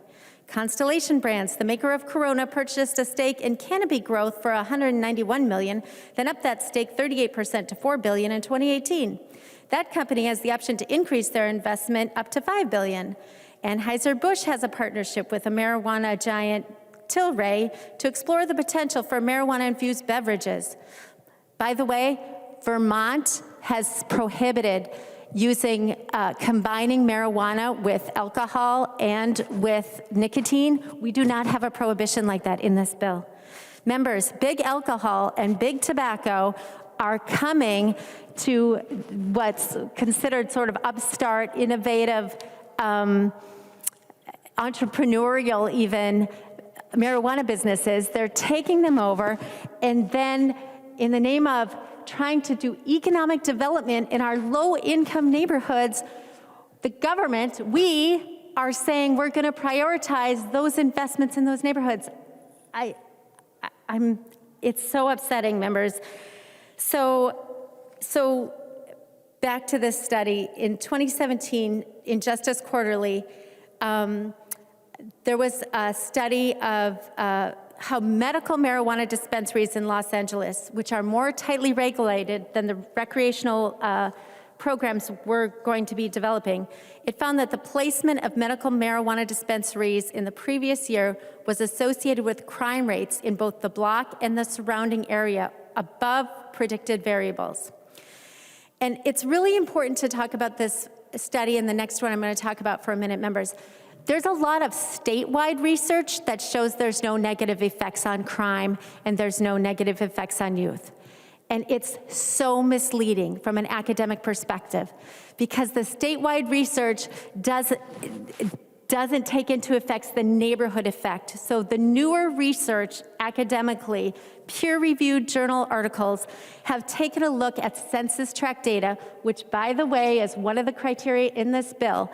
And they have found that on even socially organized blocks, the blocks that have block captains or other strong community efforts, they call in the literature, it's called guardianship, that even socially organized blocks that can fend off criminal behavior through guardianship of active residents, the medical marijuana facilities produce conditions that reduced resident-based control of socially organized blocks, subjecting those blocks to crime rate increases. In some, these are medical marijuana distributors, so these have more regulation than the recreational markets will have. They became crime attractors because they are cash economies that distribute a widely used illicit substance. As a result, the dispensaries draw motivated offenders onto these blocks where these facilities are located. On the one hand, there is no relationship between income and robbery when there is no dispensary. But on the other hand, when there is a dispensary, there is a large positive impact on crime. And the study also found that the blocks with marijuana dispensaries had higher rates of motor vehicle theft, robbery, and aggravated assault, home ownership or income notwithstanding. And what's sad, members, is that these are blocks that were considered not the worst blocks. These were where middle-class families lived. There was rates of home ownership and some higher level of income, and they lost their social capital because of the import of these medical marijuana facilities. So fast forward to 2020, there's a study from Colorado that looks at both recreational and medical marijuana facilities in neighborhoods. Again, neighborhood research is the key.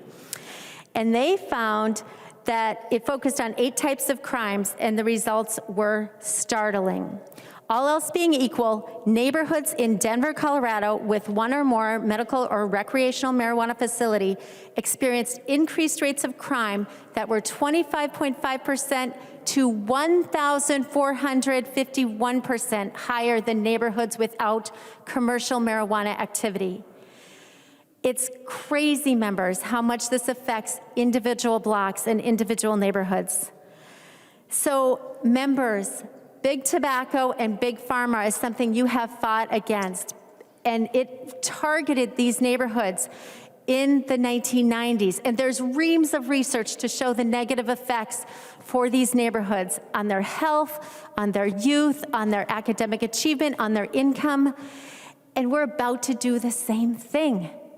Please, members, do not design this program to prioritize recreational dispensaries in low-income neighborhoods. It is a grave mistake, and we cannot afford it, and these neighborhoods cannot afford it.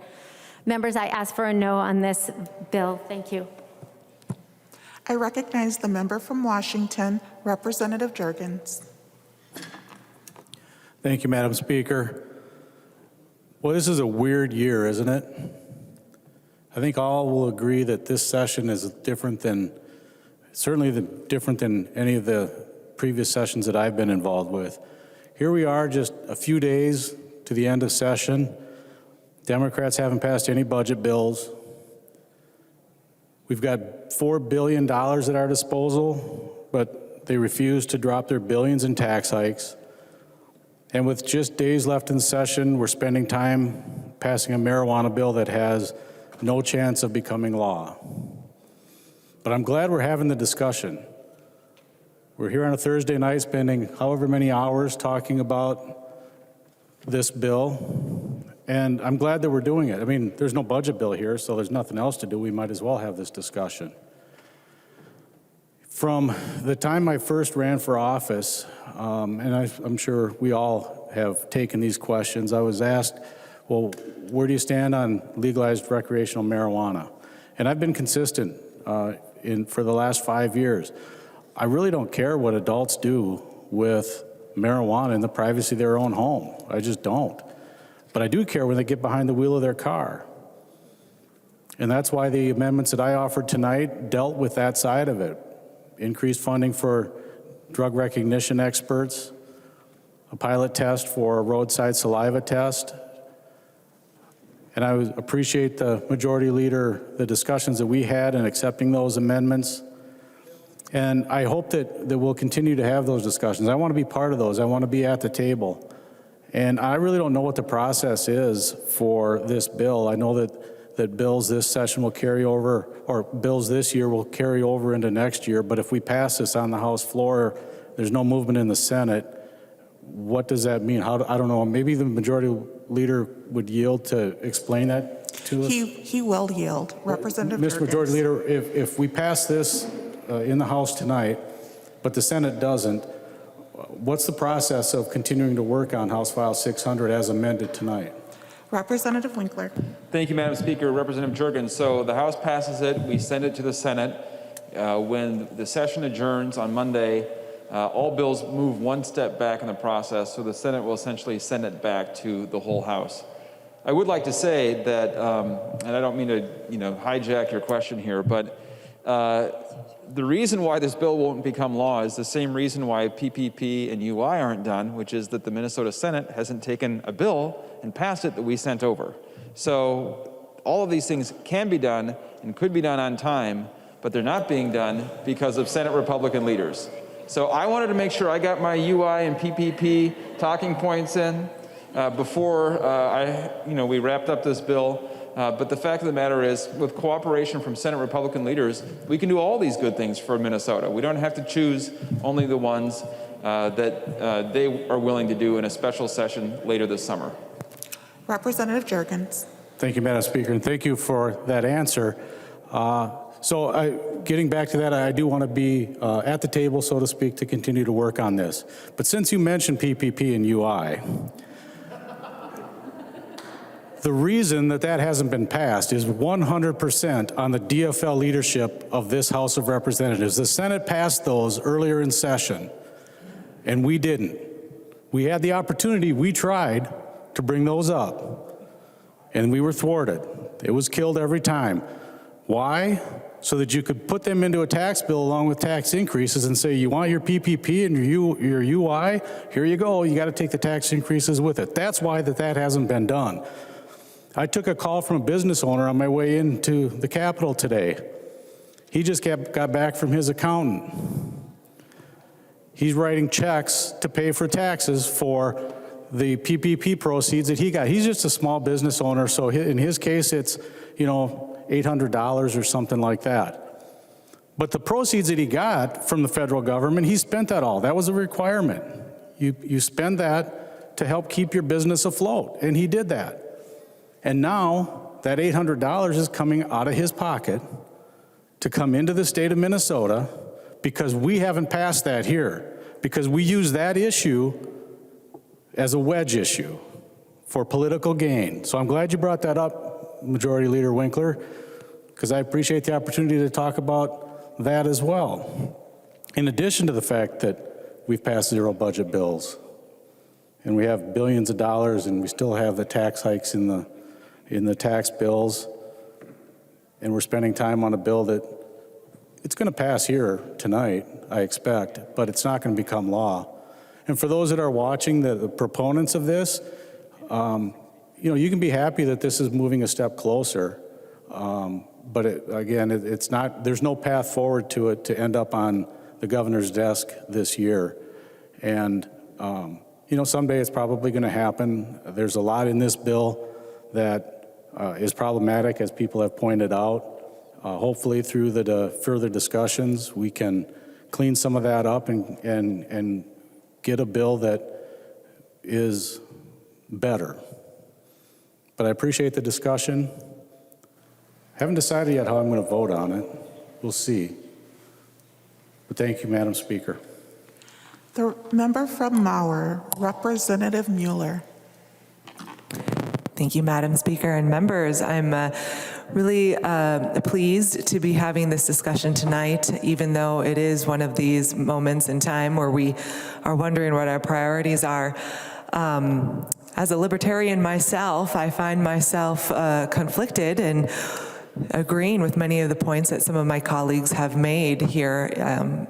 Prohibition has not worked. This bill is not the solution.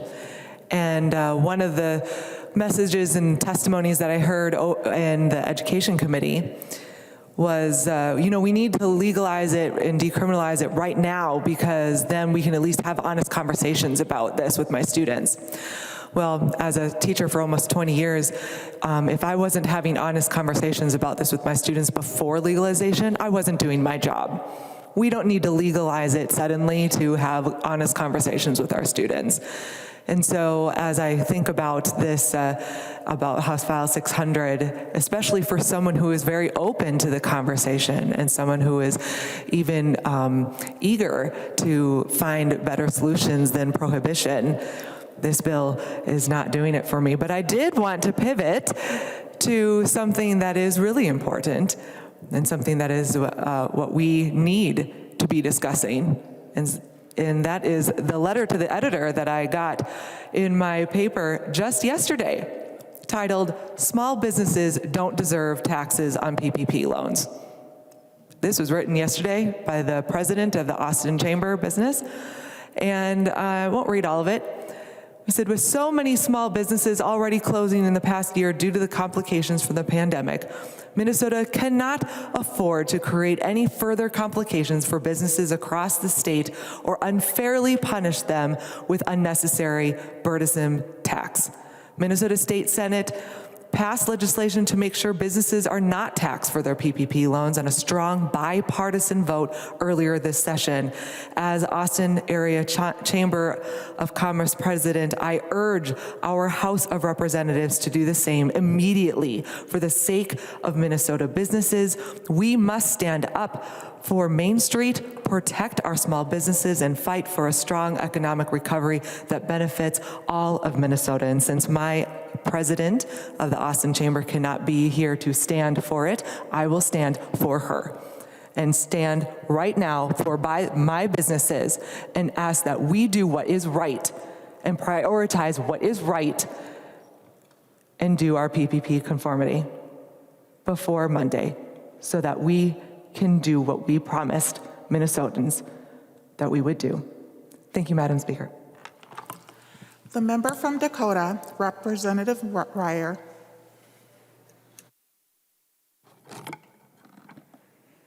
Thank you, Madam Speaker, and I'm pleased to be here today to talk about House File 600. And I plan to stay completely on House File 600 in case you're waiting for any of the punchlines of the day and other types of topics.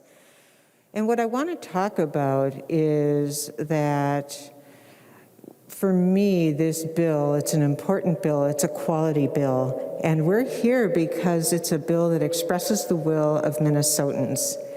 When I first started my campaign back in May, a year ago, the first conversations I had with constituents were asking me to focus on marijuana, do the legalization. They were talking to me about it from religious reasons so that they could honor their faith. They were talking to me about common sense that, as we've been hearing tonight from so many people, prohibition doesn't work. And they were talking most powerfully about the racial injustice that is embodied in our current system. You've heard about it from people who speak of that far more eloquently than I ever could, who've been here in our body tonight. But I want to say that I feel that those concerns have been trivialized tonight in many, many conversations and many testimonies, dismissing it as the weed bill, the pot bill. This is the incarceration, mass incarceration alleviation bill. This is the justice bill. This is the empowering people to develop their own economies in their communities. And I ask for all of us to look at that, take the big picture of it, realize that this is our chance to make a difference in ways that people are counting on. My constituents are holding me accountable, and if I believe the poll numbers, which I do, constituents from everybody on all sides of the aisle here tonight are holding us accountable for this, and I ask for your green vote. The member from Carver, Representative Bowe.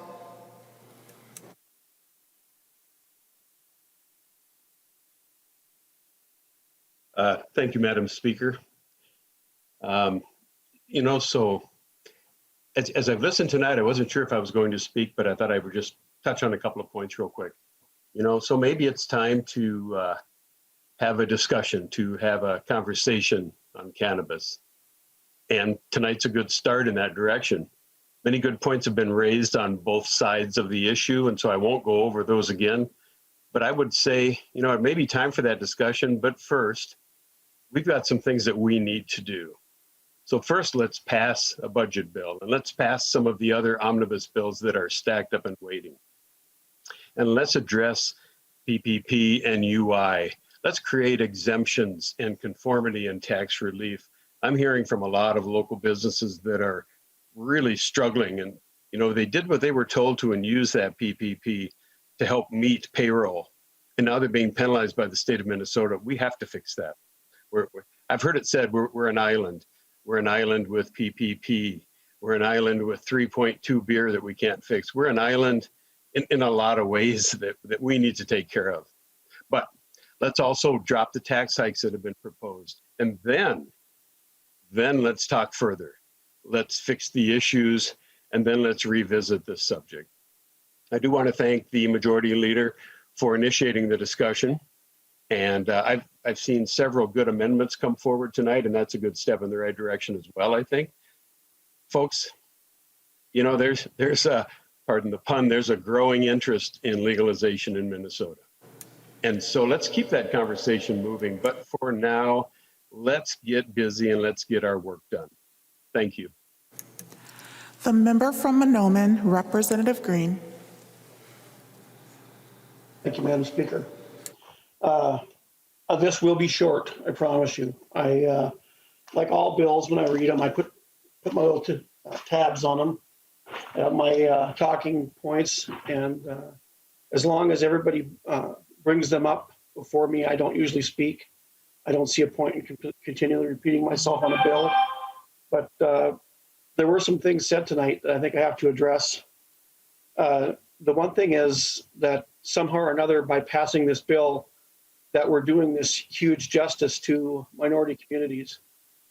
I don't talk much about my minority community because it's like talking about members of your family, and you don't spread that stuff around. You try to deal with it. But I will tell you that not more than a few years ago, one of my small communities, very small community, was experiencing a huge drug problem. And in ways it still is. But we had 3 overdoses a week on average in that little small community. And the people of the community and the county came together, and we did public gatherings in different places around the county to try to get younger kids and other adults into counseling to deal with some of the issues that we were having. And it was becoming a large success. COVID, I think, put an end to a lot of it. But as someone that comes from a big family and had 6 kids of my own, I got 15 grandkids now, I can tell you that when we put these things even before the House, even though we know it's not going to pass, we bring it up before the House, and all of a sudden it becomes okay. And I do think that's part of what this is about. We're trying to tell people that all the things that we've had in the past, all the things that we know damage kids and adults, they damage lives, are okay, so that we can move it forward later and there won't be as much conflict over it.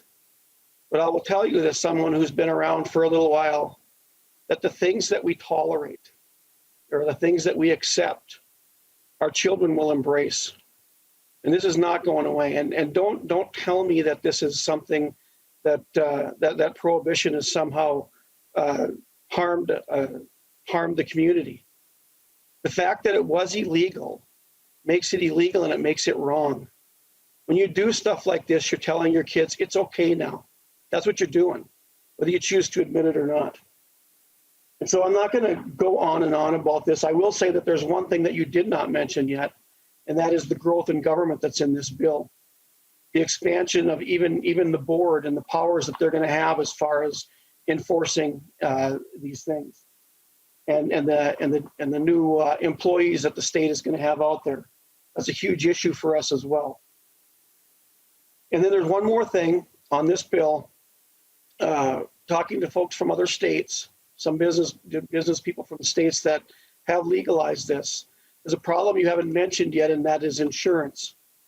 There's some industries that are telling me that when this bill passed, their insurance companies now mandate that they do drug testing. And what that means is this stuff stays in your system for 30 days. And so they've ended up losing employees that have been there for a long time now because they have to do random drug testing. So keep that in mind as this moves forward next year, as you keep saying. But I will say this too, and it is a repeat and it's an echo, that we've got 3 days, in a few hours, 3 days left of this session. And I too am hearing from people in my district, not just on emails, phone calls at home. You know, what am I supposed to do with my taxes? We got billions of dollars surplus here, and you still want to tax this money that came in that was supposed to bail us out. My businesses that spent all that money that they got to pay their employees so they wouldn't lose their employees is big salvation for our state. And now the state is saying we want part of that. You know, this is why government has grown in its distrust, even since I've been here. You know, in my community where I grew up, there's always been a distrust of government. If the government comes in and says they're going to help you, look out. And now you're expanding that distrust. People that thought that they were going to get a bailout during the governor's shutdown and their businesses were folding, now you're saying, yeah, we pretended we were going to bail you out, but we're really not. We're going to take our big surplus and we're going to tax you too. You know, this has got to stop. This is not responsible governance. So let's get about our business. Let's put this to bed and bury it if possible, and get about the business of taking care of what we're supposed to be here, which is setting a budget. Thank you, Madam Speaker. The member from Isanti, Representative Dept. Thank you, Madam Speaker, and good news for the members. When I'm speaking on third reading, means we're almost done. Maybe one more hour. I'll try to be more brief, Representative Winkler. But I tell you what, I do appreciate the humor a little bit, because it is nice for us to laugh a little bit in this chamber. And, you know, this is a relationship business, so it's nice to have those relationships and build on them. I tell you that it feels really good to not wear a mask today in this chamber. And I'm happy that the governor has ended his mask mandate, and tomorrow Minnesotans will not have to wear masks. So I'm looking forward to that. You know, this bill, pot, meh, who cares? Not going to become law. We've heard that a few times tonight, but I want to talk to a few people, a few groups of people, I mean, at home who are watching this. Number one, the people who care about legalization of marijuana, okay? This bill, when we say it isn't going to become law, what we mean is it's going to pass here tonight. You know, it'll pass with, I don't know, 70 or 72 votes maybe. But it's going to go to the Senate where they have said that they're not taking it up and it's not going to pass and it's not going to become law, which is fine. We can spend our time doing this tonight if that's what the majority party wants to do. But the second group of people that I want to talk to at home are the people who collected unemployment last year. the people who were displaced from their jobs and laid off from their jobs because of the pandemic. And you have contacted my office, as you have many other representatives in this chamber, in recent months, asking us to take care of this problem. We have been told by members of the majority party that this is, an inadvertent thing that was in our statute that just never kind of foresaw that this federal money would be coming, and therefore didn't really foresee that we'd be taxing it. We've been told that everybody agrees that it shouldn't be taxed. But on Monday, if you collected unemployment insurance last year, your tax payments are due. And in this chamber, on March 15th, the chair of the tax committee stood up and said that this was not urgent and we'll have plenty of time. Members, we have less than 100 hours left of this legislative session. And those payments are due in 3 days by people who were impacted the most by this pandemic. And if we don't take action, we will cause real hurt and real pain to those people. I want to ask the chair of the tax committee to yield, if he would. Representative Marquardt, will you yield to a question? I will, Madam Speaker. He will yield. Representative Dept. Thank you, Madam Speaker, and Representative Marquardt. On March 15th in this chamber, when members of my party attempted to bring up a bill to exempt unemployment insurance benefits that were paid by the federal government and PPP tax forgiveness that went to Minnesota businesses so they could keep Minnesotans employed during the pandemic, you spoke and said that this was not urgent and that we'd have plenty of time to do it. I assumed at that time that you had a plan for how we would do this. Those tax payments are due on Monday. Today is Thursday. Can you share with us what your plan is to get this done by Monday? Representative Marquardt. Thank you very much, Madam Speaker. And I do want to remind members that one bill that was pushed by the House Republican Party that they wanted us to immediately pass was Senate File 263. Senate File 263 had the PPP conformity, but only about 12% of the unemployment insurance conformity. That bill that everyone wanted the House to pass that day from the Republican side, that rightfully I said we should not pass because we're leaving too many people behind, provided $14 of relief for businesses and only to $1 for those who had lost their jobs, 14-1. But the House Republicans thought, we've got to push that through. They thought that was fair. So it is good to see now that the Republicans agree with the House DFL that the unemployment insurance should be conformed up to $10,200. And in March, I said we would produce a bill that was going to help our families, our workers, and our small businesses. And on April 23rd, the House passed a tax bill that did just that. We passed it off the House floor. It was received by the Senate on April 26th. And if they had agreed to that, it would have gone to the governor. It would have been law probably 2 weeks ago. And people would have been getting their Paycheck Protection Program conformity and their unemployment insurance up to $10,200 conformity today.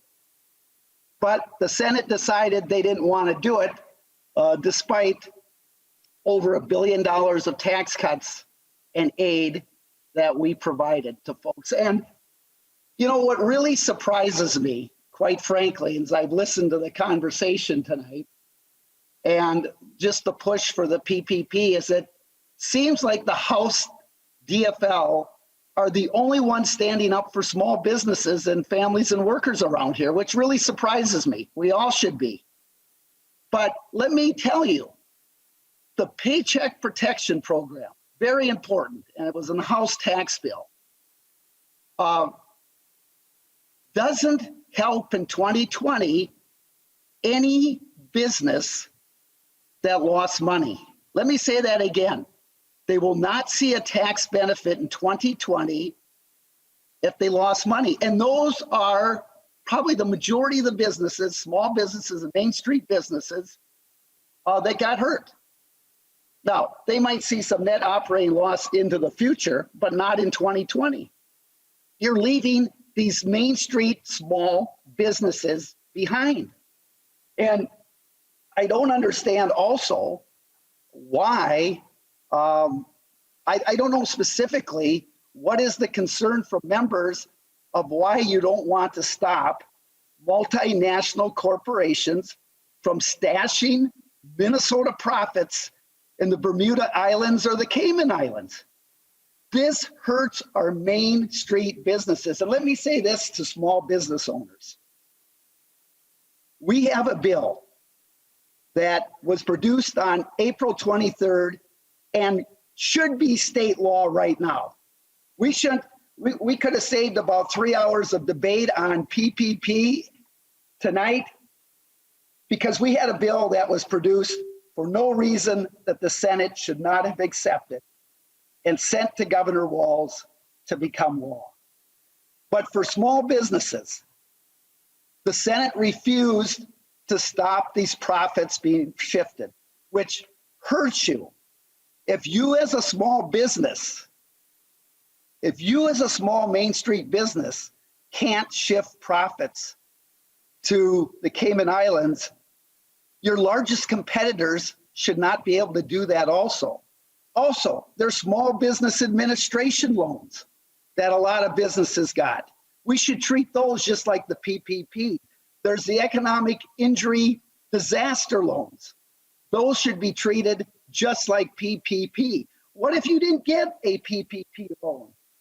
Our business to small businesses, we have your back, and we're the only ones that do. We're the only ones that do, because all I've heard is PPP. Didn't hear anything about property tax relief. Didn't hear anything about the $95 million in aid from counties in our tax bill that would go out to small businesses. So we've done our job, and that could be in state law right now, Representative Dept. If the Senate was willing to stop multinational corporations from shifting profits. And I've got more, but this shouldn't be the debate on this. I know we might have time tomorrow to do this also, but Madam Chair, Madam Speaker, we produced the bill that should be state law today. Representative Dept. Thank you, Madam Speaker, and appreciate the response, even though you didn't answer my question at all, Representative Marquardt. And you really missed a good opportunity, because the question that I asked you was for people who will have to write checks on Monday in less than 100 hours. What is your plan as the tax chair to make sure that we get them the help that they need and deserve? And to the people who I asked to speak to at home, who are going to have to write those checks on Monday, I hope you paid close attention.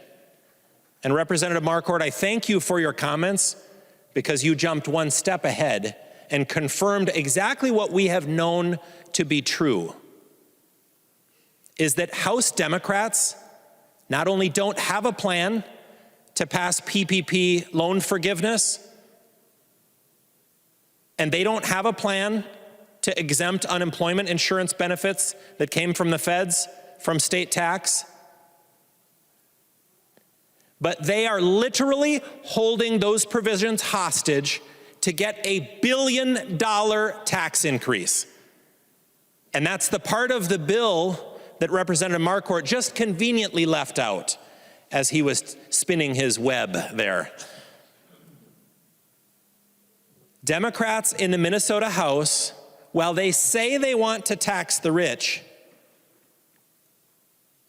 on this day and in this place are taxing Minnesotans who were laid off during the pandemic. That's who they're taxing, and that is a fact. And they have missed every opportunity to help those Minnesotans. And I have not, in my time in the legislature, seen a bigger failure of a party to help the people in this state who need it the most. A couple of facts to demonstrate what I'm saying. The Democrats in the Minnesota House, who are the committee chairs and control the committee process, held two hearings on PPP loan forgiveness exemption and federal unemployment benefit exemption from state taxes. 2 hearings. Democrats in the Minnesota House held 13 hearings on legalizing marijuana.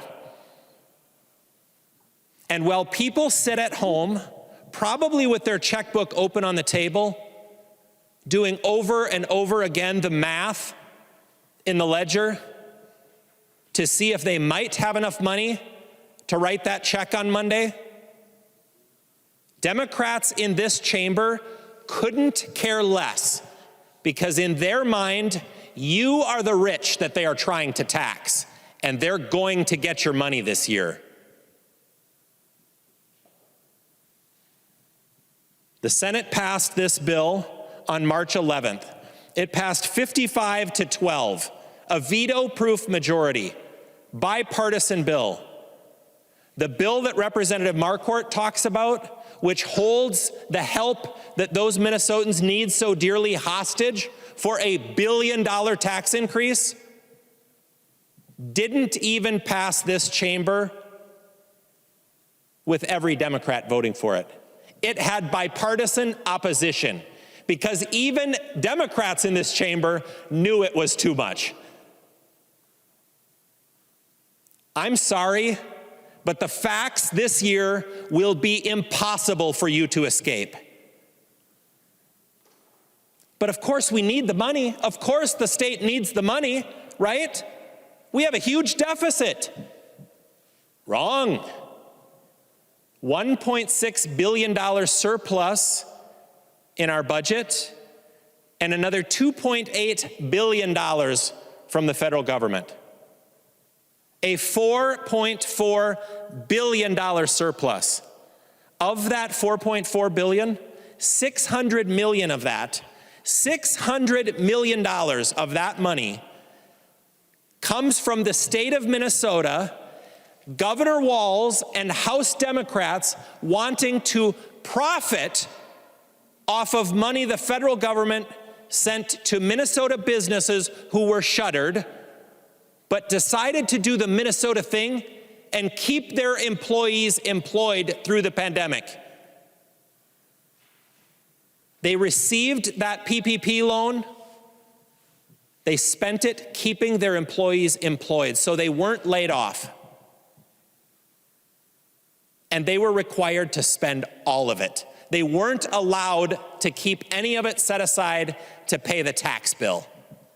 The federal government is not taxing that money because they know it's wrong. And the unemployment benefits that Minnesota workers received who were laid off during the pandemic,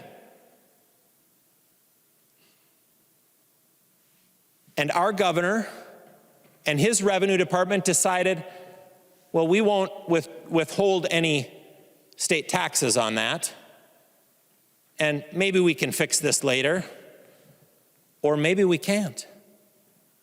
Maybe he never wanted to, and maybe you never wanted to. But those chickens are coming home to roost on Monday, Would Representative Liz Lagarde yield for a question? He will yield. Representative Dept. Thank you, Madam Speaker. Representative Liz Lagarde, I consider you a friend. We shared some laughs outside the chamber door not long ago. I look forward to visiting you in your district this summer, where you've assured me you'll buy me a cheeseburger. I appreciate that in advance. One of your colleagues, who's sitting right behind you, Representative Ryer, moments ago on this House floor, called exempting PPP loans and exempting unemployment benefits to displaced workers, she called that a punchline. Do you agree with her? The member from St. Louis, Representative Liz Lagarde. Thank you, Madam Speaker and Representative Dept. I did not directly hear what she said, but it is not a punchline. Representative Dept. Thank you, Madam Speaker. Thank you, Representative Liz Lagarde. You're damn right it's not a punchline. And if you don't think that the 250,000 Minnesotans who are going to be impacted by the unemployment insurance benefits being taxed by you, and if you don't think the 200,000 plus businesses that received a PPP loan that's being taxed by you, if you don't think that's serious, you better re-examine why you're here. That is real. The bill that we're voting on right now is imaginary. I haven't seen so many Democrats in the chamber of the Minnesota House until today. You'd think this was the biggest bill of the year.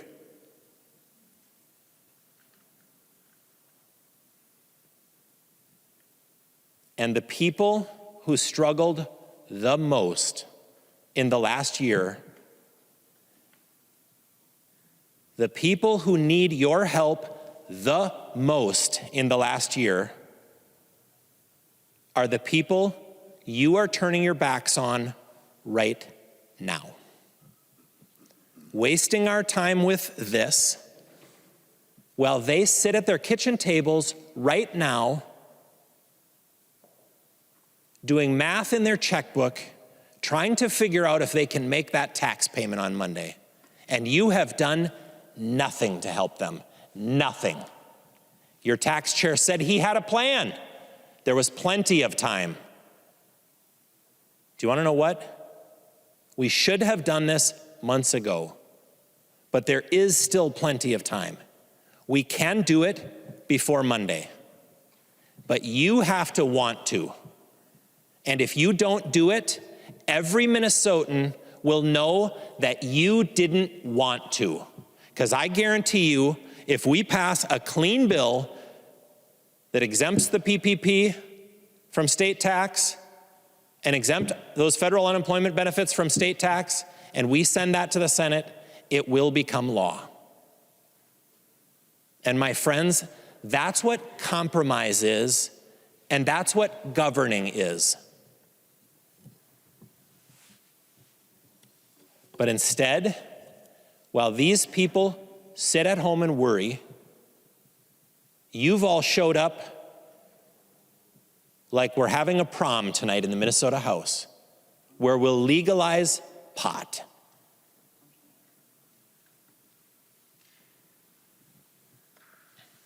I am genuinely ashamed of you. We can go on longer, or I can be done in a couple of minutes. Your choice. Is he seeking to be recognized, Madam Speaker? I think he's waiting for you to conclude, Representative Great, Dept. that sounds like a good plan. And members, I am dead serious. This isn't a Chamber of Commerce thing. This isn't a whatever special interest group thing. Every one of us has Minnesotans in our districts who are hurting. The bill that Representative Marquardt talked about, when I point, I'm pointing at the screen where we see the members who are participating from home. That bill was incredibly flawed because it didn't help every business. And it held those provisions hostage for a $1 billion tax increase. And did we need it? We have the largest surplus in modern history. And I am shocked at the lack of leadership that legislative leaders have already given up that we can't finish on time. Back in 2015, Senator Bach, a Democrat, and me, a Republican, set the final budget targets, the joint budget targets, on Friday evening. That would be tomorrow evening in this legislative session. And we finished the session on time and put a complete budget on the governor's desk. It can be done if you want to. You can get your job done if you try. And you can help these hurting Minnesotans if you want to. But you can only help them if you actually try. And you have not. You have failed them. And I am ashamed of your behavior. I implore you to set aside your requirement or demand for a $1 billion tax increase. It's not going to happen. We don't need the money. Set it aside. And together, let's help the Minnesotans that need it the most. The people who were laid off during the pandemic, and the companies, while they were shuttered and many couldn't do business, kept their employees employed because it was the right thing to do. Do you know what those people want you to do? They want you to do the right thing. And instead, you showed up on prom night to legalize pot. Madam Speaker, I would move that we table this bill and immediately take up the PPP exemption and unemployment insurance exemption. And I'd request a roll call vote. Representative Dept moves to lay House File 600 on the table. A motion to table is not debatable. He requested a roll call. Seeing 15 hands, there will be a roll call. The clerk will take the roll on the motion to table.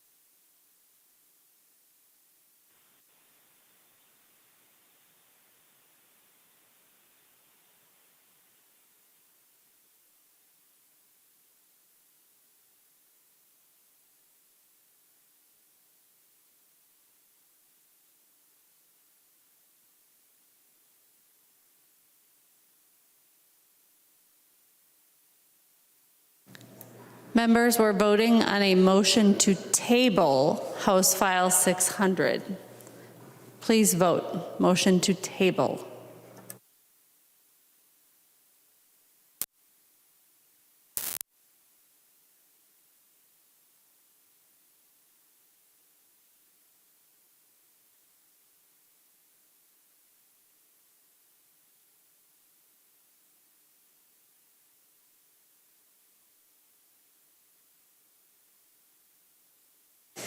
Will the Chief Clerk please call the names of the members who have not voted yet?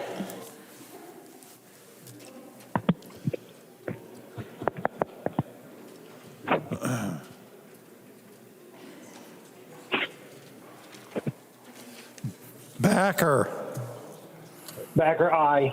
Backer, aye. Baker. Baker, aye. Baker, aye. Davids. David votes aye. Davids, aye. Drazkowski. Drazkowski, aye. Drazkowski, aye. Frankie.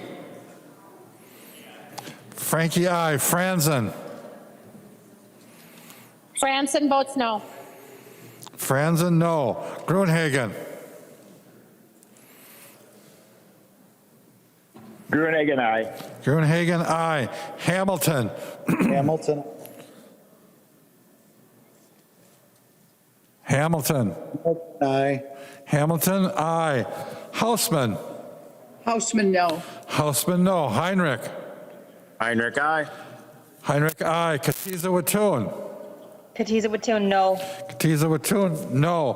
Mortensen. Mortensen, aye. Mortensen, aye. Munson. Munson, aye. Munson, aye. Pearson. Pearson, aye. Pearson, aye. Poston.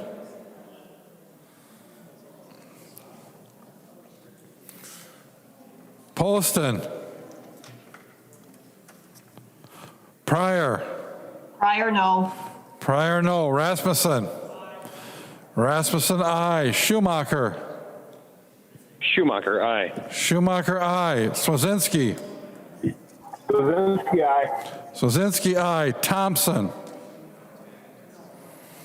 Thompson, no. Thompson, no. Erdahl. Erdahl, aye. Erdahl, aye. Please recall Representative Franzen. Franzen. Franzen votes yes. Franzen changes from no to aye. The clerk will close the roll.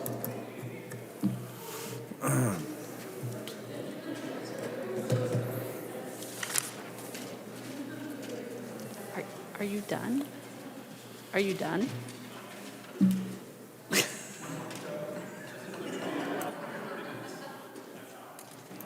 There being 63 ayes and 70 nays, the motion does not prevail. The bill is not laid on the table.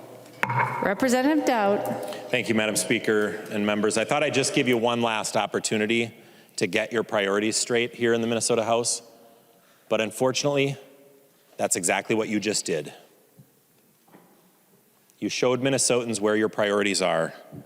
2 hearings on helping unemployed Minnesotans during the pandemic, 13 hearings on pot. I think we all knew what the answer was going to be, but tonight it's crystal clear that Governor Walz and Democrats in the Minnesota House don't care about unemployed Minnesotans. They care about legalizing marijuana. It is not a punchline, Representative Ryer. These people need your help. And I'm going to implore you one last time. You've got 97 hours to help them. And you will have my cooperation in getting it done. But you've already realized that we're not going to finish this session on time, and you've thrown in the towel, prematurely, I might add, but you've thrown in the towel on this session. Please don't throw in the towel on Minnesotans. They need your help. And at some point, you need to say, it's not worth holding those people hostage to get $1 billion tax increase that we don't need. So it's time to check your priorities. And I hoped that that roll call vote was your opportunity. But unfortunately, you confirmed for me and you confirmed for every Minnesotan who's wondering right now how they're going to pay that bill on Monday, that you don't care about them. And I'm incredibly disappointed. Members, I'd encourage you to vote no, and let's get to the work that Minnesotans sent us here to do, which is our budget and the PPP exemption and the unemployment exemption that is an immediate need by the Minnesotans who are hurting the most through the pandemic.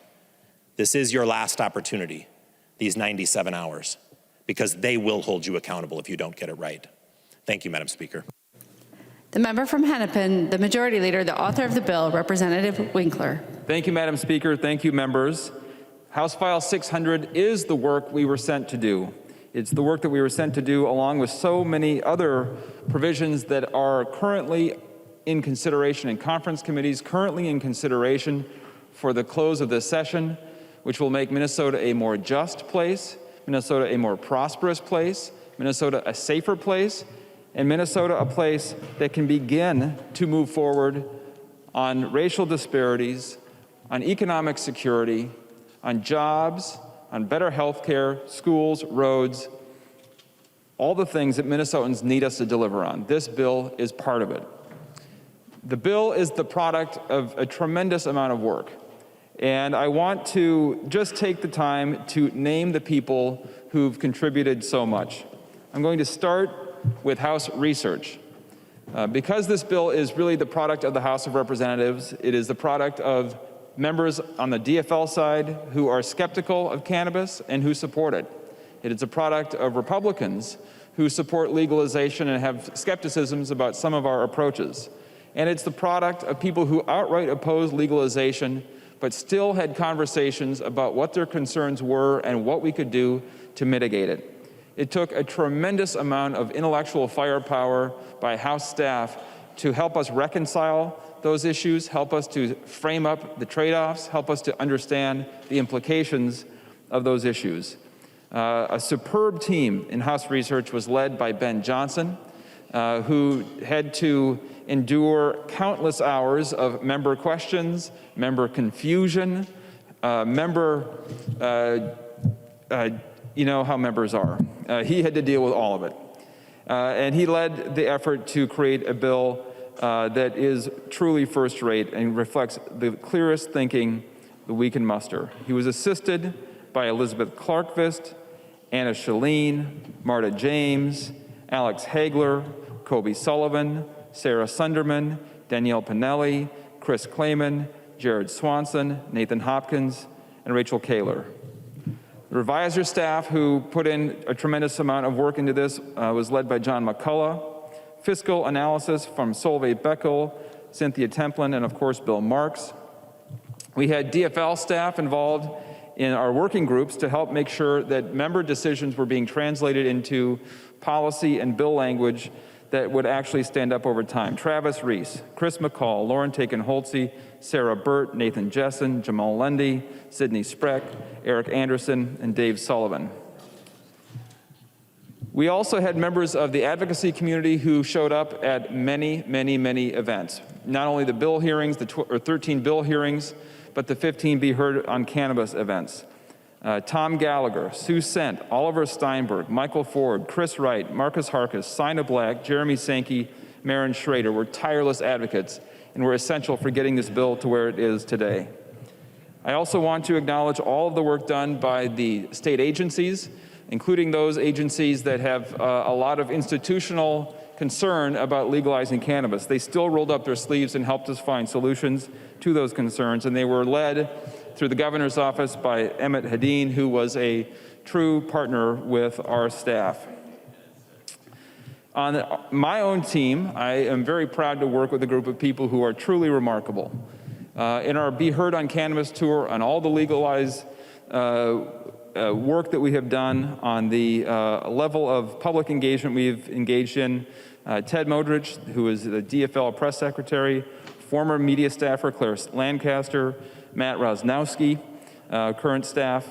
I could not possibly do this work without the incomparable Binta Conte, who's since left us, for Hennepin County, for my legislative assistant, Nu Vang, who engaged in countless hearings, Will Blauvelt, who managed to keep the train running on time, and Paul Cummings, who architected the most thorough engagement process that any human mind could conceive of in the Minnesota House of Representatives and across the state of Minnesota. If nothing else, if I did not get this bill passed tonight, Paul Cummings would be very disappointed in me. You will. The bill represents a tremendous amount of effort, 2 years worth of very intensive effort, and we have much more work to go before it will be done. That much is obvious. Minnesota is moving in this direction. This will happen. 2/3 of our citizens support legalization. That means 2/3 of our people do not believe that locking people up is a legitimate way to regulate cannabis. Those conversations will continue. It is not a fake bill. It is not a pot bill. It is not any of the reefer madness bill language that we've been hearing. This is a bill about making a rational choice about how to address a substance that has some harms but can be responsibly used by people making adult decisions. It is safer than alcohol. It is safer than tobacco. We can use a legal, regulated approach with public health standards to encourage people to use it safely. We can mitigate tremendous harm caused by our criminal justice system in our communities of color, and particularly for Black Minnesotans. We can use the revenue to address substance abuse, to address education, to provide for public health, to regulate the product itself, and to begin to right some of the harms caused by prohibition itself. So members, I ask for your support. The Minnesota Senate, as we've heard often tonight, is run by leaders who oppose this bill. They will not always be in charge of the Minnesota Senate. And unless the House of Representatives takes the initiative to put a bill on the table, very little happens in Minnesota state government. We have a job to do as a body, Republican or Democrat, regardless of year, regardless of who's in charge. The Minnesota House generates the ideas, we generate the policies, we push and we strive, and we make a difference, and we push until the Senate finally acts. Every major legislation that I have had a chance to carry, every major piece of policy that I've had a chance to champion that has made a difference in Minnesotans' lives has started in the House, and it happened when the Senate finally got pushed to action. This bill is one of those examples. It will make a huge difference. We will get the job done. It starts tonight. I ask for your green vote. The clerk will take the roll on the bill.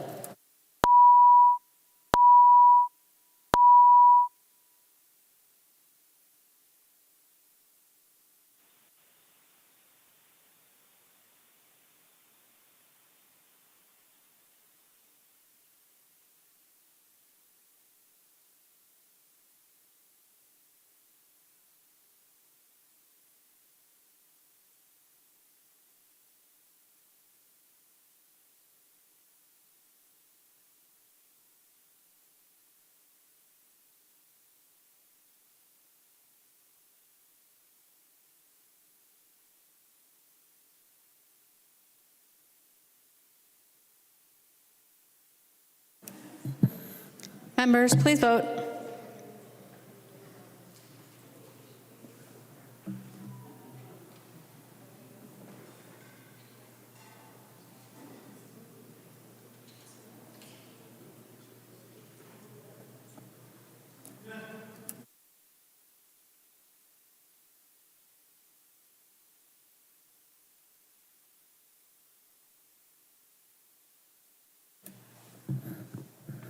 Will the clerk please call the names of the members who have not voted yet?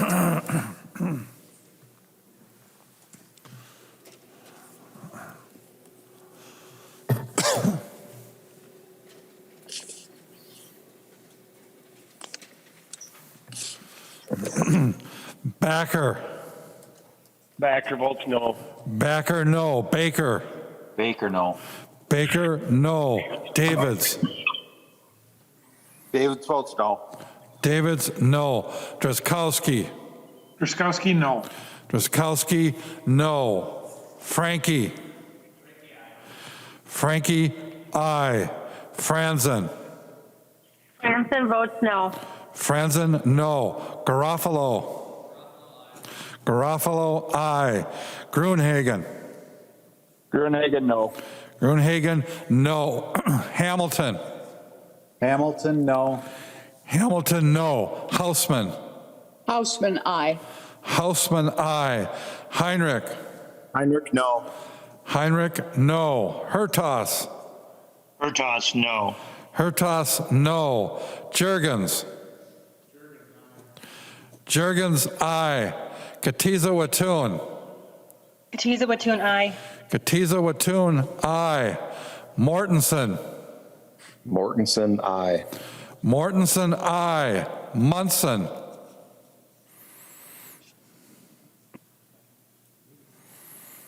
Munson. aye. Munson. Munson, aye. Munson, aye.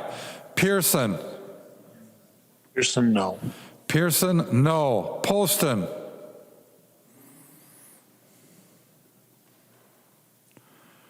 Poston. Pryor. Pryor, aye. Pryor, aye. Schumacher. Schumacher, no. Schumacher, no. Swazinski. Swazinski, no. Swazinski, no. Thompson. Thompson, aye. Thompson, aye. Erdahl. Erdahl, no. Erdahl, no. West. West, aye. The clerk will close the roll.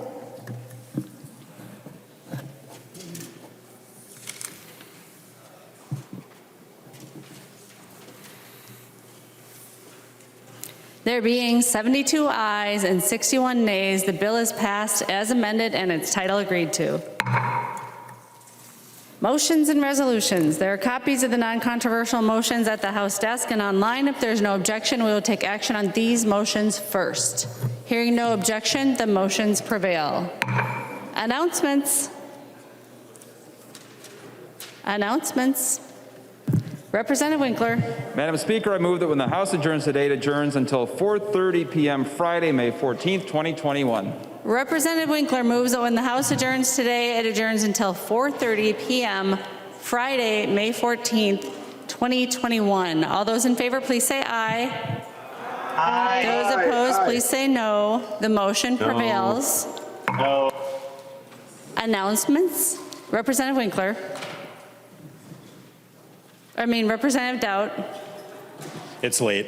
It's late. Thank you, Madam Speaker. We're getting towards the end here. Tomorrow's Friday, Saturday, Sunday, Monday. What does that look like if Representative Winkler would yield for a question? He will yield. Representative Winkler. Madam Speaker, Representative Dept, we have bills on the calendar for Friday and Saturday. We may calendar bills for Sunday and Monday.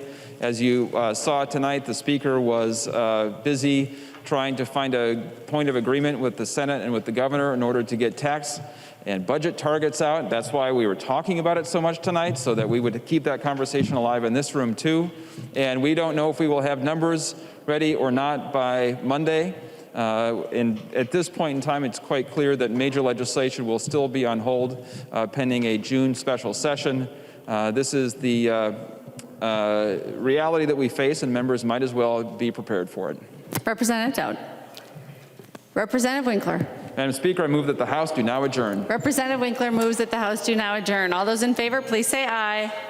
Aye. Those opposed, please say no. The motion prevails. The House stands adjourned until 4:30 p.m. Friday, May 14th, 2021.